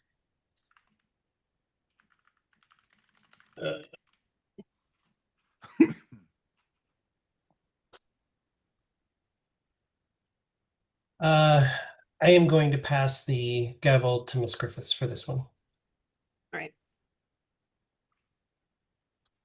Um, I do you can't have- raise my hand. Right.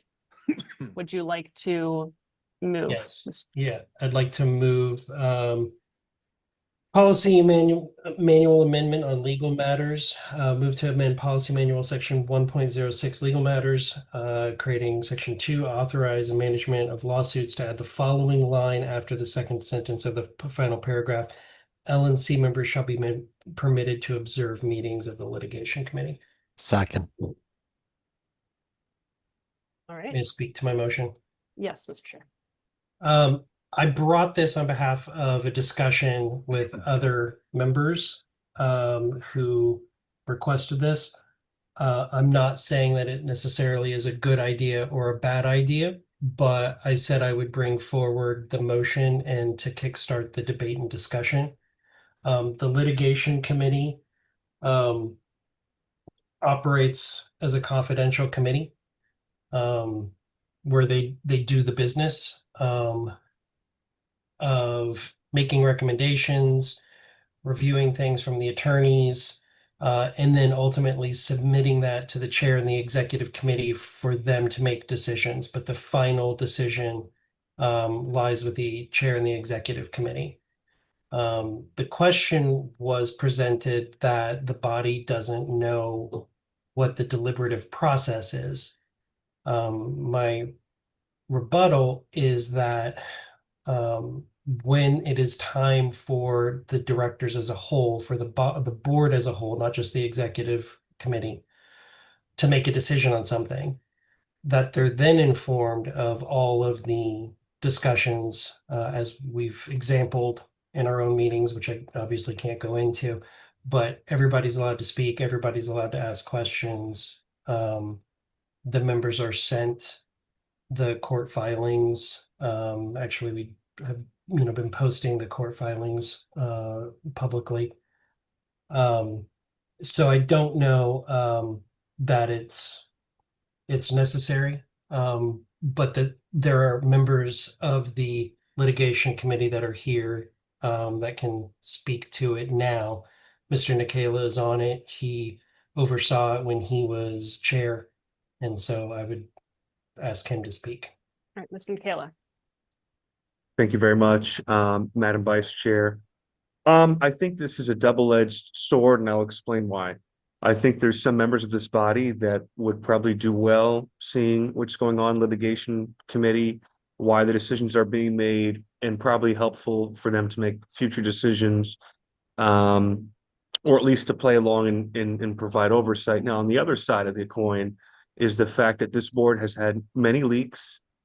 We've had private discussions recorded and aired. We've had confidential marked documents and threads forwarded to the public list or put out elsewhere. So unfortunately, I don't feel it's responsible to have the entire committee have access to these confidential meetings. And quite frankly, furthermore, I don't think it would add much of value to the committee in terms of carrying out the directive of the executive committee of a lawsuit that the LNC had authorized.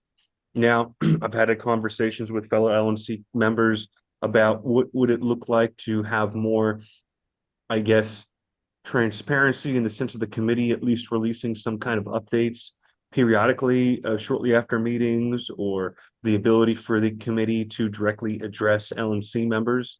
But to have a whole committee micromanaging or even observing, I think opens up too much room for opinions that don't need to be heard, and also it opens the door up for leaks that could absolutely jeopardize lawsuits, that could absolutely try to influence the committee in ways that I don't think are appropriate, at least not at least outside of the current committee process of the LNC. And so for those reasons, I can't support this amendment, but I do appreciate conversations to be had in order to try to bring a little bit of light on the litigation committee, or at least explain what has happened in the last committee through reporting or conversations directly with the board that I hope would satisfy the curiosity. Thank you very much. Thank you, Mr. Michaela. Mr. Martin. Thank you, Madam Chair. I'd like to first of all say that regardless of our opinions on how many opinions we wish to hear, which seems to be the driving concern of many members, the law requires that the elected directors of this organization provide due diligence and oversight in their duties. That would include the right of inspection and to look at the records on which our decisions are based. The current way As that a things are member being of LP run Hawaii, violates he the is law literally denied me and opens us being up to allowed to all see the kinds of records, problems because the despite it being litigation the fucking committee is law a there. black box. A director He's is not just allowed to such- know he's why so they're full of making the shit on decisions everything. they're making or on what basis. We just have to basically accept I've their literally never seen someone recommendations who hates or member rights not more than with no Austin other information. And if we ask, we are named and shamed and attacked publicly, and horrible things are said about us in all kinds of groups all over the place because we are asking about something that it is our job to ask about. We're supposed to oversee this. So if you're elected to this committee, you don't get to just wall off information from the other directors and say, no, you guys can't see how we got here. Right? If there are real confidentiality leaks, not trumped up nonsense, then there's ways to deal with it Trumped up appropriately. nonsense. Right? Like you But coming after me that's for the not last the 6 months, situation. That's not the motherfucker? real problem right now. The Jesus real problem Christ. is our direction is irresponsible if we cannot all be informed on why we're taking it.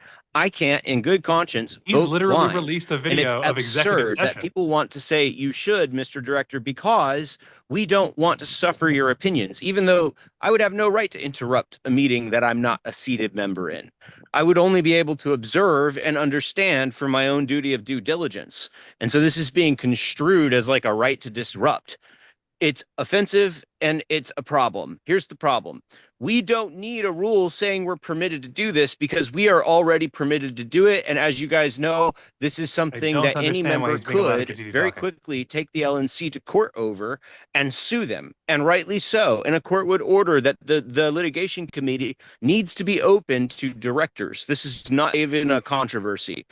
So I support the idea and the intent behind this motion to allow directors to do this, but I don't think we need a new special rule in the policy manual telling us what is already our member rights. Thank you, So Mr. Martin. something It's is, been- you've is had 2 really wrong minutes. here, man. Thank you. Thank you. Mr. Shaw. Yes. So there are a couple things I heard here. One of them is, opinions that are not needed. I gotta say, we're directors of this organization. Our opinions are needed. Secondly, confidentiality. We all signed NDAs. If those are violated, there's consequences. The idea of having Austin something like has that blocked away literally from the released rest executive of session before. the board of directors There was seems nothing unacceptable to me. I do support the thing that the LNC chair has brought forth. Now, I'm not entirely sure whether or not the organization even has the ability to rightfully keep us out of those, but I certainly will support something that will make it possible for us to observe. Thank you, Mr. Shaw. Mr. Hanush, you're next. Thank you. I'm generally in favor of being able to get more context by being able to observe, these meetings and just get context for it. I've done that in the past with government meetings, and context adds a lot of value to how you see a governing body make decisions. Instead of just like, oh, a motion comes up and they vote and then that's it. Zero discussion sometimes in public. But there's a lot that goes on in the background. And this is part of that background. So I'm in favor of having this open. And frankly, I thought it was already open before. So I'm in favor of it, but I do want to be, just like what we talked about earlier, we had to change something because people would abuse things. I hope that people won't be abusing this. And of course, it was already brought up, leaking something, and this says observe. That term is very important. If this says participate in, I probably would be against this, but it says observe. So any members that are not on the litigation committee that are observing the meeting should be doing exactly that, observe, not participating in, unless the board wants to open it up to them. So I'll be voting in favor. Thank you. Thank you, Mr. Hanush. Mr. Chair. Actually, we should want to go to Ms. We're Fitich so I can okay, close out. Ms. Fintish. Thank you, Ms. Vice Chair. Yeah, I just want to second what Mr. Hanush was just saying. He did bring up the fact that it doesn't really, it doesn't need to be articulated the way that I think that this motion is mostly fairly useless because this is already the way that it works. It's already set in stone. It's already part of our bylaws. But yeah, if we must try and define it even more, I don't know why, again, we're just bureaucratically adding in words for no reason. We've been sitting here for like 5 hours, there's plenty of things that we could actually be doing that would be supportive. But if we really need to like redefine something that's already defined, then, then I support that. Thank you, Ms. Fintish. Mr. Chair, would you like to conclude? Yeah, I'd like to close out. DC law requires records. The records are given to the body for making those decisions. It does not say that you need to sit in and listen to the work product of a confidential legal committee, talking to attorneys, talking to potential witnesses. It doesn't require that. The records are produced, the documents are produced, the executive committee sees them, the board sees them, and quite frankly, the public sees them after they're filed. I've tried not to cast aspersions, but I'm gonna say it this way. If this had been opened up for the entire LNC to watch and participate, the New Mexico lawsuit would not have happened. If it is allowed to open up now, other lawsuits will be thwarted. I have very little doubt in that. So I think it's a bad idea.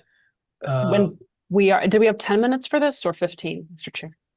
Let me look on here. It was 15 minutes. Okay, pardon me. Go ahead. So those are the concerns. I brought this motion forward specifically because it was asked to have a discussion, and it was a the discussion that was had offline was to bring a policy. I said I would bring a policy manual amendment for the body to debate and discuss. So I did that. I did what I said I was going to do and what I was asked to do. If the body decides they want those meetings to be open to every board member, then the meetings will be open to every board member. That's all. Thank you. Mr. Martin, you've already spoken. Well, both of you already spoken. Mr. Martin. Yes, thank you. So I'll just be really clear here. A committee recommendation saying we should do this or we should do that is not sufficient for me to make a decision about suing other libertarians. And I'll just concede the chair's point a second ago that he made. If Sunlight and our members knowing what's going on, not just our broad membership, but directors having access to that information would somehow derail it, then it means we didn't have good merits. We didn't have a good reason, right? This is not about confidentiality. That's, in my opinion, a completely hyperinflated nonsense issue. The real issue is exactly as the chair said it. There are lawsuits against libertarians that would not proceed if everybody had all of the information, or perhaps other lawsuits that would proceed if everybody had all the information. Who knows? But that's the problem, is that we're gatekeeping the information, not from like the general public, but from each other. Elected representatives whose job it is to serve the membership, not the convenience of our administration. Once again, it's very convenient to hold secret negotiations. The last litigation committee, Madam Chair, they met with opposing counsel and with third parties and broke our NDA. And this is all a matter of very public record. They did not inform the committee until one of those people notified us through an email asking why the settlement negotiations they've been having fell apart. This is the kind of misconduct that takes away the confidence that our members need to know that if we're going to do something like this, it's for good cause. And we've all looked at it. They need to be able to trust our decisions, not have us fighting over who's allowed to speak or see what's happening. And I just think if you need that kind of secrecy, it's because you got things to hide. And I'll leave it there. Thank Just you, like the government. Thank you, Mr. Martin. Mr. Nikela. Thank you. I wanted to clarify a comment. When I say unwanted opinions, it's not that I don't value the opinions of my colleagues. It's that when we have a committee who's working on a project or working on something over a length of time, and somebody comes into that committee brand new, there's a whole set of circumstances, history, and explanations that would have to be brought forward to bring that person up to speed. To have 18 people come in, whatever number of people, alternates, etc., come in to a committee setting and try to form opinions around just a slice of the pie, not seeing the full picture. That is why I think small committees like this are very important and need to be left alone to some degree, trusted, with a very important task. And I'll say that the committee has been nothing but above board. We have real attorneys on the committee. I'm not one of those attorneys, but we have real attorneys on that committee. And I think the committee has made great progress carrying out the executive committee's initiative. Perhaps what this LNC needs is an opportunity to sit down one-to-one with the committee on a committee to LNC basis to perhaps go back and explain some of the backstory and actually answer questions and things like that. That might be more helpful than the LNC coming in during a slice of the pie and then seeing only one part of the whole. And all the other concerns I had about before as well with leaks and everything else, I think are extremely important to consider. But that's Thank all I you. got. Thank you. We We're are at at our time, Mr. 15 minutes. Madam Yes. Chair, yes, Yes. we're time, Thank yeah. you. Thank you. So we'll move to a vote then. Mr. Secretary, if you want to go ahead and prepare the ballot. Understood. Point of order. Sorry. Yes. I will be ceding this vote to my alternate. Thank you, Mr. Flores.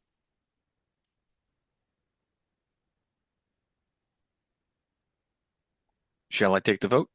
Yes. All right. Mr. Koffel.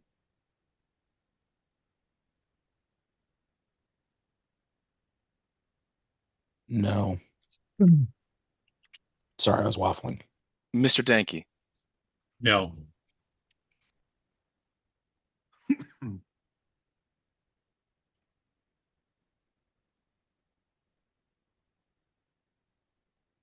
No. You're asking me?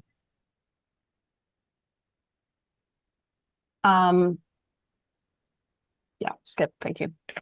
Mr. Hanush. Yes. Ms. Hayes. No. Ms. Hogarth. Yes. Treasurer Neville. Nay. Mr. Longstreth. Yes. Mr. Martin. Pass. I will be voting nay. Mr. Nikela. I vote nay. Ms. Nguyen. No. Mr. Redpath. No. Ms. Robson.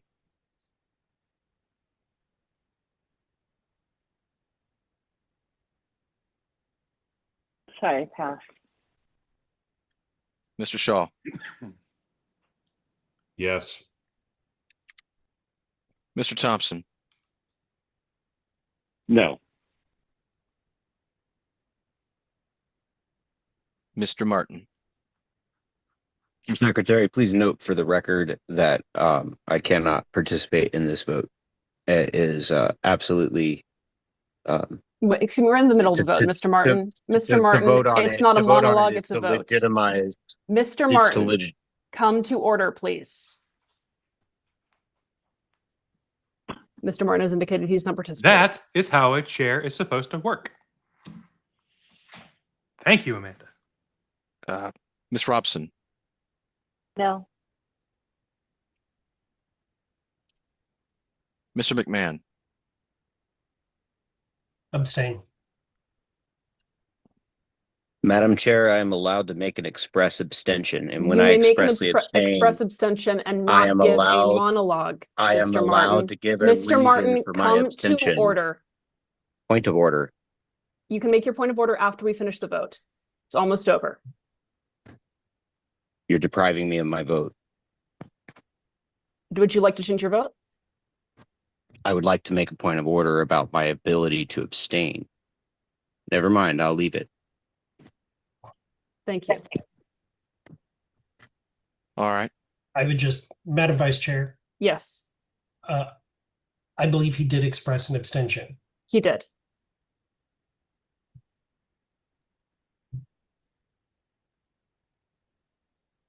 All right.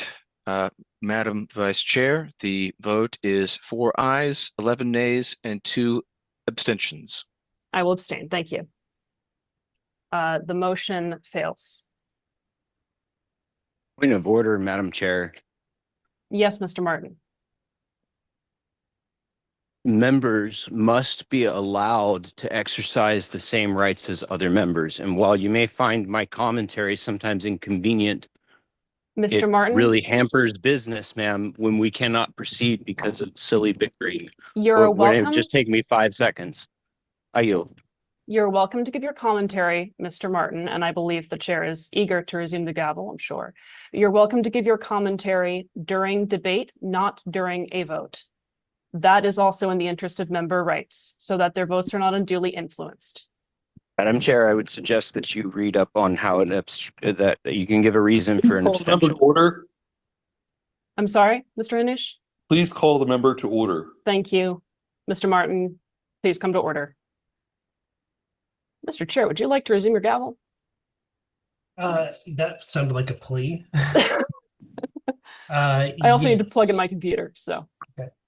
Next item on the agenda is a motion to create an ad hoc records and policy manual committee. Mr. Martin. I think I have that. Yes. I move as written that we create an ad hoc committee. We need to review the minutes. Should I wait for a second before speaking? Yes. There a second? Is there a second? Second. Okay. Who was the second? Mr. Flores seconds. Thank you. Thank you.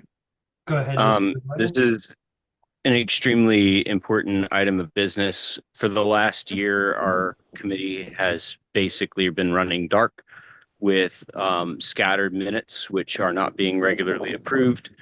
A lot of the members that would be required to vote on them are no longer on the committee, and there is some issue about collecting these and making sure that we have records over the last year.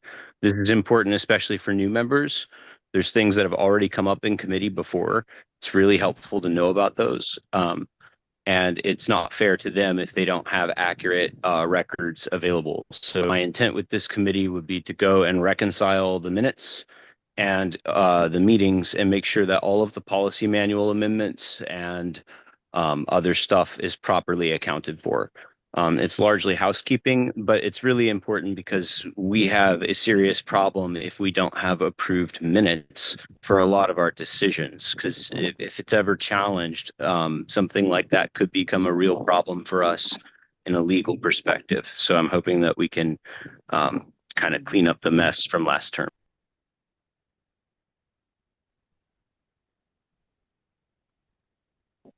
Ms. Robson. Okay, so all I want to say is that we actually have stuff in our, all of our policies and bylaws about this. We have auto approval. We already have those things. If they didn't happen to go the way that we would have loved in previous administrations, that's great. Because they can only, minutes can only be done at meetings, but we have auto approval so long as it's within the certain number of days. Secretary is tasked with all that stuff. I think that having an additional committee to try to deal with that stuff that's already supposed to be happening is kind of silly. So I would be voting against this. Just my 2 cents. While the secretary has done an amazing job and has actually compiled things that the 3 previous secretaries missed in the policy manual and added them and corrected them, which I think is above reproach. I think he's done an amazing job. I don't see any harm in the committee existing and doing the thing. That's just my 2 cents. Mr. Martin. Thank you, Mr. Chair. I just wanted to correct a bit of misinformation or maybe just a misunderstanding from Ms. Robson. My understanding was that auto approval was not effective because minutes were not posted at the proper time to trigger auto approval provisions, breaking that provision and resulting for the need to pass them in a regular meeting. When they were moved prior to the convention, the committee actually laughed them down and expressly decided not to have any minutes for the business. So there is a serious problem about having them. I do hope that we can clean it up. That's my hope. Most of that Otherwise, is it's correct. possible. But I'll correct one thing. They didn't get laughed Yes, sir. down. It was said that they didn't have enough time to review them, therefore they wanted to hold them. But not laughed down. You might have been laughing them down, but that was the stated reason. Ms. Thanks, Fintish. sir. I have Ms. Fintish, then Ms. Robson. Yeah, I just wanted to say that I appreciated Secretary McGee's work on updating the policy manual. However, I do have some questions regarding it. I want to ask him. They're just out loud questions, and maybe you can inform me, Mr. Chair. I know especially for the December, was it 6th? Yeah, the 6th through 7th, 2025 regular meeting, there is a missing video. And that is not posted online. The part 1 is missing. And so my question is, my support of a motion like this is based upon the fact that there does seem to be a lot of missing information. And I think it's a lot to put on one person, no matter how amazing Secretary McGee is, and being able to review all of that. So that's why I think something like an ad hoc committee to be able to review those things is necessary, just so that it can be fully looked at. And also, I am curious, do we have a record of that video and where it might be? I'm verifying right at this minute because I posted them, all of the video. Yeah, it's been broken for a while. It's part 1. So Well, let me I don't look. know if, yeah.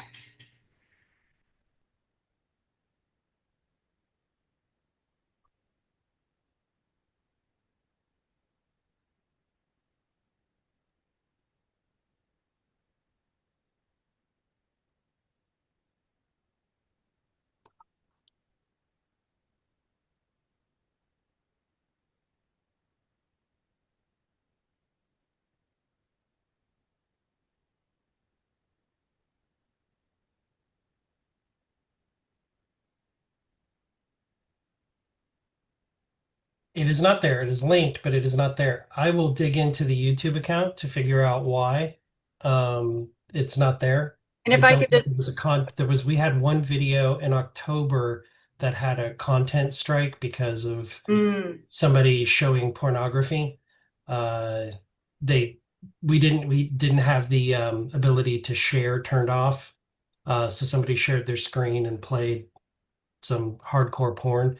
That got that video content striked, and it just needs to be, somebody needs to go in and edit out that little, literally like 3-second clip and then resubmit it. But I do see that part 1 for December 6th is going to a dead link, and I'll dig into that to look to see why that is. thank you. I'm just Worst saying case that scenario, I did save all the videos, so Yeah. I can re-upload them. Okay, wonderful. Yeah, just as support for the ad hoc committee, so that it can be reviewed properly. Thank you. It was a really awful video, by the way. It was done from, we had somebody who was going to be doing video streaming from it, and it kept getting delayed and delayed and delayed and delayed and delayed and problems. So we just had Drew, who's on staff, stream it from his little camera off of his laptop. So it's literally just looking at me and Nikayla basically for 2 days. It's fun. Terrible. Sorry, didn't mean to hijack. Ms. Robson. Okay, so I just want to say that after what y'all have talked about, I totally take back what I said. I think we should have this committee. I think that we've apparently done a really shitty job of that. So I take back this and I will be voting in favor. As an update, Karen Ann Harlos just messaged me to let me know that all of the videos are also on LPDA, which is actually our official record, by the way. Any other discussion? Hearing none, we'll move to a vote.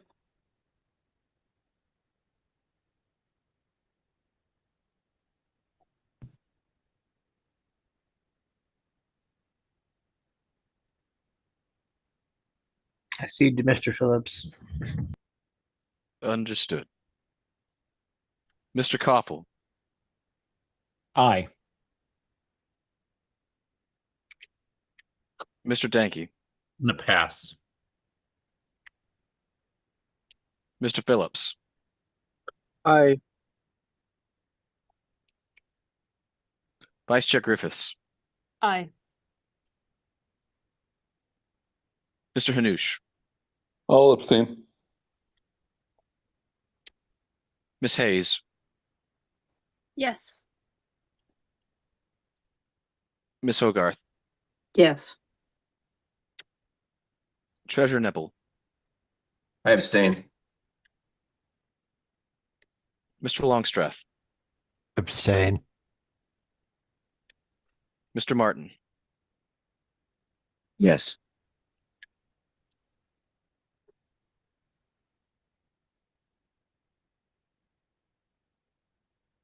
I will pass. Mr. Nikela,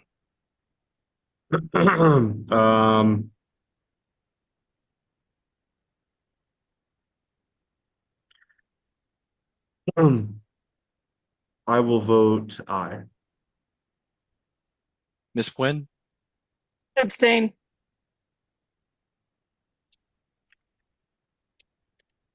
Mr. Redpath, I'll vote yes.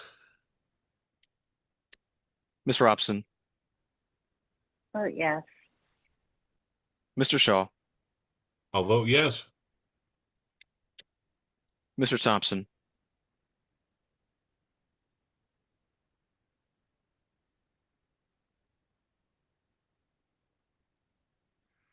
He has been eaten by an iceberg. Out in He fell off, Alaska. I do believe. Oh, my apologies. Looking, and I don't see his phone number anywhere, so I do believe he fell off. Understood. All right, then Mr. Danke, I'll abstain.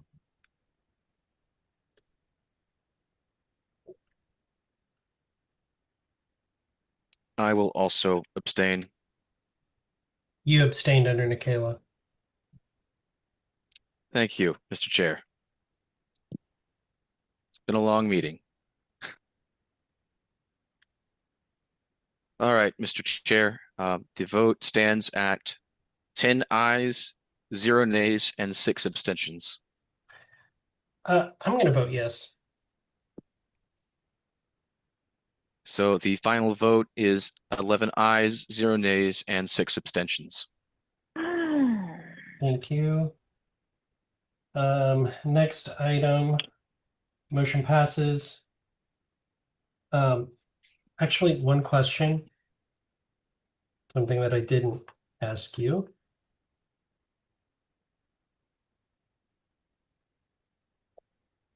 One second, please. Find it here.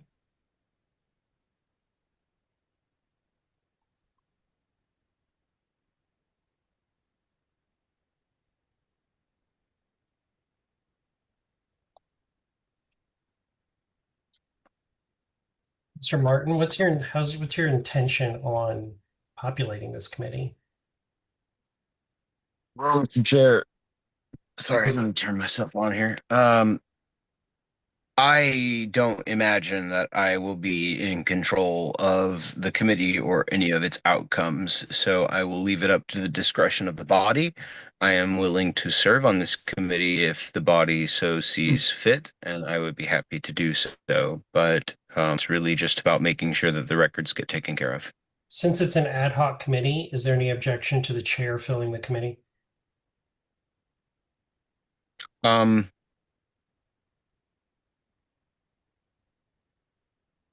I think it would probably be best optics if it wasn't people from if I could just put an Just input on trust it, me. it would be good to have Just at trust me, least one. Mr. Martin. Just Yes, trust me for once. Thank you. I can do that. Okay, I will make the appointments tomorrow morning to the ad hoc committee.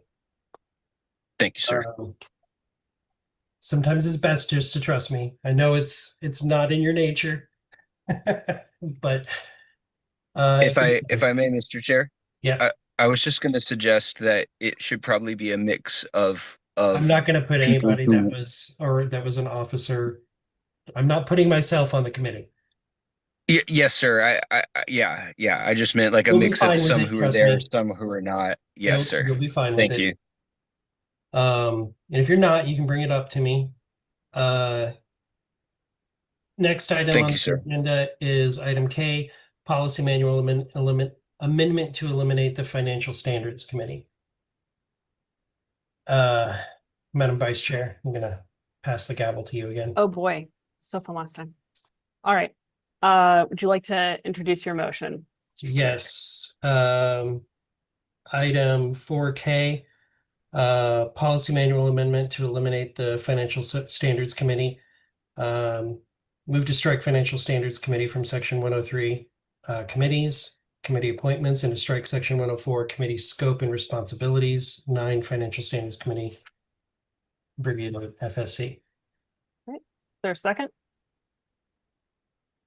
Second. Thank you, Mr. Redpath. All right, discussion? May I speak to my motion? Yes, please. Thank you. So this was a knee-jerk reactionary thing, and I actually spoke against it before I was on the LNC at the May 20, whatever year that was, meeting in Grand Rapids, the LNC in-person meeting. Prior to being on the committee, I spoke against it at the time as something that hamstrings staff. This requires anything over $600 to go through the Financial Standards Committee for their approval. The intent was to prevent massive rogue spending. What it does is it prevents staff from being able to do something that they raised money for or was within the budget, but wasn't expressly described for that purpose, but was budgeted for it. Staff has had this happen numerous times. They had it happen numerous times last year. The important thing that I think the original intent of the committee was to monitor spending to prevent, like I said, wild, unreported spending. With the audit committee that will be populated by Friday, I think the audit committee doesn't have to be something that is only serving to produce an audit for the convention, which is in 2 years. We're not populating the audit committee today to produce an audit report to be presented to the body at convention. We're populating the audit committee now to be monitoring the inflow and outflow to make sure that there's no shenanigans going on. So I'd like to untie the hands of our staff to be able to make decisions to do things, and to be able to move rapidly and quickly to do those things when they're already, money has already been raised for a project or something like that. I'll give an example. We had a series of videos created for candidate training. The money was already raised, but it was denied by the FSC and had to come back to the full board to vote again. And it was a time delay when the money had already been raised to do the thing. It wasn't the Financial Standards Committee saying, making a political statement. It was them saying, well, we don't think the money should be spent on this. So, Mr. Nick, I'm not the chair. Sorry, I yield. Sorry. Thank you. Mr. Nicola. Thank you, Madam Vice Chair. Is it the chair's intention to have the audit committee, I mean, he basically stated it, but is the intention to have them to form some kind of structure where the audit committee would be maybe not, I don't know what the advising role would be specifically, but in some capacity, look over the books and make sure that things are above board and that they're accounted for within the budget and yada, yada, yada, yada. Essentially, the spirit of what the Financial Services Committee was originally designed to do.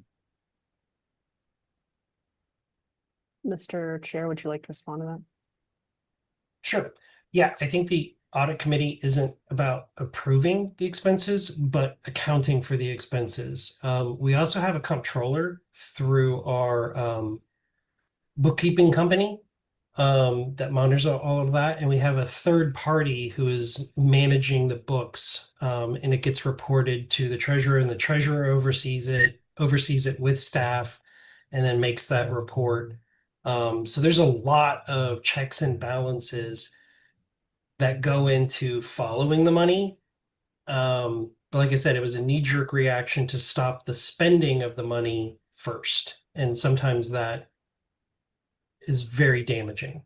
I would like you to try to open up a call center in Delaware at least once a quarter, just to pressure test right. the committee. Sure. Yeah. Okay. Mr. Hanush. Thank you. I actually think that we need to keep this committee because we do need financial oversight because of the what has happened in the past, and hopefully to stop it from happening in the future. I don't think this is I don't think any time's the right time to not have financial oversight. I don't think they should be. I get the issues, and I don't think the financial server or whatever committee should be overriding the LNC. That should not be a thing. So if that's an issue, we need to get rid of that line item and their authority.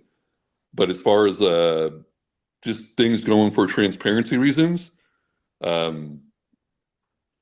think it's a good thing. So there's no one just making a unilateral decision to spend $4,000 a month for something. And so I would like to see multiple members' eyes on financial transactions. Thank you. Mr. Redpath. Yes, I would like to speak in favor of this motion. I was on this committee. I think we have Doug Nebel as treasurer now. We have Steve Dasbach as executive director. I think we're good. I think this is a layer of bureaucracy that is not needed and can really slow things down. And really, I was on this committee. It really didn't accomplish much. So I really do favor this motion. I don't think we will financially suffer, and I think we will be able to move more quickly for needs that really need to be addressed. So thank you. Dang it, Bill. You mentioned sorry, you were on Ms. this Finch. committee. You're gonna hear from fucking Austin now about how you're fed bath. Yeah, can you remind me, Madam Vice Chair, is it $600 is the cap? That anything needs to be reviewed above that? Or I could ask Mr. Chair. You could also ask the chair. Yes, I think so, but I'll let him confirm. Yeah, Yes. so I would be, I'm not voting on this, but I would feel in favor of keeping something like this, but maybe if someone had an amendment or something about raising that threshold, because here in Oregon, as chair, I have a $500 threshold, right, where I have to go and get permission, get it reviewed and all that. So $600 seems pretty low, especially for with how much money the LNC will spend at a time. So I understand the need for it. I would, support someone raising that threshold though, in order to keep it. Thank you. Mr. Martin. Yeah, thank you. I have a question for Mr. Chair, if you'll allow it, Madam Chair. I'll first just say, I think it's important that we all kind of live under the same rules. And, I was concerned when I saw this at first that it was like, oh, well, rules for thee, but none for me. But hearing where it's coming from, it seems like that might not really be the case. I do agree that, I kind of can see both sides of this. There's a value in having some good, safeguards against people who run away with their power on the one hand. On the other hand, a party has to be able to respond quickly, intelligently, get the bills paid, and be reliable. So it's kind of a difficult balance.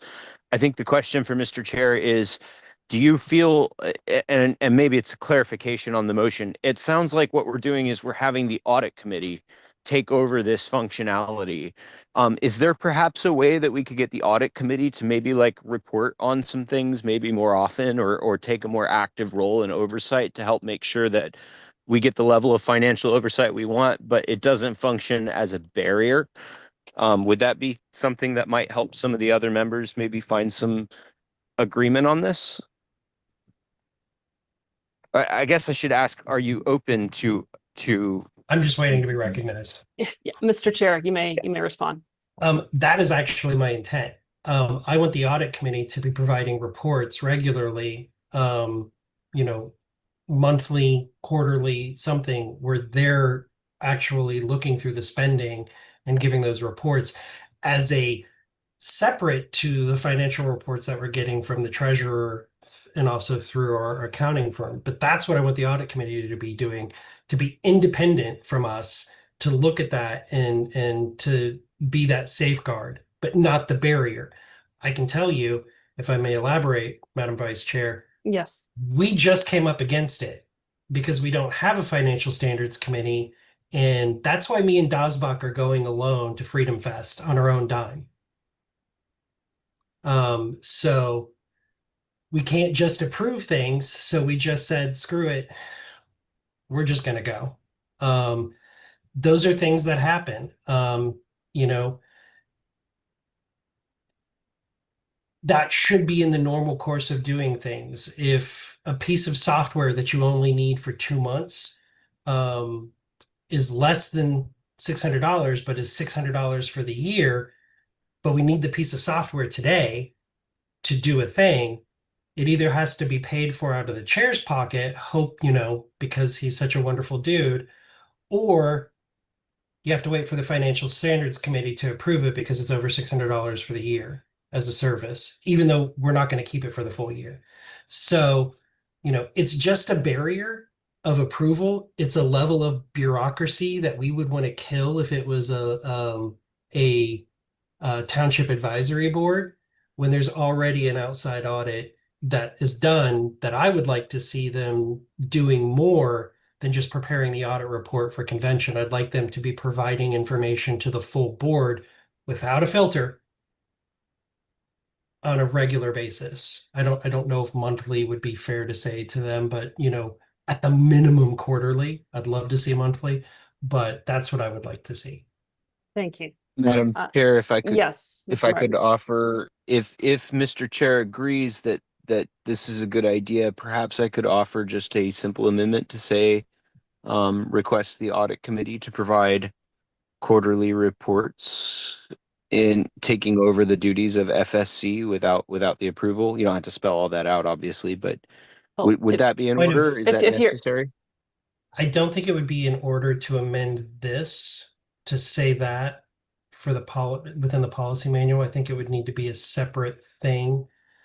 And Mr. Martin, I'm happy to workshop this with you, and then I will kick it off as an email ballot if that would work.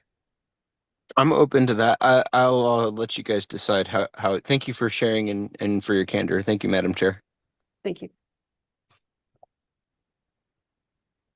Is there further discussion on this? All right. Lower your hand, Mr. Martin. Move to a vote, Mr. Secretary.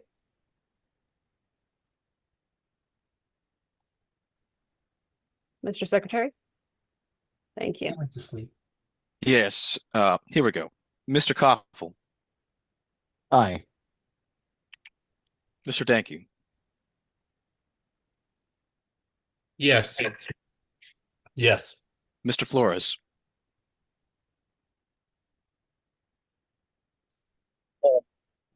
Cede to Mr. Phillips. He seceded to me. So yes.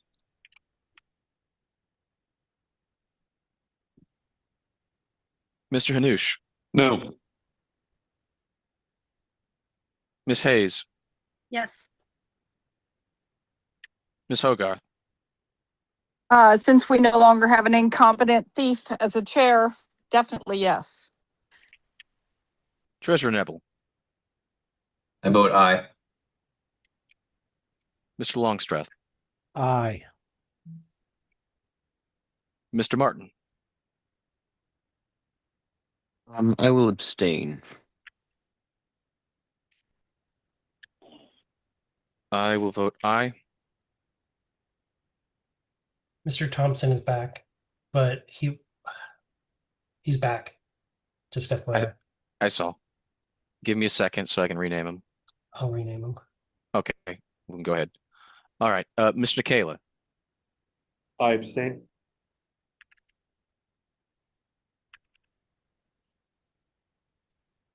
Miss Wynn. Yes. Mr. Redpath. Yes. Miss Robson. Yes. Mr. Shaw. I'm going to abstain on this one. Mr. Thompson. Abstain. Mr. McMahon. Sorry, Chair McMahon. Because I'm chair, I'm going to abstain too.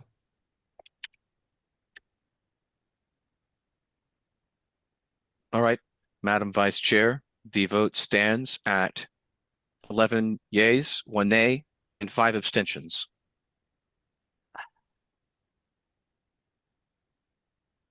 I'll vote in favor.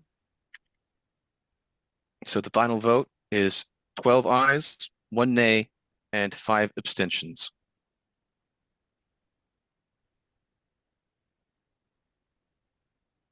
All right, the motion passes. Thank you. Passing the gavel back. Yes, I I'm am. taking the gavel back. Well, yeah, I don't think I can pass. Mr. Shaw, you have a point of information?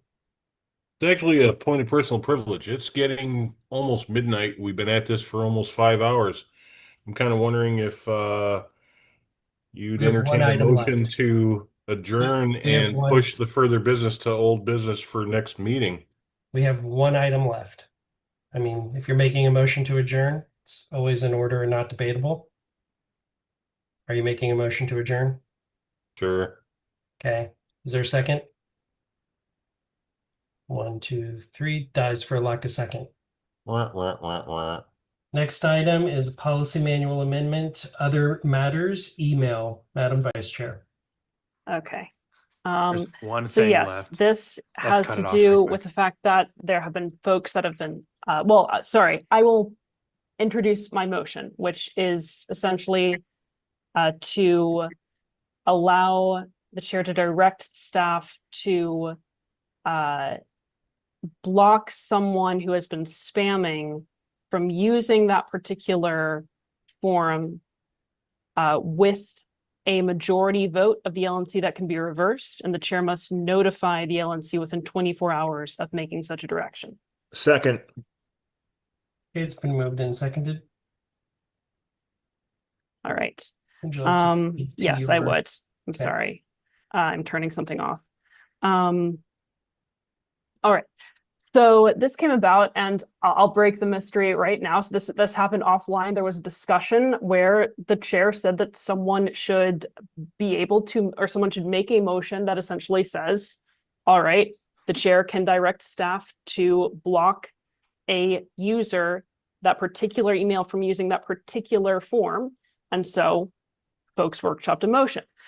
So I'm introducing this with guardrails because it can very easily be abused. This can only affect the use of the contact the LNC mass form, right? So this cannot be used to disallow someone from writing to the LNC or any member of the LNC from their personal email address. The chair also needs to tell the LNC within 24 hours of that happening, and the LNC can overturn that with the majority vote at any time. It also can't be indefinite, so there needs to be a particular time period specified. Based on the fact that we do get spam from folks using that, and because especially inboxes can get very cluttered very quickly, depending on how many emails you're getting per day, and that might vary with Office, this seems like a reasonable thing. And so hoping that the body would entertain it and vote yes. Since my name was invoked, Yes. I asked for it to be workshopped because we had somebody who sent over 30 emails through the contact form. None of them substantial, none of them really engaging. It was just spamming us. And I thought I could just have staff turn it off. And then I thought about it and I said, no, there needs to be a transparent process for that so that it isn't abused. So that, there has to be something to say, hey guys, I did this thing. And if you don't like it, you can overrule me on it, but this is why. You all received those emails. You know exactly which ones I'm talking about. And it's not the first time that's happened. We got inundated with it last term as well. I know that there are specific people who think this is targeting them. However hostile that those people may be, or mean or cruel or whatever, or, say bad things, mean, hurtful things, this isn't for them. That's not spam. They're engaging the board, whether it's genuine or not, or what have you, they're actually engaging the board. This is specifically for people who are spamming. With that, I shouldn't be debating, but because she said my name, I wanted to say why I asked for it to be workshopped. I've got Mr. Martin, Mr. Redpath, Ms. Robson, Mr. Shaw, and then Ms. Fintish. Mr. Martin. Thank you, Mr. Chair. I do appreciate the approach on this, and that it at first glance is a little more concerning, but it's pretty clear that it's aimed at dealing with this actual spam problem. But on the other hand, I would just say, just at least to be a contrarian, don't think we need a particular policy on this. I think we could just, act as a committee when needed. And for the most part, it's really not a huge problem. I mean, there is somebody that has sent some annoying messages through the contact form that doesn't seem to understand how politics works very well. And I think other than just making fun back end jokes about it and everything, we could have just asked her to stop. And, if she didn't, I'm pretty sure the committee could, take action kind of on a case by case basis. So I don't think this is really necessary. But I also don't want to characterize it as some kind of a huge threat.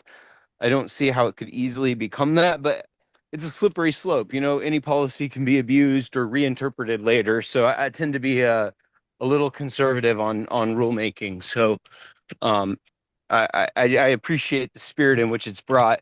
And I do see that the intent is not necessarily to suppress voices. I just think there's probably a diplomatic way that we could handle, things like that without making a rule like this or resorting to an immediate block. But that's my piece. Thank you for hearing me. Thank you, Mr. Martin. Mr. Redpath. I move the previous question. There's like 4 people that want to speak. I still move the previous question, Mr. Chair. Okay. Moving the previous question. Is there a second? Dies for a lock to second. Ms. Robson.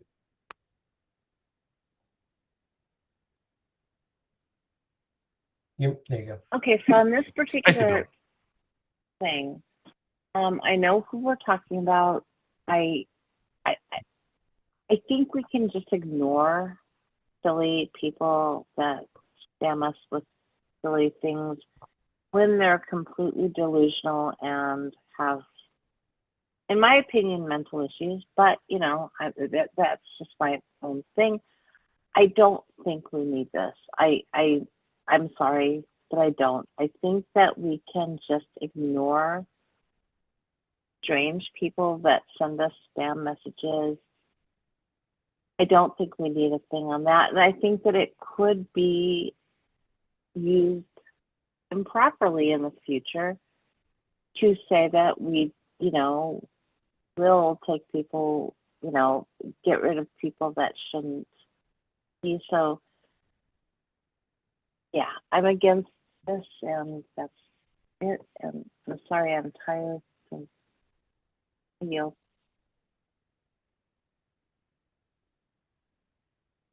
Mr. Shaw. Yeah, I mean, looking at something like this, the thing that's before us today doesn't seem like it's a large enough problem to implement a rule that theoretically, in some odd scenario, some future LNC could possibly abuse to basically shut down dissent in some way. Now, I realize that the particular way this is written would be difficult, but maybe it would be one piece of like several other things that could get added on a little at a time here, a little at a time there. So The slippery slope arguments and things. I'm I gonna just oppose it. stupid. I don't think it's a big enough problem to really make a standing rule over. Thanks. Ms. Fintish. I was going to say that there is a way from your desktop, your PC, or your laptop to create filters in your Outlook in order to kind of get those things out of the way so it doesn't clutter our inboxes. I strongly suggest using those in general. But yeah, on principle, it's another rule. I get it. Like, and I don't think the intent is nefarious. But again, yeah, not to bring up slippery slope all the time, but it is like one of that like slow trickle of rules that add up that could be wielded against a different LNC or wielded by them. So I don't think we need more rules. We should be kind of principled against that sort of bureaucratic stuff, as I've said a bunch of times already. But yeah, you should definitely check out how to make your own filters in the Outlook. I think it would just deal with a lot of these issues. And I get it, it's annoying. So Correction for you, Ms. Fintish. You can't actually filter it out because the emails come from info@lp.org. Yep, you can't filter them out. And I get hundreds of emails a day, and I'm looking for you're like, I've important things. tried. So, and it gets, I actually missed an email from our attorney because there were 3 emails from that person in a 45-minute period. So, Okay, well then I'll withdraw that, but I will say we do have the ability to scroll. How about that? yeah, fair.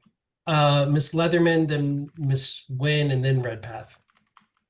Right. So I'm just going to say, like, I understand the concern here that, okay, so we say that we should be able to block spam at some point, like some future LNC might say, hey, this person who's asking us lots of questions, they're kind of annoying. I think their emails kind of constitute spam, right? Because they send them frequently enough that, we could, yeah, we can block them, right? So I understand the concern here, but at the same time, like, so we want our members to be able to make their voices heard. However, like, if certain people are abusing the contact the LNC form to the point that our inboxes are being filled with just useless junk, then we end up that ends up infringing on members' rights because we're missing important emails if every time we open our LNC emails we're having to sift through dozens of possibly dozens of junk emails. So I don't see the harm in having this rule on the books. As long as it's transparent, there is a mechanism for reversing it. I think, yeah, I don't think it's a problem to have. Thank you. Ms. Wynn? So originally, I thought that the executive director should have just been able to use his discernment to decide what emails to block and to not block through the website. But I appreciate the oversight of this motion, and I'm going to be in favor of it. I work a lot, and I'm going to be doing a lot of work on this LNC, and anything that helps my workflow, which means not having to delete a lot of spam emails, if that can be stopped in some way, then that helps me be more productive. So I am in favor of this. I just want to say, I don't think it would be appropriate for the executive director to make unilateral decisions on what emails go to the board and which ones don't. Just FYI. Okay. Mr. Redpath, then Ms. Hayes, then Mr. Hanush. Mr. Redpath. Thank you, Ms. Nyan. I apologize if I mispronounced that. We have we are the main bulwark in this nation against the Republican and Democratic parties. We have serious business to do here. I've had enough of these farcical emails that come in that fill our inbox. Enough. All right, this is a very reasonable rule against spam that's filling our inboxes. We're all busy. We have lives It's, to lead. Some of us Tim's are right. still employed. You should be but able to even if we're not, have a we have rule that has to serious be a member. Similarly, the idea responsibilities that's coming to from lead to a info@, freer is nation ridiculous. through the Libertarian Party. This is a very reasonable rule to end the frivolous should emails have a that fill our contact form inboxes. app So please that vote just, yes on this. forwards. Thank you. Thank you, Mr. Redpath, Ms. Hayes, and then Mr. Hanush. And Bill's right. Even Hi, though yeah, I just Austin's have laughing at him in the two freaking things here. So just like on chat. principle, you know, who So gets to define fucking what spam ridiculous. is, right? I get it. It is, it can be annoying, but having a public office and having a form on a website, this is the name of the game. It just is. I manage a ton of websites and a ton of social media. There's going to be spam. Even if we pass this, we're not going to get rid of it, right? They'll just get smarter and come up with more emails. So that's a separate note. On the one that we know we're talking about, but nobody is saying, I just have a question for the officers. Has anyone spoken to this person? Has Yes. anyone? Okay. And so are we like, okay, if you've spoken to her, I would love to just chat with you on that because I don't disagree with like her main point. I responded to an email and said, we can't help you with this. Please stop. And got like 5 more random emails. Okay. I have some folks that like kind of do that here locally. They're clearly not like fully under our banner, but we can agree on one thing. And sometimes they just want like 30 minutes to talk at me, right? And I know it's annoying, but then they go away after that. So that I was just trying to uncover if anyone I don't had have given. that time. No, I know, but I would take that off your plate if it meant she'd go away. But I wanted the background, so maybe we can chat and we can see. But that's all I wanted to say. Mr. Hanush, then Ms. Robson. Thank you. I hesitate to use the term common sense, but this is a pretty common sense thing that we're proposed here, and it's. I think we all kind of. I think we all agree on this one person that is spamming us, and maybe it is 3 tomorrow and 5 the next day and 10 the next. I would like someone to be able to turn off that switch at least temporarily for 24 hours.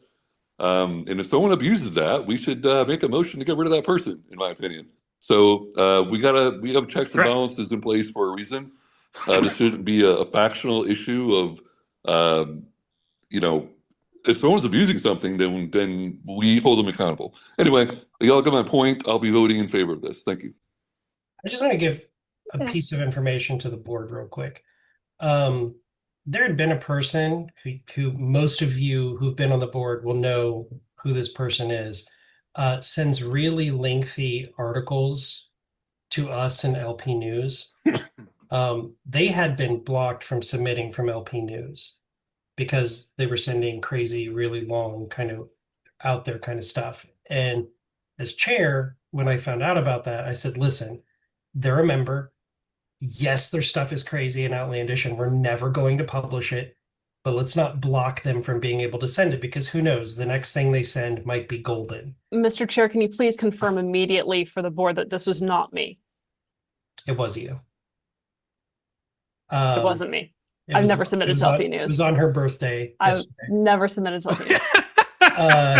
So just He continued the that birthday is meme. known, like the reason why you're getting emails from that person again is because I unblocked them. So sorry. We're at time, Mr. Chair. Okay. We are. By 3 hours. Sorry, I tried to do it with a straight face. I couldn't. We'll move to a vote. Mr. Secretary. Seriously, my hand was up before you talked, Evan. So why do I not? Or I'm sorry, Mr. Chair. So why do I not get to? You are actually right. I'll recognize you. Go ahead, Ms. Robson. Robson. Thank you. So I'm just going to say that this is like so weird. Yes, this particular person we're talking about, I think, has issues, but it's not that hard to get rid of those emails by deleting them. And we're doing a weird thing where we're saying that we've decided that this particular person is horrible. So how do we decide that? I am absolutely going to be voting no on this because it's really weird for us to decide that. I'm sorry, I had my hand up. People didn't want to listen to me. But, you know, like other people we were talking about, like there's a person in California who's running for, I don't know what office at this point. He spams us all the fucking time, all the time. And we can't get rid of him. He's the bigger spammer. How hard is it to just delete emails that you don't want to watch or listen to? That's So the this person is I just unblocked really, from LP News, by the way. okay, you know who I'm talking. But Yeah, I know right, exactly so what you're talking about. why would we do this? I mean, it's so easy to just delete and not look at it. And this could truly become an issue where we do make this a partisan thing. And it could truly be a thing. And this particular person we're talking about in this particular case doesn't appear to be a libertarian, but maybe she is, and maybe the next person is, and we decide they're just as bad. So why do we have to do this? So I'm sorry. I just had to. Okay, let's go. I really wanted to talk about this, and thank you. Okay, call the roll. Mr. Koffel, Abstain.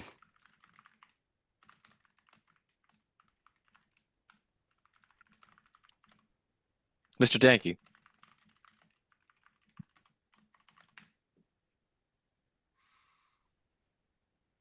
Proceed to Mr. Longstreth. I'm sorry, Leatherman. A word. I will vote yes. Mr. Flores, Abstain. Vice Chair Griffiths, Vote yes. Mr. Hanush, Yes. Ms. Hayes, I'm going to say no. Ms. Hogarth, No. Treasurer Neville, I vote aye. Mr. Longstreth, No. Mr. Martin, Absolutely not. I'm going to pass. Mr. Nikela, I vote no. Ms. Nguyen, Yes. Mr. Redpath, Yes. Ms. Robson, 100% no. Mr. Shaw, No. Mr. Thompson,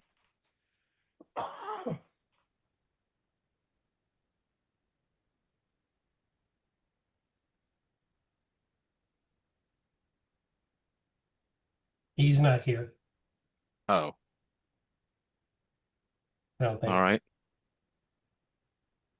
Yep, he fell off.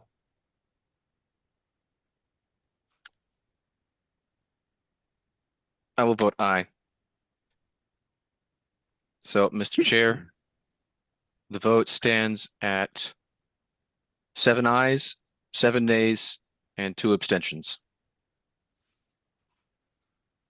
Since it's vote not matters. clear, since the body is divided on it, I'm going to vote no.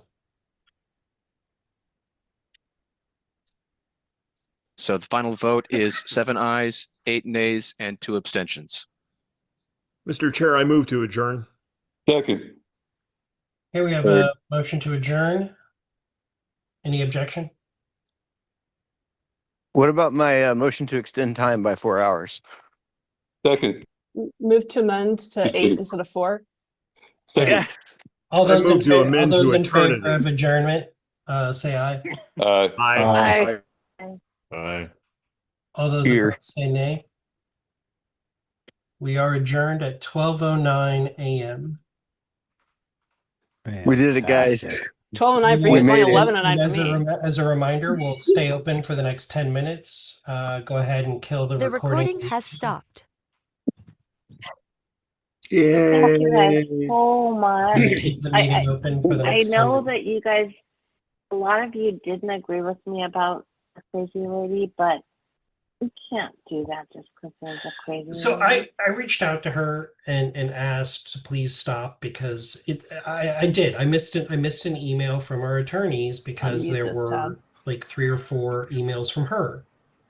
and it's after we'd already received 20, and they're incoherent ramblings about, please, you know People what who they are say. still here. Crazy. Yeah. No, she's I am truly fucking impressed with your crazy. dedication. Why are you the still reason here? why- Why hold the on. fuck are y'all Fucking still crazy. here? The reason why I asked Amanda to Hold on. workshop this was because when I was in a staff meeting and we were talking about it, it came up, and it was just something that I could do. And I said, I don't feel comfortable doing that. I'd like for something like this, for it to be a limited ban that is Did the unplug known and by the replug my board, camera? and that the board, having also received the emails, could undo it if they wanted to. If they said no, it's not spam. But just to give a period of time for the person to not be able Go to to bed, do Jonathan. it, maybe Go sleep they'll well. stop. Maybe they'll go away. If it's 60 days of you can't email us just through that form, then maybe it gives some period for them to go find some other thing to be crazy about. With the One Canada second, that I'm you're gonna talking refresh about, this because it's not seeing my camera. while they're crazy, they're at least engaging in policy in an authentic way. And I No, know it's crazy. He It's is all crazier crazy. than her. Yeah. I'm sorry. Yeah. He is crazier than her. What are we cheering for? We owe these people. He is his way Wait, guys, I have crazier a than confession to her. make. I didn't hate being We chair all that owe much. It's these kind of fun. people a thanks. Our Kind of like being chair.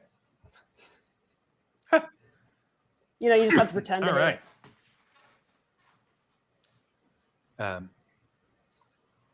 So, as everyone saw, for the first time, we had a chair that was willing to tell Austin Martin to shut the fuck up.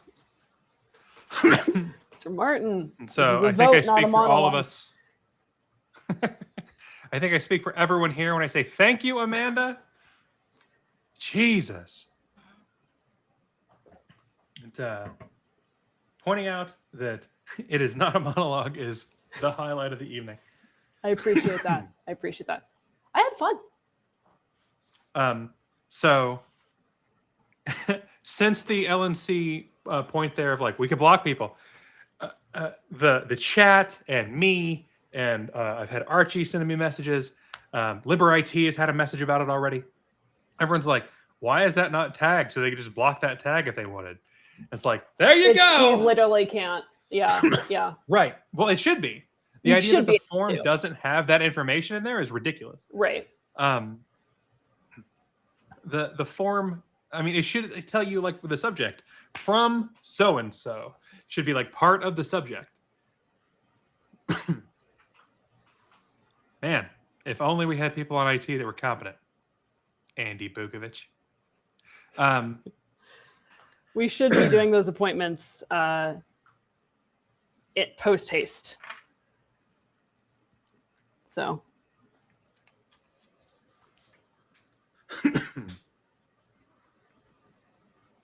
I actually didn't hate the idea of having the litigation committee open to LNC members.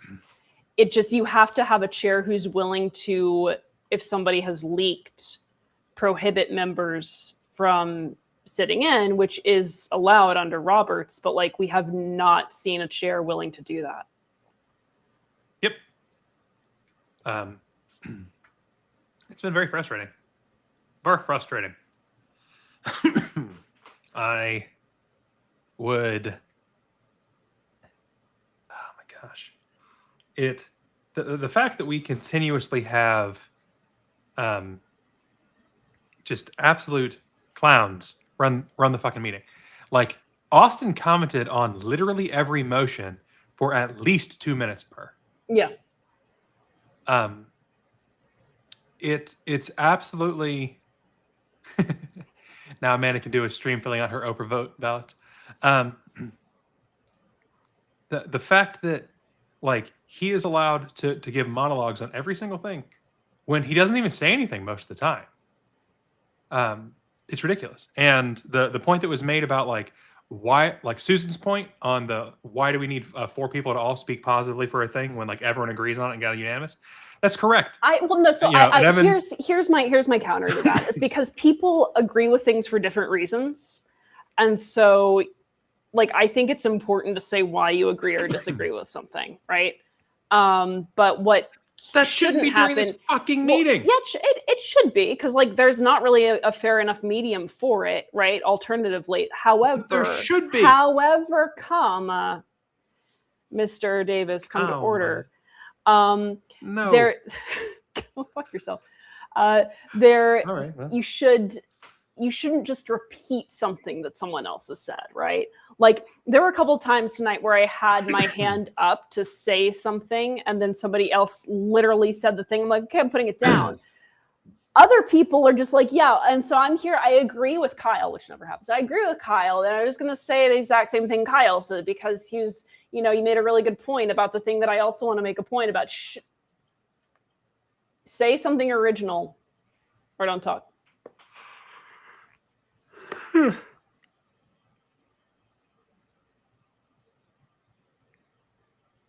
If it's not in the meeting, it can't be in the minutes, et cetera, et cetera. It's true. It's very true. The minutes should not. So. Oh no, I see. I have a completely different philosophy to you on the minutes. I want the minutes to be as detailed as possible. No. Yeah, the point of yeah. the meeting should be so someone can very quickly read through and see what happened. And anything else, it should be referenced out. Summarize the argument. No, you shouldn't. Meetings should. There should be. It should be a law. This is my anti-libertarian opinion. It should be a law of the earth. The violating is death. That if meeting minutes for any meeting go over one page, whoever wrote them is put to death instantly, right then. No, because people can't always attend You have the a meeting. 2-day meeting and it takes more than one page. You cannot always see like just from so and so moved this, so and so seconded. Here was the outcome. You don't see the why. You don't see the why. Kyle's a why freaking doesn't tyrant. go in the minutes. Tyrant. That's what I said. The why goes in the minutes. The why does not go in the minutes. It should though. People should That's be able not to the point see, of the minute. People should be able to see who argued what. So do you put all of the reasons for your meetings and everything in your calendar? A minutes I put document notes is on things your that I want to calendar. reference. It's not. That's the agenda. No, the agenda is for the future. Minutes Yeah. is your past calendar. You don't It's the put things you have things in done. you don't put things in your calendar in the past. Calendar's not a diary. Yes, you do. You don't. Yes, you. Oh my god. You put You go retroactive clear your events in your fucking- calendar? You go clear your calendar out after you've done things? No, but I don't put things in my calendar after I've done them. That's a lie. I do, but I acknowledge that's not normal. And so for the sake of this argument, I'm going to say that I don't, because I know that's not a typical thing to So do. she literally has to make up a mythical alternative Amanda. An alternative to argue Amanda this who's because I'm normal and correct. isn't like, oh wait, I had a dentist appointment last week. Let me make sure I put that on my calendar from last week at 9 a.m. To That's not answer what Chuck's most people question, do. whoever is nearest to the person taking minutes at the time is morally obligated to kill them. I don't know that we can Bam. be like comrades anymore. Honestly, no, I'm serious. Like this is so fundamentally, people should be able to look and see what you should be able to know what happened. There should be a in transcript of a meeting, but the minutes are not a transcript. You don't want the transcript. That's too long. that's just a You're bunch of literally junk. saying summaries of arguments. You cannot possibly summarize the argument that I gave. We've talked about this 1,000 times. Yeah, because the argument that you cannot- gave is I'm a stupid idiot. My name is Kyle Davis, and I remind Amanda Griffiths of a Oh, sea lion that's having its hair slicked up, and then it does the weird thing where it bugs out his eyes and goes. That was your argument. That was what you did just now. That is what you did. No, it's Jonathan's You with also me for good you reason. like to you The want to have like minutes a should little be bit of short. attitude in your meeting minutes too. Not just not a bias to the argument. You shouldn't have attitude with respect to the argument.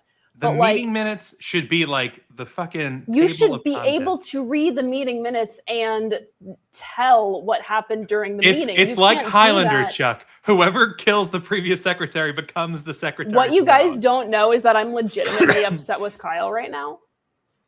Like, and there's going to be a thing after we get off the air. Oh no. We're either going to talk tonight or we're not. And if we're not, there's going to be a no. reason. If we talk tonight, it's going to be a long, loud conversation. That's what you. that's the after show you guys aren't going to see. This is goodness, such I'm a in trouble. philosophical lacuna, honestly, that it bears it bears elaboration and serious I'm going to make this. consideration as I'm going to make this a to- more apparent thing for why this is ridiculous. We've seen how fast Jonathan types, and so if Jonathan has to type minutes to the level you're talking about, Whoa, meetings whoa, should whoa. take twice as long. No. Nobody with a WPM of under 110 should be a secretary. Like, I'll completely concede that point. But see, you got Too 112, bad. 114 You're over here who's like, and that's fun for me because I can't keep my attention during a meeting otherwise, unless I'm. Everyone would be fighting to sit as far away from the secretary in my world, Chuck. Secretary should be in their own corner. No, honestly, it's like again, a secretary has to be a fast typist. That's bottom line. But I don't think 110's the minutes unreasonable. should not be something that is taken by a stenographer. It should be. It absolutely should. No, Look, that and should look, be the no, stenography. Look, I've seen stenographers. Stenographers got game. I honestly don't think that I can compete with some of the top stenographers. Top stenographers are like 140 or whatever. Top stenographers are doing the weird little. Top stenographers over 1,000 words a minute. Well, that they're shorthanding though. I'm talking about actual. Well, yeah. The literal word written out. Okay. I'm a freak of nature, but like I'm not that much of a freak of nature. Will there be minutes to read? Recording keyboards are off. Archie, there will be a library of minutes. It'll be like an entire shelf unit at Harvard. Just be the minutes. And But what if the other guy went to, was it William and Mary? Is that the one that Jefferson supposedly went to? I Adams was like, I went regret to Harvard. sending you, or I regret telling you to watch 1776 because like you clearly don't understand liberation. I'm serious. You're laughing. I'm seriously upset. No, Chuck is correct here. What? If this were put in the bylaws, would it be a violation of the NAP to push Amanda closer to the secretary as soon as the minutes passed a page? To push me closer to the secretary? So what would you would I be do? forced to kill the secretary. Oh well, and I then would become just the new secretary. no, I would enjoy that very much, honestly. Becoming the new secretary after killing the secretary? I would just enjoy killing the secretary. Poor Jonathan. I mean, I think Jonathan knows that, it's some people. Look, I'm probably pretty enjoyable to kill. He's enjoyable to kill. People are enjoyable to kill. The best people are enjoyable to kill. Oh my God. I'm serious. I wouldn't enjoy killing Kyle. That's why he's still alive. He's not a very good person. The best people are the people who are enjoyable to kill. Like, just think about all the ways that you would your kill references me. so that you can jump out to other documents or your times. There are no your- other documents. What the hell other documents do you think exist for a meeting? There should be a transcript document. There should be Here's the what video. I think should actually happen. Here's what I'm going to tell you. And there should be minutes. In Amandistan, every single person who serves in the is Soviet writing minutes. no, better, writes out a report, the theses for their reasons for voting in a particular way on every single item that was introduced. And they I'm publish happy with it, that. and it's in Pravda. And it shouldn't be in the fucking And- minutes. But then there's somebody who compiles all of those publications. And you know what they call those? They Sure. call those the hours. Because there's That's takes longer fine. minutes to read And the them. minutes should tell you where to go look in those hours. No, that's just a table of contents. That's what can't minutes be- are! There can't have a table of contents to a book that doesn't exist. How many fucking people That's are why still it's called watching this? minutes. This is no, you cannot. It's have. called minutes because it's not a table of contents because there's no book. The minutes Yeah, are the the minutes table are of supposed to contents be the book. for a meeting. The minutes are the book. No, they're not. Yes, they are. Oh my gosh. Actually, no, you're one incorrect. wants The minutes are the movie. And then Mr. McMahon sipped his tea.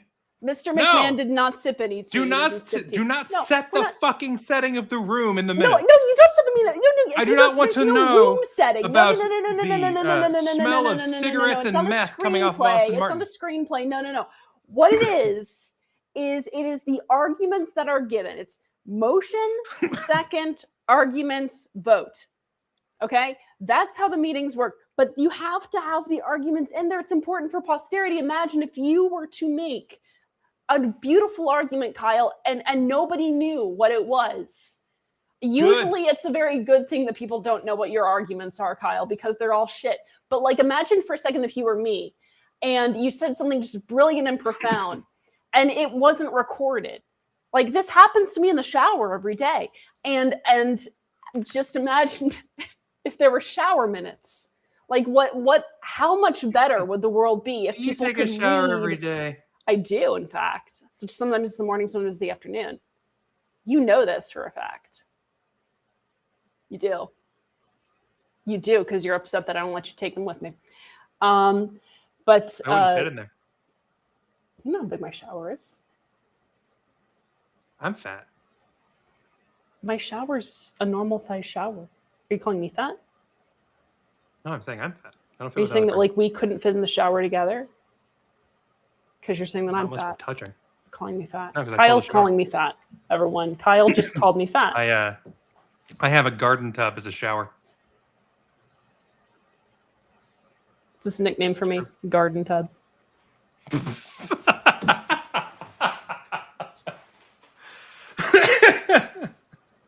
Here I keep my dirt. But like, I mean, you would want people to know the reasons that you did what you did and said what you said. And until the day of Amanda Stan's not in the arrival, to minutes. have people writing their summaries and their theses for their arguments and their beliefs, until then, it is incumbent upon the secretary to explain the arguments. Like, honestly, here's the thing. I would read minutes for fun if they were written like that, if they were all written like that, because it's important. I would go to every state affiliate's, minutes catalog, and I would read them, and I would see who argued what. And like, hey, well, who can I align with? Who can I not? Who was right on this? Who surprised me on this? And then what did they argue? Amanda and just why? reinvented a worse version of Reddit with only libertarian meetings. She made r/fucking retard is what she just made. That's already there. Honestly, it's the Stalinist forum. r/Stalinism. r/Stalinism. It oh god, I guess it's more like r/autism. It like No, it's like people. You should know the arguments that people have. How is that? That is like the opposite of autism. That's you want to know. You care about why people believe what they believe. autists want to know all the details on the things they're focused on, including from every person. Not about theory of mind. Theory If of the mind, thing they're Kyle. into is libertarianism, yes, that's all they want is theory of mind. Can't you just get videos? I mean, you can, but it's not good. And again, you wouldn't want an entire transcript, right? Like you would. Yes, you want do. no, you don't. You want a synopsis. Look, I'm not a monster. It was really long, Damn right, Addison. It was really long. And Amanda wants minutes that are even longer than the meeting. I don't, in fact. That's you're misconstruing my argument for the sake of turning the unholy army of the night in the chat against me. Oh God, Jonathan. Yes. See, thank you, Jonathan. No, Jonathan's see, correct. the thing is, Jonathan's already said he needed to go to intelligent bed. person. No, Jonathan's a very. He said he needed to go to bed because he's bed, tired. and even He's though getting up in he's 5 tired, hours. he was still able to listen to my brilliance and understand. And you know what? That is the gift that he's people will be delusional given from lack of if they sleep. have the summaries of the arguments in front of them. If they don't have the summaries of the arguments, they'll just be like, oh, I guess I agree with this person who is, has a lawnmower for a bathtub or whatever you said. That sounds pretty cool. And instead, I don't know what garden hoe or whatever. A garden tub. If you're You said the able words to- and then added other words. if you're able to read the arguments, like Jonathan could hear the arguments, then you realize that I'm correct. The problem, most of the problems let's in the change world. this. No. Let's Most go of back the to what you world's just said there. problems Jonathan is the secretary. He Mhm. is going through the arguments. So Mhm. you're saying that you want Jonathan to sum up your argument for everyone in the world to read. I would rather have it summarized than have it not written at all. However, I would rather write my own arguments. I'm that kind of person. In which case, now we've gone back to what I've said. All of your arguments should be outside the meeting, written beforehand for everyone to read, and the minutes should refer to that document. It's that the best is Which would be to called summarize your own the arguments. business forum. The second is to have the arguments. Oh, where is that, Kyle? Where is the business forum? And the second is to have your argument summarized for you. And the worst is to have no argument summarized Not at all. None. Zero. Is it? Zip. Nada. Yes. Yes, it is. Okay, I'm summarizing Amanda's argument for the minutes for tonight. No, you're not. You're not. Because I Okay, already that's what I giving got. my arguments. You don't have to summarize them. No, I'm writing the minutes. The secretary can campaign. Yeah, exactly. Exactly. See, some people like different things. Some people are correct, and some people want like illegibly short minutes. And Kyle is of the latter persuasion. Cato is not an acronym, and I wish people would stop pretending that it is. There are very few things that Chuck Moulton and I can agree on, but one of them is that Cato's not a fucking acronym. And It stands for cats and tat. Oh my. it doesn't. It stands for communists are totally okay.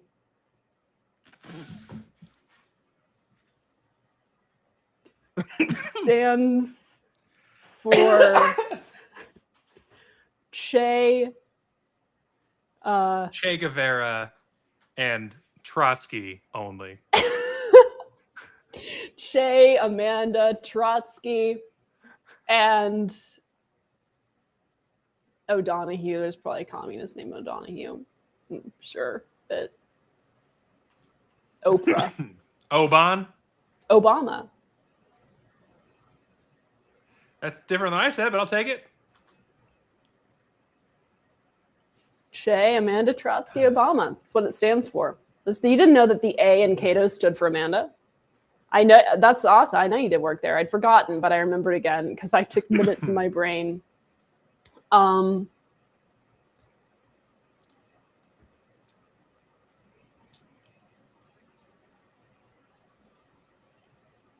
See, like, you think you know a person, you think that you've gotten to know them, and you think that you convince them about why words and argument are so important.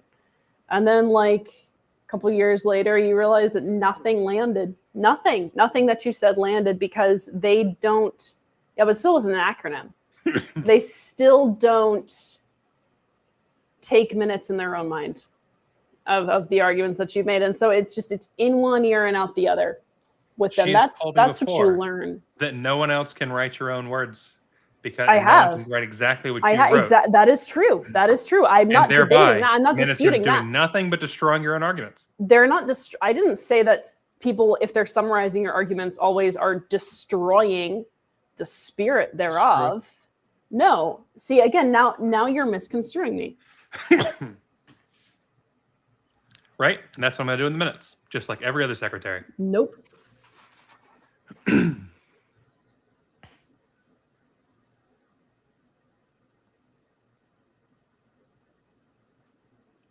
No. What? Ken's agreed with me, so now Amanda's definitely going to hardcore disagree with me.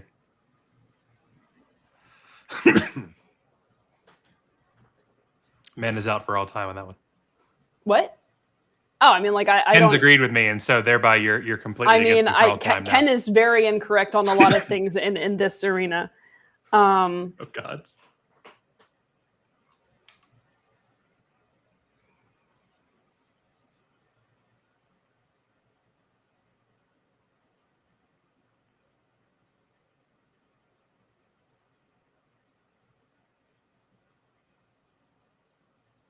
Love you too, Gracie Porcupine.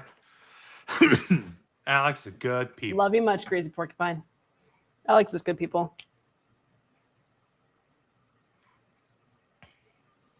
Let's see. We should be careful not to take a public position in case Kyle's secretary death after one-page pledge policies appeal to the JC.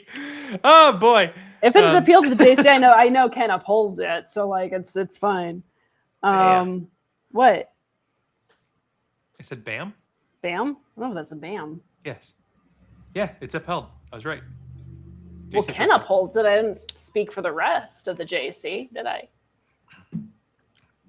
I? Chuck's already planned for the future. He already admitted how this was going. He's putting you as close as possible to the secretary, and he's sitting as far away as possible.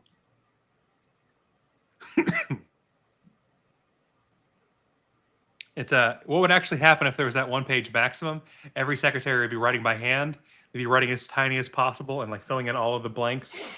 And there'd be an arrow all the way around. Alex, I think we're gonna call it very soon. Yeah. It's been. I need to yell at Kyle. Over 5.5 hours. Oh no.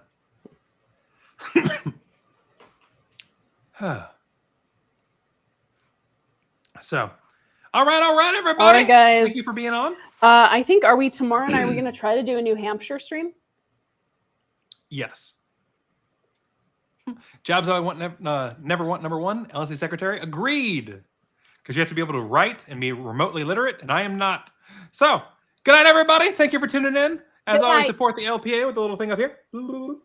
And yeah, we'll catch you.